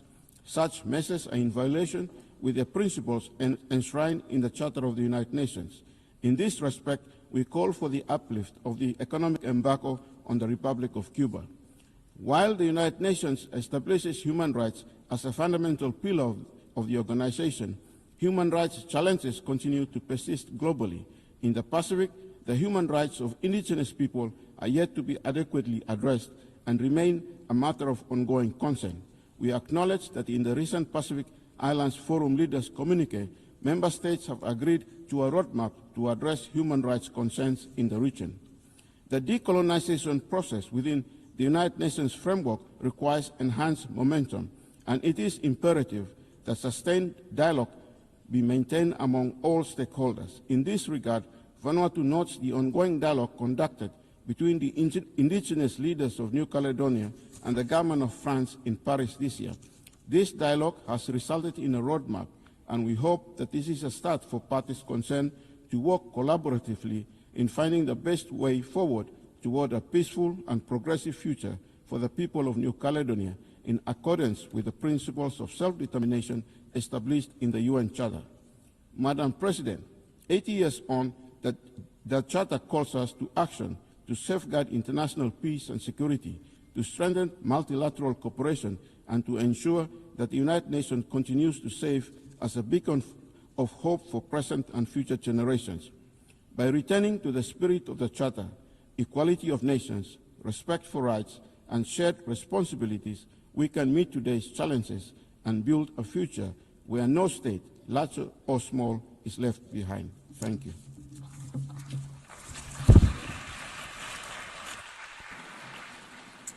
I thank the delegation of Vanuatu and his chair. I now give the floor to His Excellency Dionisio da Costa Babo Suarez, chair of the delegation of Timor-Leste.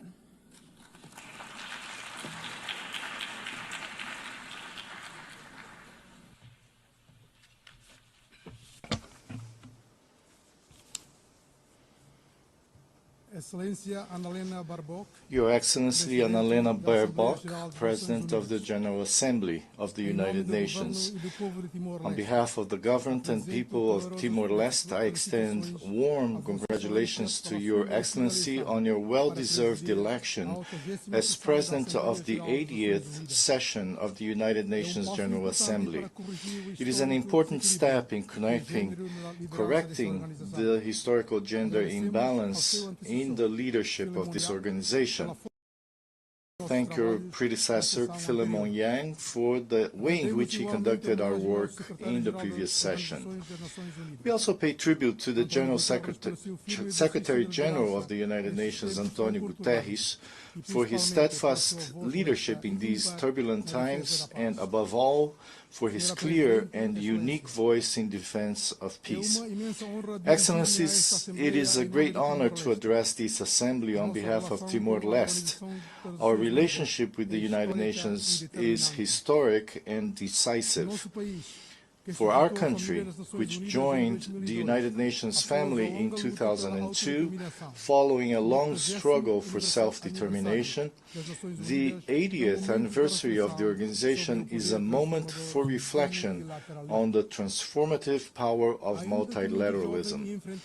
Though still young and facing the challenges that follow its difficult history, Timor-Leste today stands as a vibrant democratic state, an indisputable symbol of the triumph of the international system. Through the United Nations, we restored our right to independence and laid the foundations for the building of state institutions. Today, this family of nations continues to support us in our sovereign process of development and growth. It is also with the United Nations that we will continue in the international sphere to pursue the paths of peace, freedom, equality among peoples, and the right to self-determination in every corner of the world without exemption. At a time when the world seems to be willingly walking towards self-destruction, marked by international and civil conflicts, humanitarian emergencies, the climate catastrophe, and the resulting deepening of inequalities, Timor-Leste reaffirms our firm conviction that the multilateral system is not a choice, but a necessity. The United Nations emerged 80 years ago as a response to the dangers of isolationism and unilateral interventionism.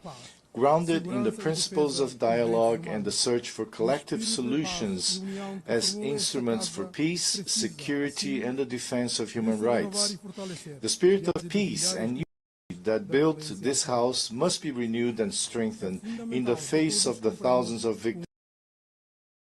We all must uphold international law. For small countries like mine, it is the only guarantee of justice, sovereignty, and national independence. It was international law that enabled us to secure sovereignty over our resources following the conciliation process with Australia. It is this system that allowed us to request an advisory opinion from the International Court of Justice on the obligations of states in relation to climate change. This historic opinion determined that the right to a clean, healthy, and sustainable environment is inherent to the enjoyment of human rights. The United Nations continues to play a central role in protecting peoples, responding to humanitarian crises, and mediating conflicts. Rejecting the isolation of states and unilateralism, Timor-Leste calls for the 80th General Assembly to be a turning point in relation to current conflicts.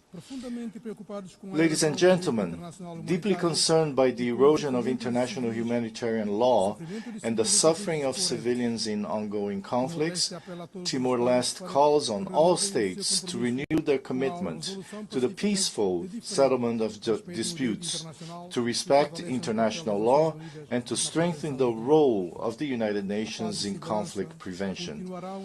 Peace and security remain the cornerstone of the Charter of the United Nations. We believe, however, that the UN cannot and must not delay in implementing the urgent reforms that we have all called for. First and foremost, to ensure its effectiveness in defending and guaranteeing human rights and international law, which are being violated before our very eyes in many parts of the world. The urgency of UN reform lies in addressing the structural impediments that prevent it from fulfilling its most basic mission, to protect lives. To strengthen the global architecture for peace, Timor-Leste proposes that the General Assembly be given greater power and authority in security matters to prevent a single member state from paralyzing the entire collective security system of the United Nations. We also underline the importance of reforming the Security Council so that it reflects the vitality and reality of the 21st century and gives voice to developing and smaller states. We remain firmly convinced that an expansion of both permanent and non-permanent membership is necessary to reflect contemporary geopolitical realities. It is the right and duty of our nations to aspire to a Security Council that is more accountable, representative, transparent, relevant, and above all, effective. Excellencies, Madam President, our commitment to peace is reflected in the way we relate to the world. Through political, diplomatic coordination and multilateral cooperation within the community of Portuguese-speaking countries, Timor-Leste joins the collective effort to promote harmony, solidarity, and inclusion, contributing to global and regional challenges. As a member of the G7+, Timor-Leste has brought its own experience of post-conflict stability to influence the global agenda for peace and sustainable development, inspiring coordinated action and diplomacy based on sharing and exchange, with the aim of transforming fragility into resilience. At the 6th Ministerial Meeting of the G7+, held in April 2025 in Dili, Timor-Leste, and fellow conflict-affected countries renewed their commitment to peace-building, resilience, and sustainable development. Excellencies, ladies and gentlemen, achieving the 17 Sustainable Development Goals and fulfilling the 2030 Agenda must be a priority for all. We are, however, concerned that many of the targets to which we have committed ourselves remain far from being achieved. Timor-Leste formally acceded to the World Trade Organization in 2024, and after a committed path towards fulfilling all eligibility criteria, will, on the 26th of October, become a full member of the Association of Southeast Asian Nations, another milestone in our nation-building journey. This is a moment of great significance for national economic development, regional integration, and international recognition, and one of which we are very proud. Timor-Leste has aligned the SDGs with its Strategic Development Plan 2011-2030 and has made notable progress through effective and targeted public policies. With the current government, we are also initiating the energy transition towards renewable energy production and establishing a consolidated policy on the blue economy. Having ratified the Agreement on Biodiversity Beyond National Jurisdiction, PBNJ, in September 2024, Timor-Leste adopted in June of this year the National Strategic Framework for the Blue Economy Policy and Action Plan 2025-2030, focused on the sustainable development of marine resources, improving the livelihoods of coastal communities, and protecting ecosystems. Nonetheless, the achievement of the SDGs does not depend solely on the individual will of each nation. It requires concerted and collaborative global commitment, shared values of humanity, the fight against inequality, peaceful coexistence, and the protection of our only home, the planet Earth. We must not forget the enormous inequalities that persist in the world. For developed countries, achieving the SDGs may be a simple political choice, allocating resources in their budgets. For many others, their realization depends on development assistance, solidarity, and international cooperation in terms of financial resources and the transfer of knowledge. Timor-Leste, as part of the G7+, the group of least developed countries and of small island developing states, is especially vulnerable to the many factors that threaten the achievement of the SDGs. It is necessary to recognize the special circumstances of small island developing states. SIDS, a foundational principle of development since 1992, reflected in the Seville Commitment and the Antigua and Barbuda Agenda for SIDS. The unique vulnerabilities of SIDS, with their small size, remote location, and limited resources, require tailored and differentiated development approaches. It is particularly urgent to translate commitments into predictable and increased means of implementation. Another relevant aspect in this context is the use of the Multidimensional Vulnerability Index, MVI, and ensuring SIDS have a seat at every table. It is no longer acceptable to hold discussions and make decisions on the issues that most affect us without our participation. The international financial architecture must be reformed so that the MVI is applied in development support policies. Access to concessional financing and technical assistance. Climate change is undermining already fragile food security, striking our countries with natural disasters that divert vital resources to reconstruction and humanitarian relief. For this reason, it is particularly important, especially for industrialized countries and major polluters, that commitments under the Paris Agreement and the Glasgow Climate Pact be honored, with the allocation of resources for true climate justice. The opportunity to achieve these objectives before us at COP30 in Belém this November. It is our opportunity to channel ambition in the right direction, honoring the Seville Commitment. It is also imperative to advance AI and digital capabilities in LDCs, while concurrently safeguarding cybersecurity.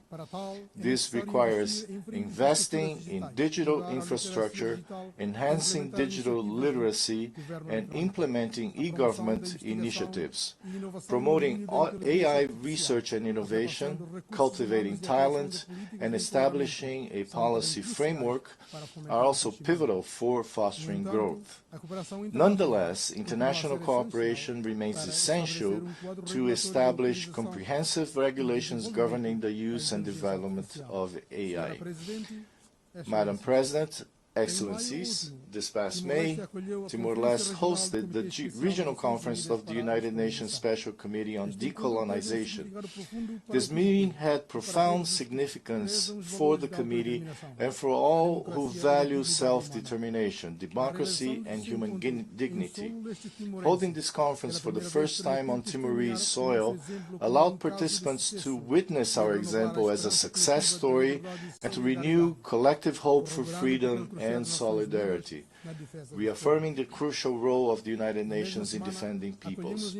That same week in Dili, we hosted the first Asia-Pacific Solidarity Conference for Western Sahara.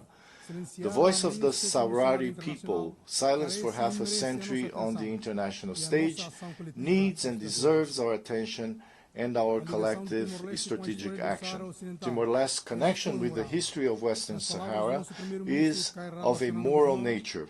In the words of our Prime Minister, Kai Rala Xanana Guzmão, the suffering of the Sahrawi people was a lesson for Timor-Leste when we decided our own popular consultation since the postponement in 1992 of the referendum promised to Western Sahara marked all those who dreamed of independence. As the suffering of the Timorese people came to an end before that of our brothers and sisters, we will always in this House and in every forum of dialogue be amplifiers of the right to self-determination of Western Sahara, calling for a collective resolution of the conflict. Drawing on its own experience of occupation and prolonged suffering, Timor-Leste continues to advocate for dialogue, mediation, and multilateral engagement in the pursuit of peaceful, lasting, and sustainable solution as the path to peace. Timor-Leste therefore welcomes the overwhelming adoption on 12 September of the New York Declaration on the Peaceful Settlement of the Question of the Middle East and implementation of the two-state solution. Timor-Leste recognized the State of Palestine in 2004, 2 years after its own independence. We did not, however, imagine we would witness the conflict escalating to the tragic proportions we see today.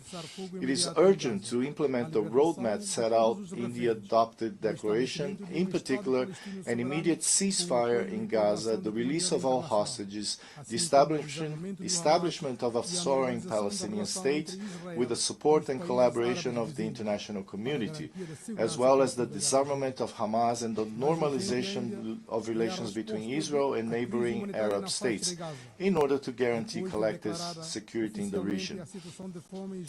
Even more urgent is the response to the humanitarian crisis in the Gaza Strip. After the situation of famine and genocide in the region was officially declared, we must waste no more time on terminology. Despite the clarity of the reports, the world demands the immediate unblocking of large-scale humanitarian operations and the guarantee of security and respect for human dignity in the delivery of international assistance. We are, however, deeply concerned that the intensification of Israel's military offensive in Gaza in the wake of peace efforts made here in New York in recent weeks, faced with the humanitarian catastrophe where famine already exists, the consequences will be devastating and irreversible for the civilian population. We reiterate the urgent need to reform the organization and its Security Council, which continue to prevent us from upholding the founding principles of the United Nations and from saving Gaza. Madam President, Excellencies, in Ukraine, we also witnessed the devastating consequences of unilateralism and the disregard for international law. The cost will be borne by all of us.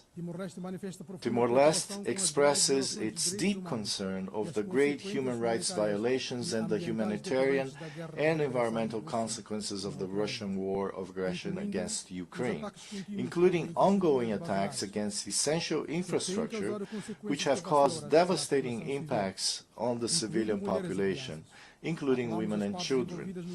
We call on all parties to the conflict to comply with their obligations under international humanitarian law, to spare civilians and civilian objects, to ensure the safety of all in accessing humanitarian relief, and to refrain from attacking and destroying items indispensable to civilian survival.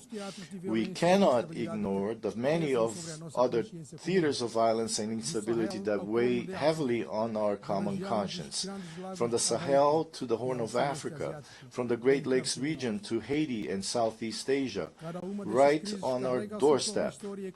Each of these crises carries its own history and complexity, yet they share a tragic pattern: the suffering of civilians, the erosion of trust in institutions, and the perpetuation of cycles of displacement and loss. Our collective responsibility is to ensure that none of these situations are consigned to silence or neglect. They demand not only humanitarian relief and respect for international law, but also the sustained investment of this organization in prevention, dialogue, and inclusive political solutions that restore hope and dignity to those who endure them. There can be no justice without accountability. At a time when violations of international law, including international humanitarian law and acts of aggression, are on the rise, it is urgent that we all promote and defend our institutions and their work. We are deeply concerned by the imposition of sanctions on judges and other elected officials of the International Criminal Court, and we call for their immediate lifting. Madam President, ladies and gentlemen, Timor-Leste strongly supports the lifting of the economic, commercial, and financial embargo against the Republic of Cuba, which we consider a violation of human rights that harms the Cuban people and limits their access to essential goods. Cuba is one of Timor-Leste's strongest partners in the health sector, having trained more than 1,000 professionals and provided direct assistance to our patients in hospitals. with its active role in development assistance and in promoting peace, we consider Cuba's inclusion on the list of state sponsors of terrorism entirely unjustified and therefore call for its immediate removal from the list. In the same spirit, we are also concerned by the imposition of unilateral coercive measures, such as those currently applied to Venezuela. These sanctions impose suffering on the Venezuelan people, hinder the implementation of the 2030 Agenda for Sustainable Development, and leave many behind. We call for dialogue and negotiation between the parties to alleviate the misery that afflicts the Venezuelan people. Excellencies, Madam President, to conclude, this 80th session of the General Assembly reminds us that the United Nations, though imperfect, remains our greatest common instrument for peace and collective progress. The values enshrined in the Charter of the United Nations, the sovereignty of states, respect for human rights, the peaceful settlement of disputes, and cooperation for development remain the compass that guides us. Let us therefore renew our commitment to multilateralism, not as an abstract principle, but as a daily practice of listening, compromise, and joint action. Timor-Leste, through its hard-won independence, stands as proof that when the international community acts with unity and determination, even the smallest and most fragile states can take their rightful place in the family of nations. As demonstrated by the race to ratify the Agreement of Biodiversity Beyond National Jurisdiction, which will enter into force on 17th January 2026, it is in multilateralism, in respect for international law, and in inclusive dialogue among all of us that hope resides for a better world for generations to come. Thank you very much.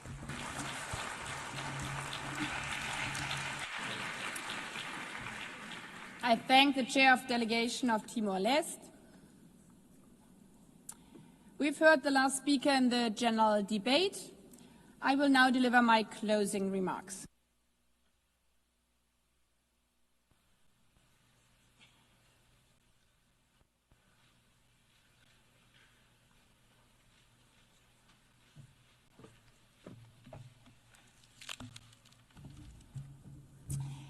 Excellencies, ladies and gentlemen, at the beginning of this week, we referred to the United Nations as the House of Diplomacy and Dialogue, standing at a crossroads, a place where we gather to have hard conversations during challenging times.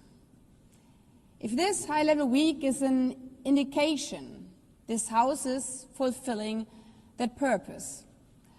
The United Nations is still relevant. Over the past week, we have heard from 189 member states, including 124 heads of state and government.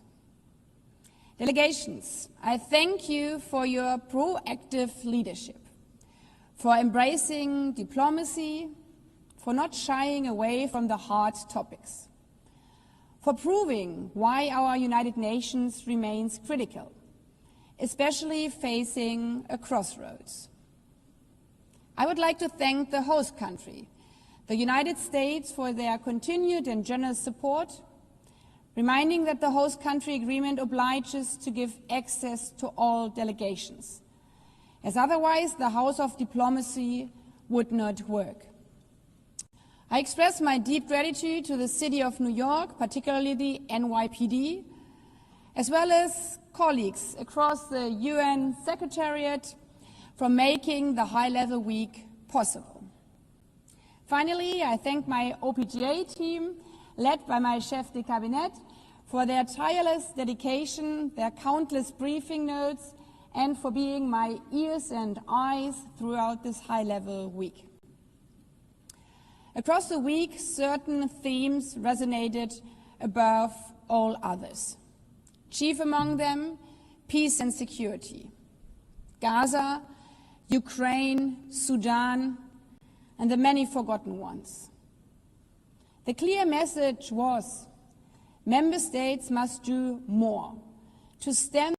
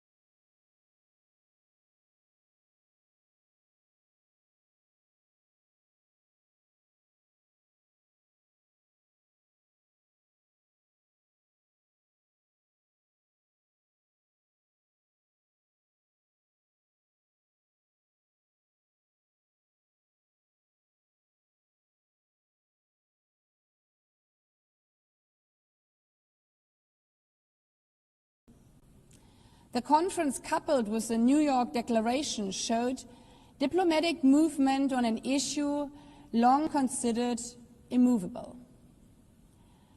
But while we are gaining traction politically on the ground, the situation remains catastrophic and unacceptable. We should not delude ourselves. The real test now is whether the momentum generated here can be translated into tangible, short-term measures in and for Gaza. An immediate ceasefire, a surge in humanitarian aid for the civilians, the immediate release of the remaining hostages, and lay the foundation for a peaceful, long-term perspective, the realization of the two-state solution. The only way to achieve lasting peace, security and dignity for both Israelis and Palestinians. The Charter is not only a blueprint for peace, it's also a vision for shared progress across every pillar. Dozens of delegations spoke on the impacts of climate change and the ticking clock we face in delivering on the Sustainable Development Goals by 2030. That clock does not stop while we are here in this room. I don't know if you were in the hall, but as the Prime Minister of the Bahamas was delivering his remarks here, his country back home was bracing for the landfall of the cyclone Nene. It's happening now. Climate crisis won't stop if we deny it. The climate crisis is the biggest security threat in this century. We face it together or we suffer alone. Conversely, if we work together to tackle climate change, we can capitalize on the benefits all together. Last year alone, investment in renewable energy amounted to $2 trillion. So as you can see, there are also positive tipping points. Looking at the amount invested in renewable energy, there's no way back, as no investor wants stranded investments. And thus I commend member states who joined the UN Climate Summit and pledged stronger, more ambitious climate targets in the light of COP30 in Belém. However, we are still not as far as we need to be, and financing is the clear obstacle. Financial reform was mentioned repeatedly throughout the general debate and discussed in detail during the first biennial summit for a sustainable, inclusive and resilient global economy. The commitment made in 2015, repeated last year in the Pact for the Future, must be met.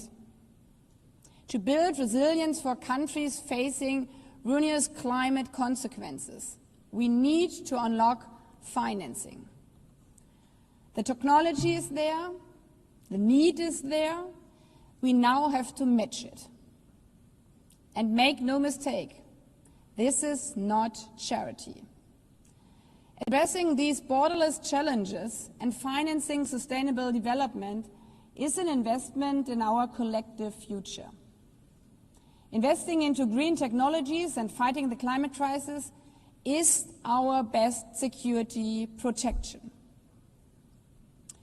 Excellencies, I would also like to take this opportunity to commend delegations for engaging in sometimes challenging discussions around SDG-related issues, including the high-level meeting on non-communicable diseases and mental health, the 30th anniversary of the World Programme of Action on Youth, and the Global Dialogue on Artificial Intelligence. The discussion on AI in particular lends only further credence on the argument that we are better together. Few of us would be comfortable leaving the benefits or risk of this immense resource in the hands of a few. The opportunities are vast, as we discussed all together, from farmers accessing plans for resilient seeds, to city planning, to disaster risk management. AI is a tool that must be harnessed for all of humankind, equally in a controlled manner. This last point bears repeating, as the risks of AI are becoming only more prevalent, and age-old biases are being perpetuated by algorithm. As you can see, for example, when 99% of sexual-related deepfakes are targeting women and girls. Yet, as we also heard and saw on Monday's celebration of 30 years since Beijing, when female leaders spoke one after the other, there's power in joining forces, in taking the right course at the crossroads, and doing the right thing.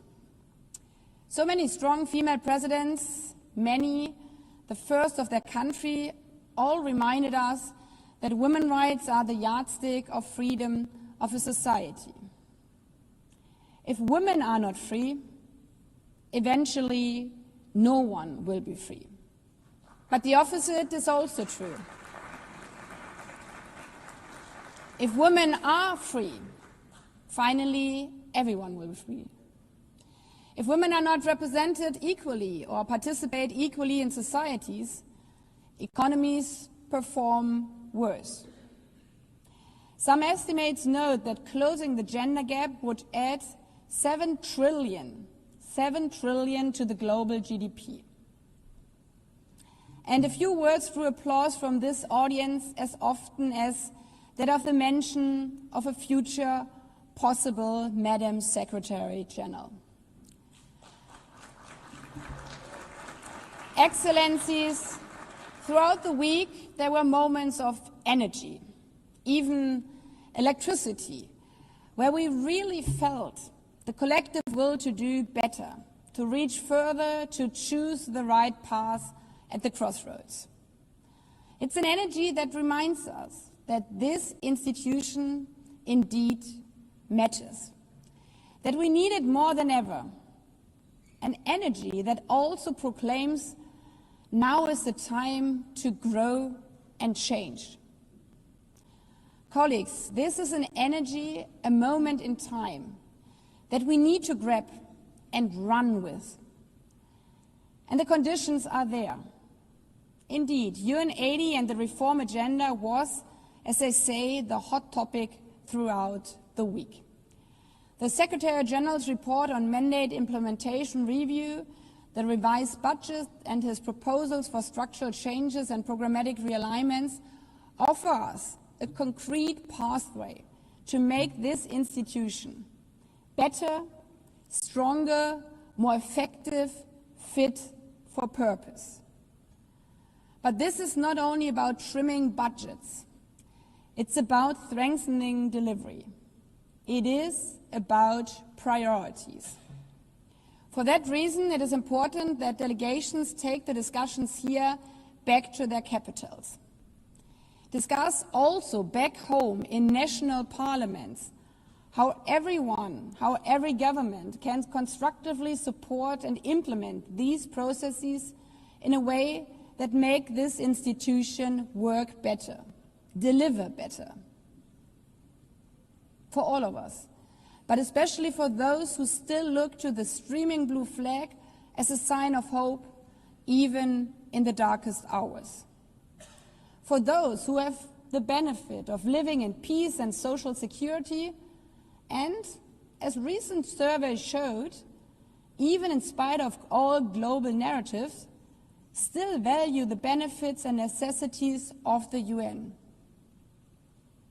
On this point, I would like to thank the many, many delegations who responded to my call for a positive reflection on the UN's 80th anniversary.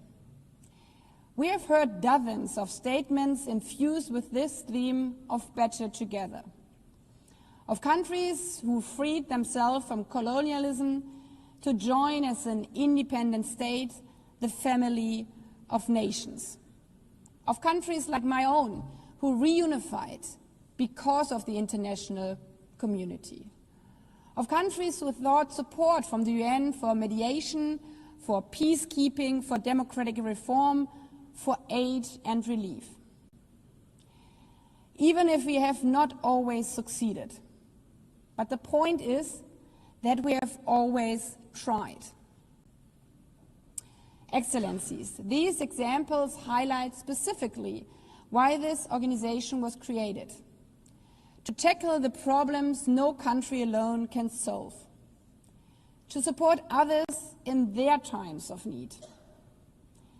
This week's general debate, with strong engagements and impassioned words, showed that we are capable of finding the strength to lift up our common leadership, to find collective solutions, and to take the right path at the crossroads. Let us go forward in this spirit. As also outlined in our just launched year-long campaign, let us be inspired by the legacy of our past and daring for a better future, that is, better together, unafraid, unbroken, united. I thank you.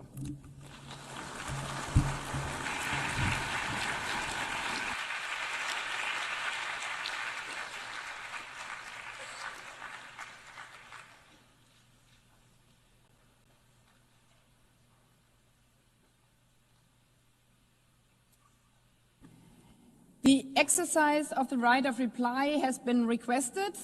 May I remind members that statements in the exercise of the right of reply are limited to 10 minutes for the first intervention and to 5 minutes for the second intervention, and should be made by delegations from their seats. I call on the representative of Mali.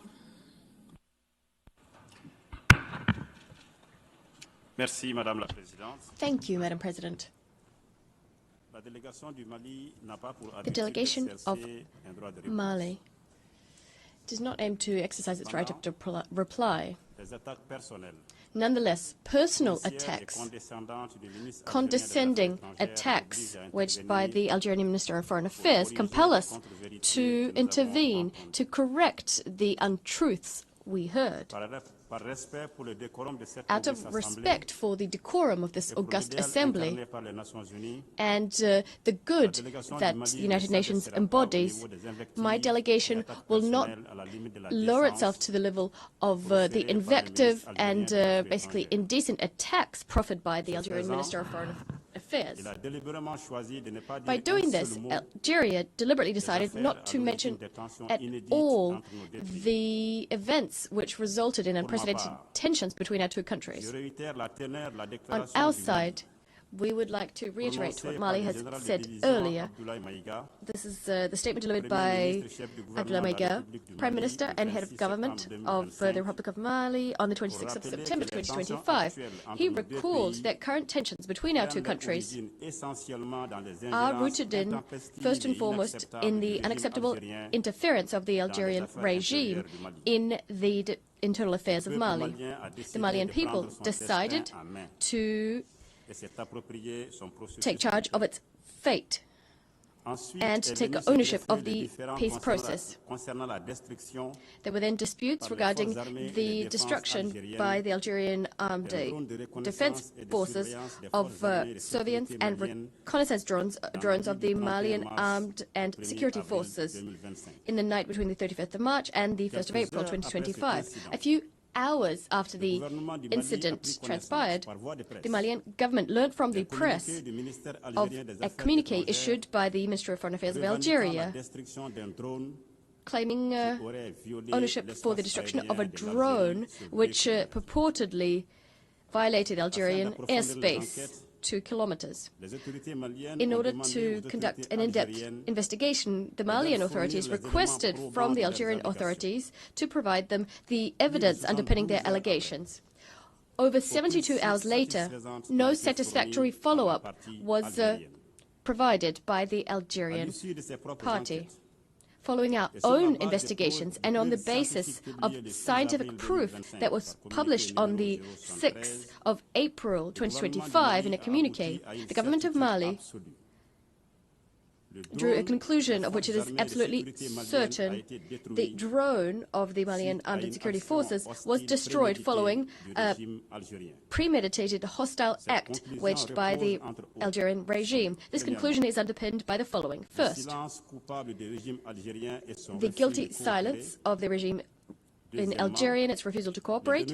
Second, specific data about the trajectory of the aircraft recorded by our systems unambiguously proves that the drone never left the airspace of the Republic of Mali. What's more is liaison with the drone and location information, all of it is located on Malian national territory.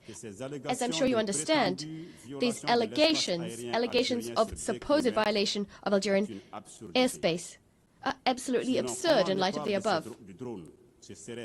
After all, the debris of the drone was found within Malian territory, over 9 kilometers from the Algerian border. How could it have ended up there if it was within Algerian territory, 2 kilometers within? This violates the laws of physics. It's simply impossible. It's simply impossible for the drone to have ended up there. This is clearly an unprecedented attack, unprecedented in the relationship between our two countries. This hostile act, unfriendly and condescending, is further proof, if there was ever any need for it, of the fact that the Algerian regime is sponsoring international terrorism in Mali and the Sahel. Indeed, the destruction of the Malian drone clearly sought to undermine the neutralization of armed groups who have claimed terrorist groups, claimed that they've conducted terrorist acts. Faced with these attacks and a refusal to cooperate on the part of the Algerian regime, the government of the Republic of Mali decided to institute proceedings with the International Court of Justice.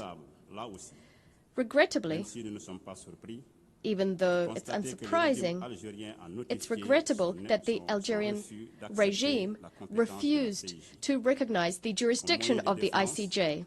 As a way of defending itself, the Algerian regime claims to respect this international jurisdiction. It's easy to see that this Malian drone that was shot down is a source of embarrassment for the junta in Algeria. Indeed, if the Algerian regime had any respect for the international system as it claims to have, it would have accepted to submit supposed proof it has in its, at its disposal to the ICJ. The Algerian regime, through its actions, is rejecting international legality.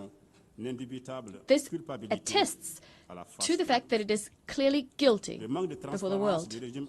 The lack of transparency on the part of Algeria vis-à-vis the ICJ is grist to the mill of the Malian government. That is the fact that the drone was destroyed. It's further proof of the fact that Algeria supports terrorist groups. The government of Mali deplores the fact that instead of responding to the facts we've established and documented, the Algerian regime has opted for defamatory invective to try and conceal its support for extremist groups, including the terrorist leaders that were targeted by the downed Malian drone. We denounce this flagrant violation committed by Algeria against my country in contravention of Mali's efforts to support the FLN and the support we provided to our neighbors, our brothers, our friends, the people of Algeria during their liberation struggle. Thus, the government of Mali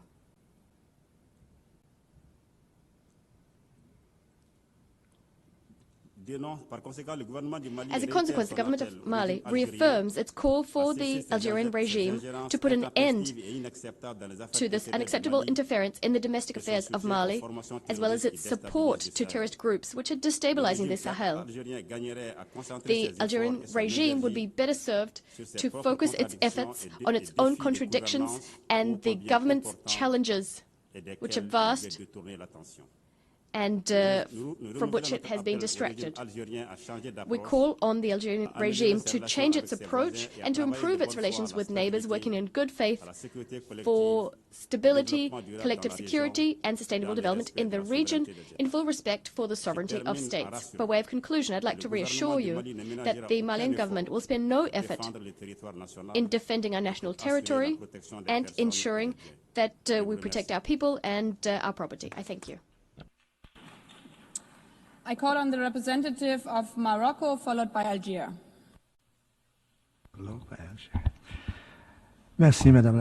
Thank you, Madam President. Morocco would like to exercise its right to reply following the intervention by the Minister of Foreign Affairs of Algeria this morning.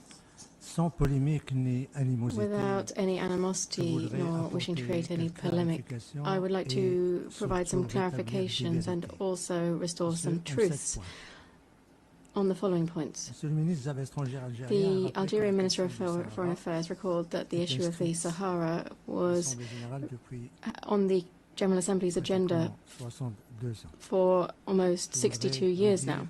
I'd like to say that history is stubborn. History will remember that it was Morocco that listed the issue of Sahara on the decolonization list. This didn't happen all in of itself, but rather thanks to Morocco's claims, which has continued to reiterate its claims since 1956. The minister also stated that the Security Council adopted its first resolution on the issue of the Sahara 50 years ago. That's very well, but I would have liked us to, for the minister to also refer to the General Assembly resolution, since we are sitting in the General Assembly. Indeed, in this chamber, the General Assembly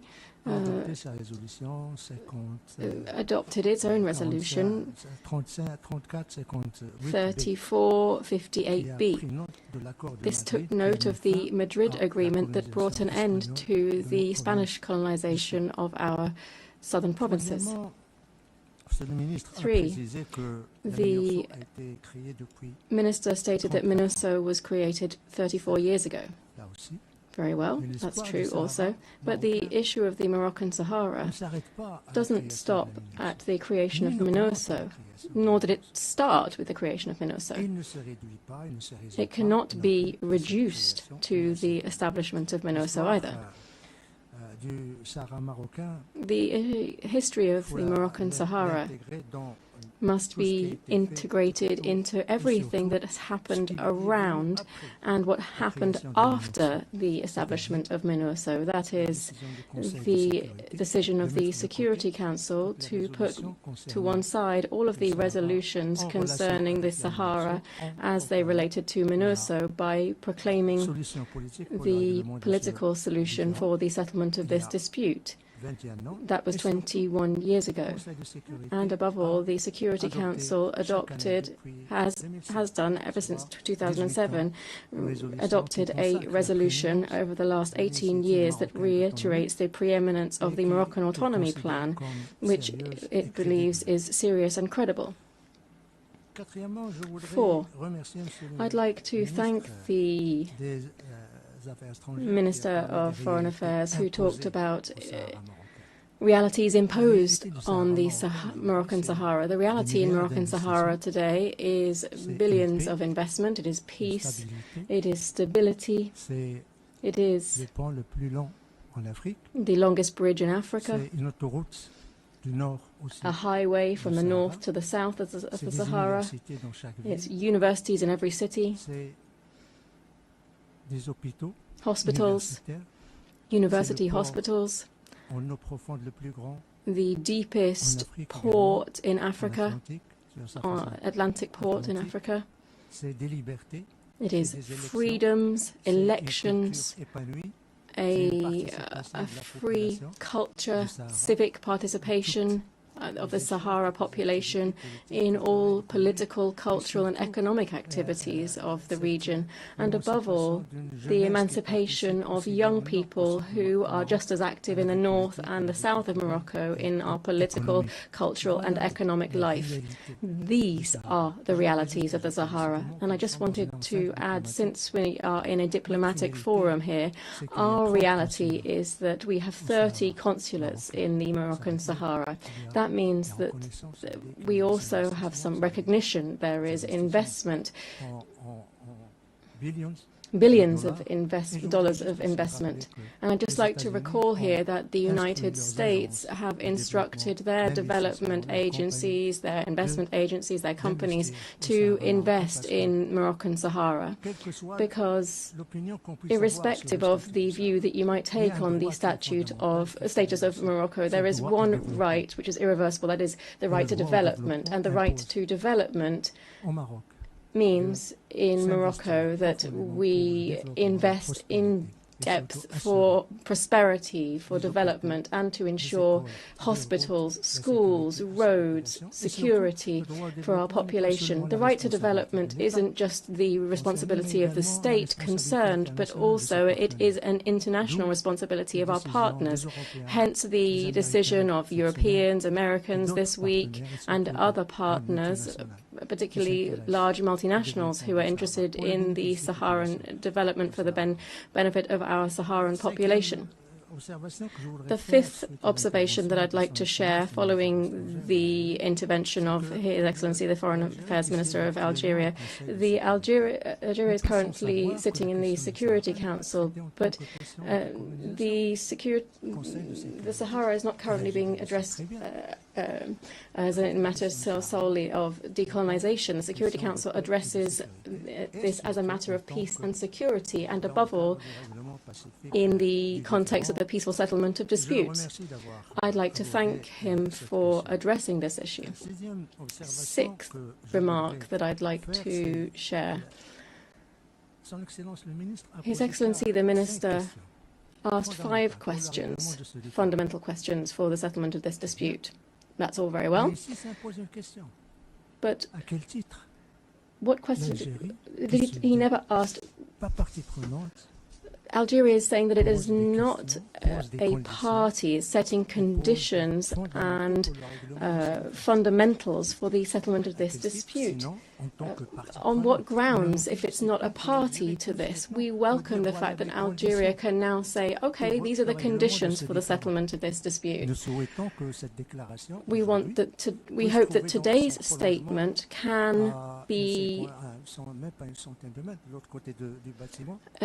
extended and reflected on the other side of this building in the Security Council, so that we can fully engage in a political process and ensure that we have participation in the roundtable to relaunch a political process and to reach the settlement of this dispute, which has gone on all too long. Seventh point. I'd like to say that I cannot conclude on a negative note here. I'd like to conclude in echoing the message of His Majesty the King that was stated on the 30th of July last, that was addressed towards our neighbour Algeria. His Majesty the King reiterated the international momentum and support of more than 120 countries that support the Moroccan Autonomy Plan, the dozens of countries that have recognised Moroccan Institute, and the members of the Security Council that have reiterated either the Moroccan Autonomy Plan, as more than 2/3 of the EU members that are in favour of the initiative for the definitive settlement of this issue. His Majesty the King, when he referred to all of these outcomes, said, and I quote His Majesty the King, this is a favourable position towards law and legitimacy, inspires us. It pushes us further towards a quest for a consensus-based solution that would save face for all parties, where there are not winners or losers. That's the end of the quote of His Majesty the King. Thank you very much. I call on the representative of Algeria. شكرا سيدة الرئيس. Thank you, Madam President. My delegation has asked for the floor to respond to the statements by two delegations in this hall as they exercise their right of reply. First, concerning Mali,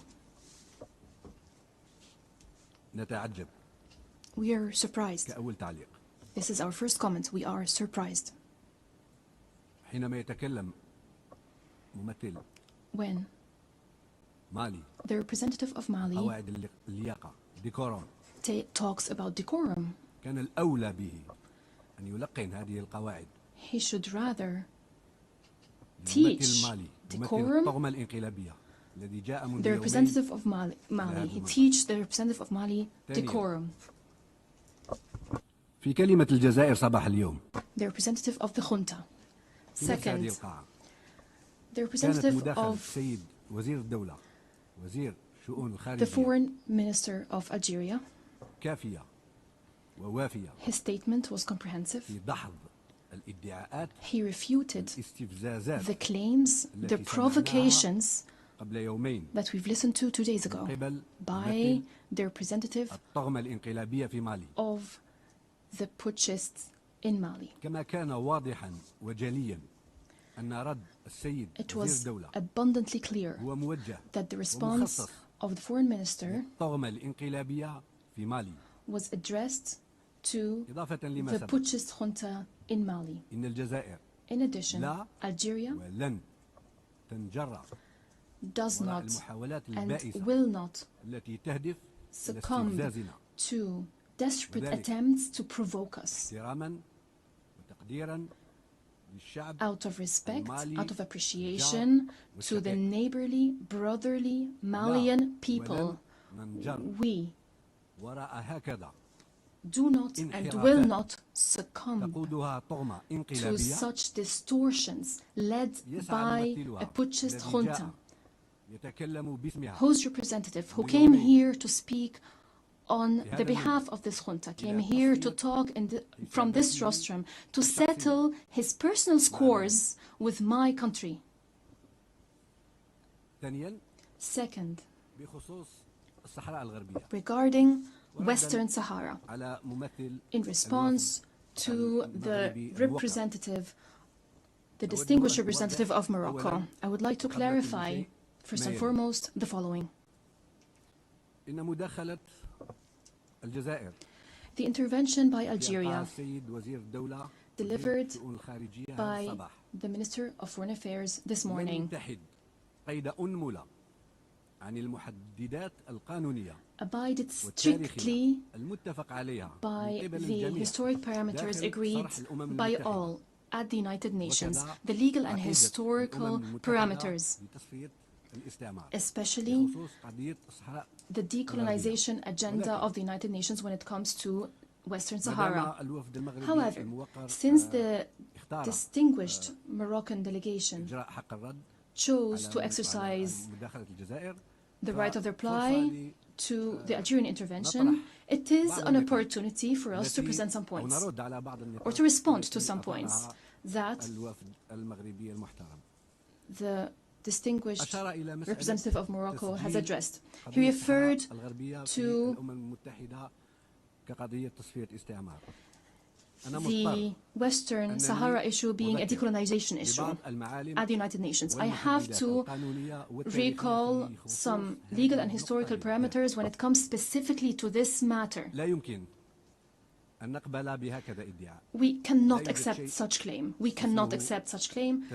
There is no such thing as regarding the Western Sahara as a non-self-governing territory. However, because adding a region to the list on the decolonization agenda goes back to the countries that are responsible for this particular region, according to Resolution 1514. This resolution is adopted by the GA based on information provided by the administering powers. The administrative power has the right to ask,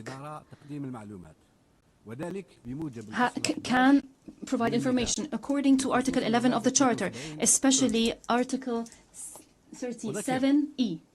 I recall and remind you of the decolonization agenda of the United Nations. In 1946, the first list was presented when 8 countries provided a list of 72 territories that are concerned with decolonization. And in 1963, the General Assembly approved revised list of 60 regions as non-self-governing territories. That includes the Western Sahara. I have the documents, I have the lists, I have the numbers of those documents, but I don't want to talk for too long. When it comes to Western Sahara, this issue was not part of Resolution 66 of 1946 for a simple reason, because Spain was not yet a member of the United Nations until 1955. It was the administrating power in 1955, and Morocco was then still under the protectorate. The Secretary General of the United Nations corresponded with Spain and asked Spain whether it manages a non-self-governing territory. So in 1958, Spain claims that it does not have any non-self-governing territories, and the territories that it administers are Spanish territories. Spain did not provide any information on this territory under Article 73 until 1960, where there was a draft resolution in the 4th Committee to consider the issue of Western Sahara. And I have the statement by the administering power, the statement delivered back then.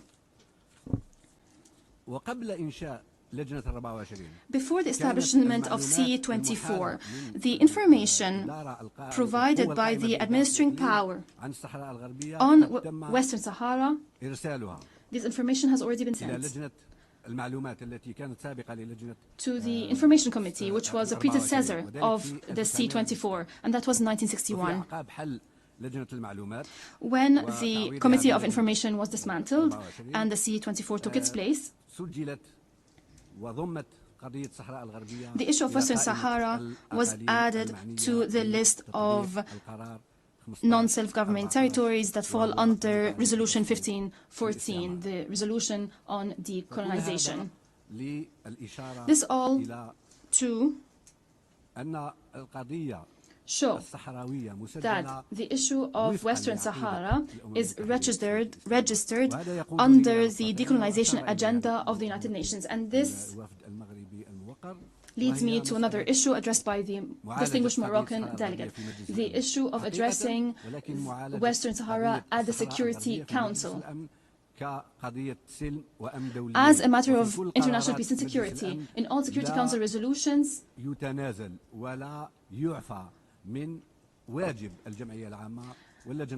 it is stated that the Fourth Committee, the C24 and the General Assembly shall continue to consider the Western Sahara issue as a decolonization issue. All Security Council resolutions stress this matter.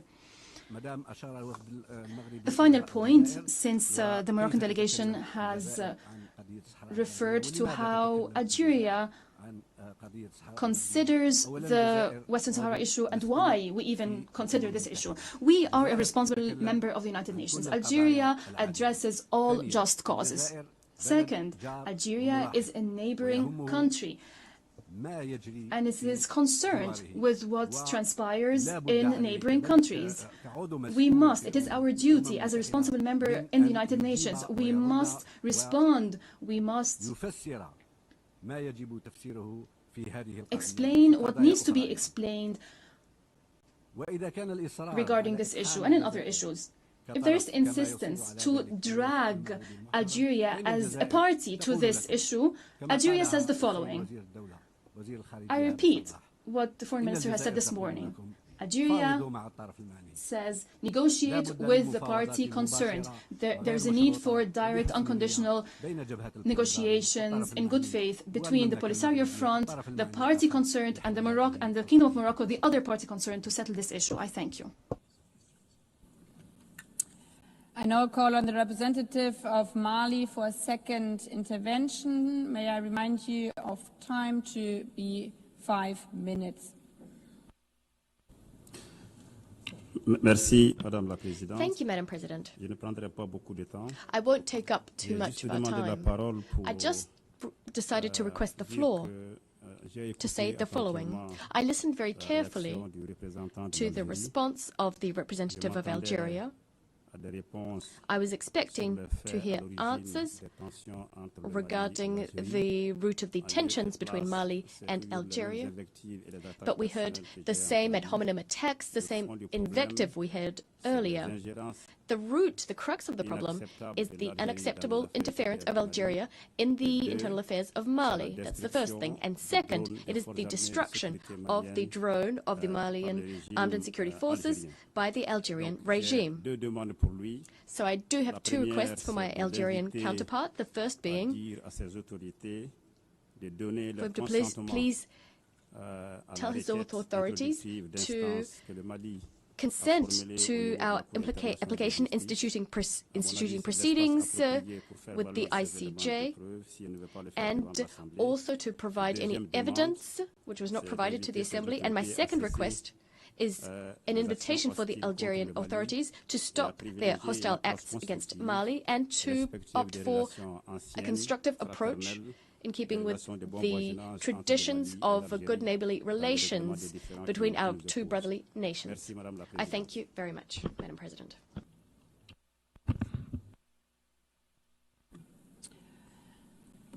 May I take it that it is a wish of the Assembly to conclude its consideration of agenda item 8? It is so decided. I would like to thank all of you, all delegations again, for this year's high-level week. I wish you a good day. The meeting is adjourned.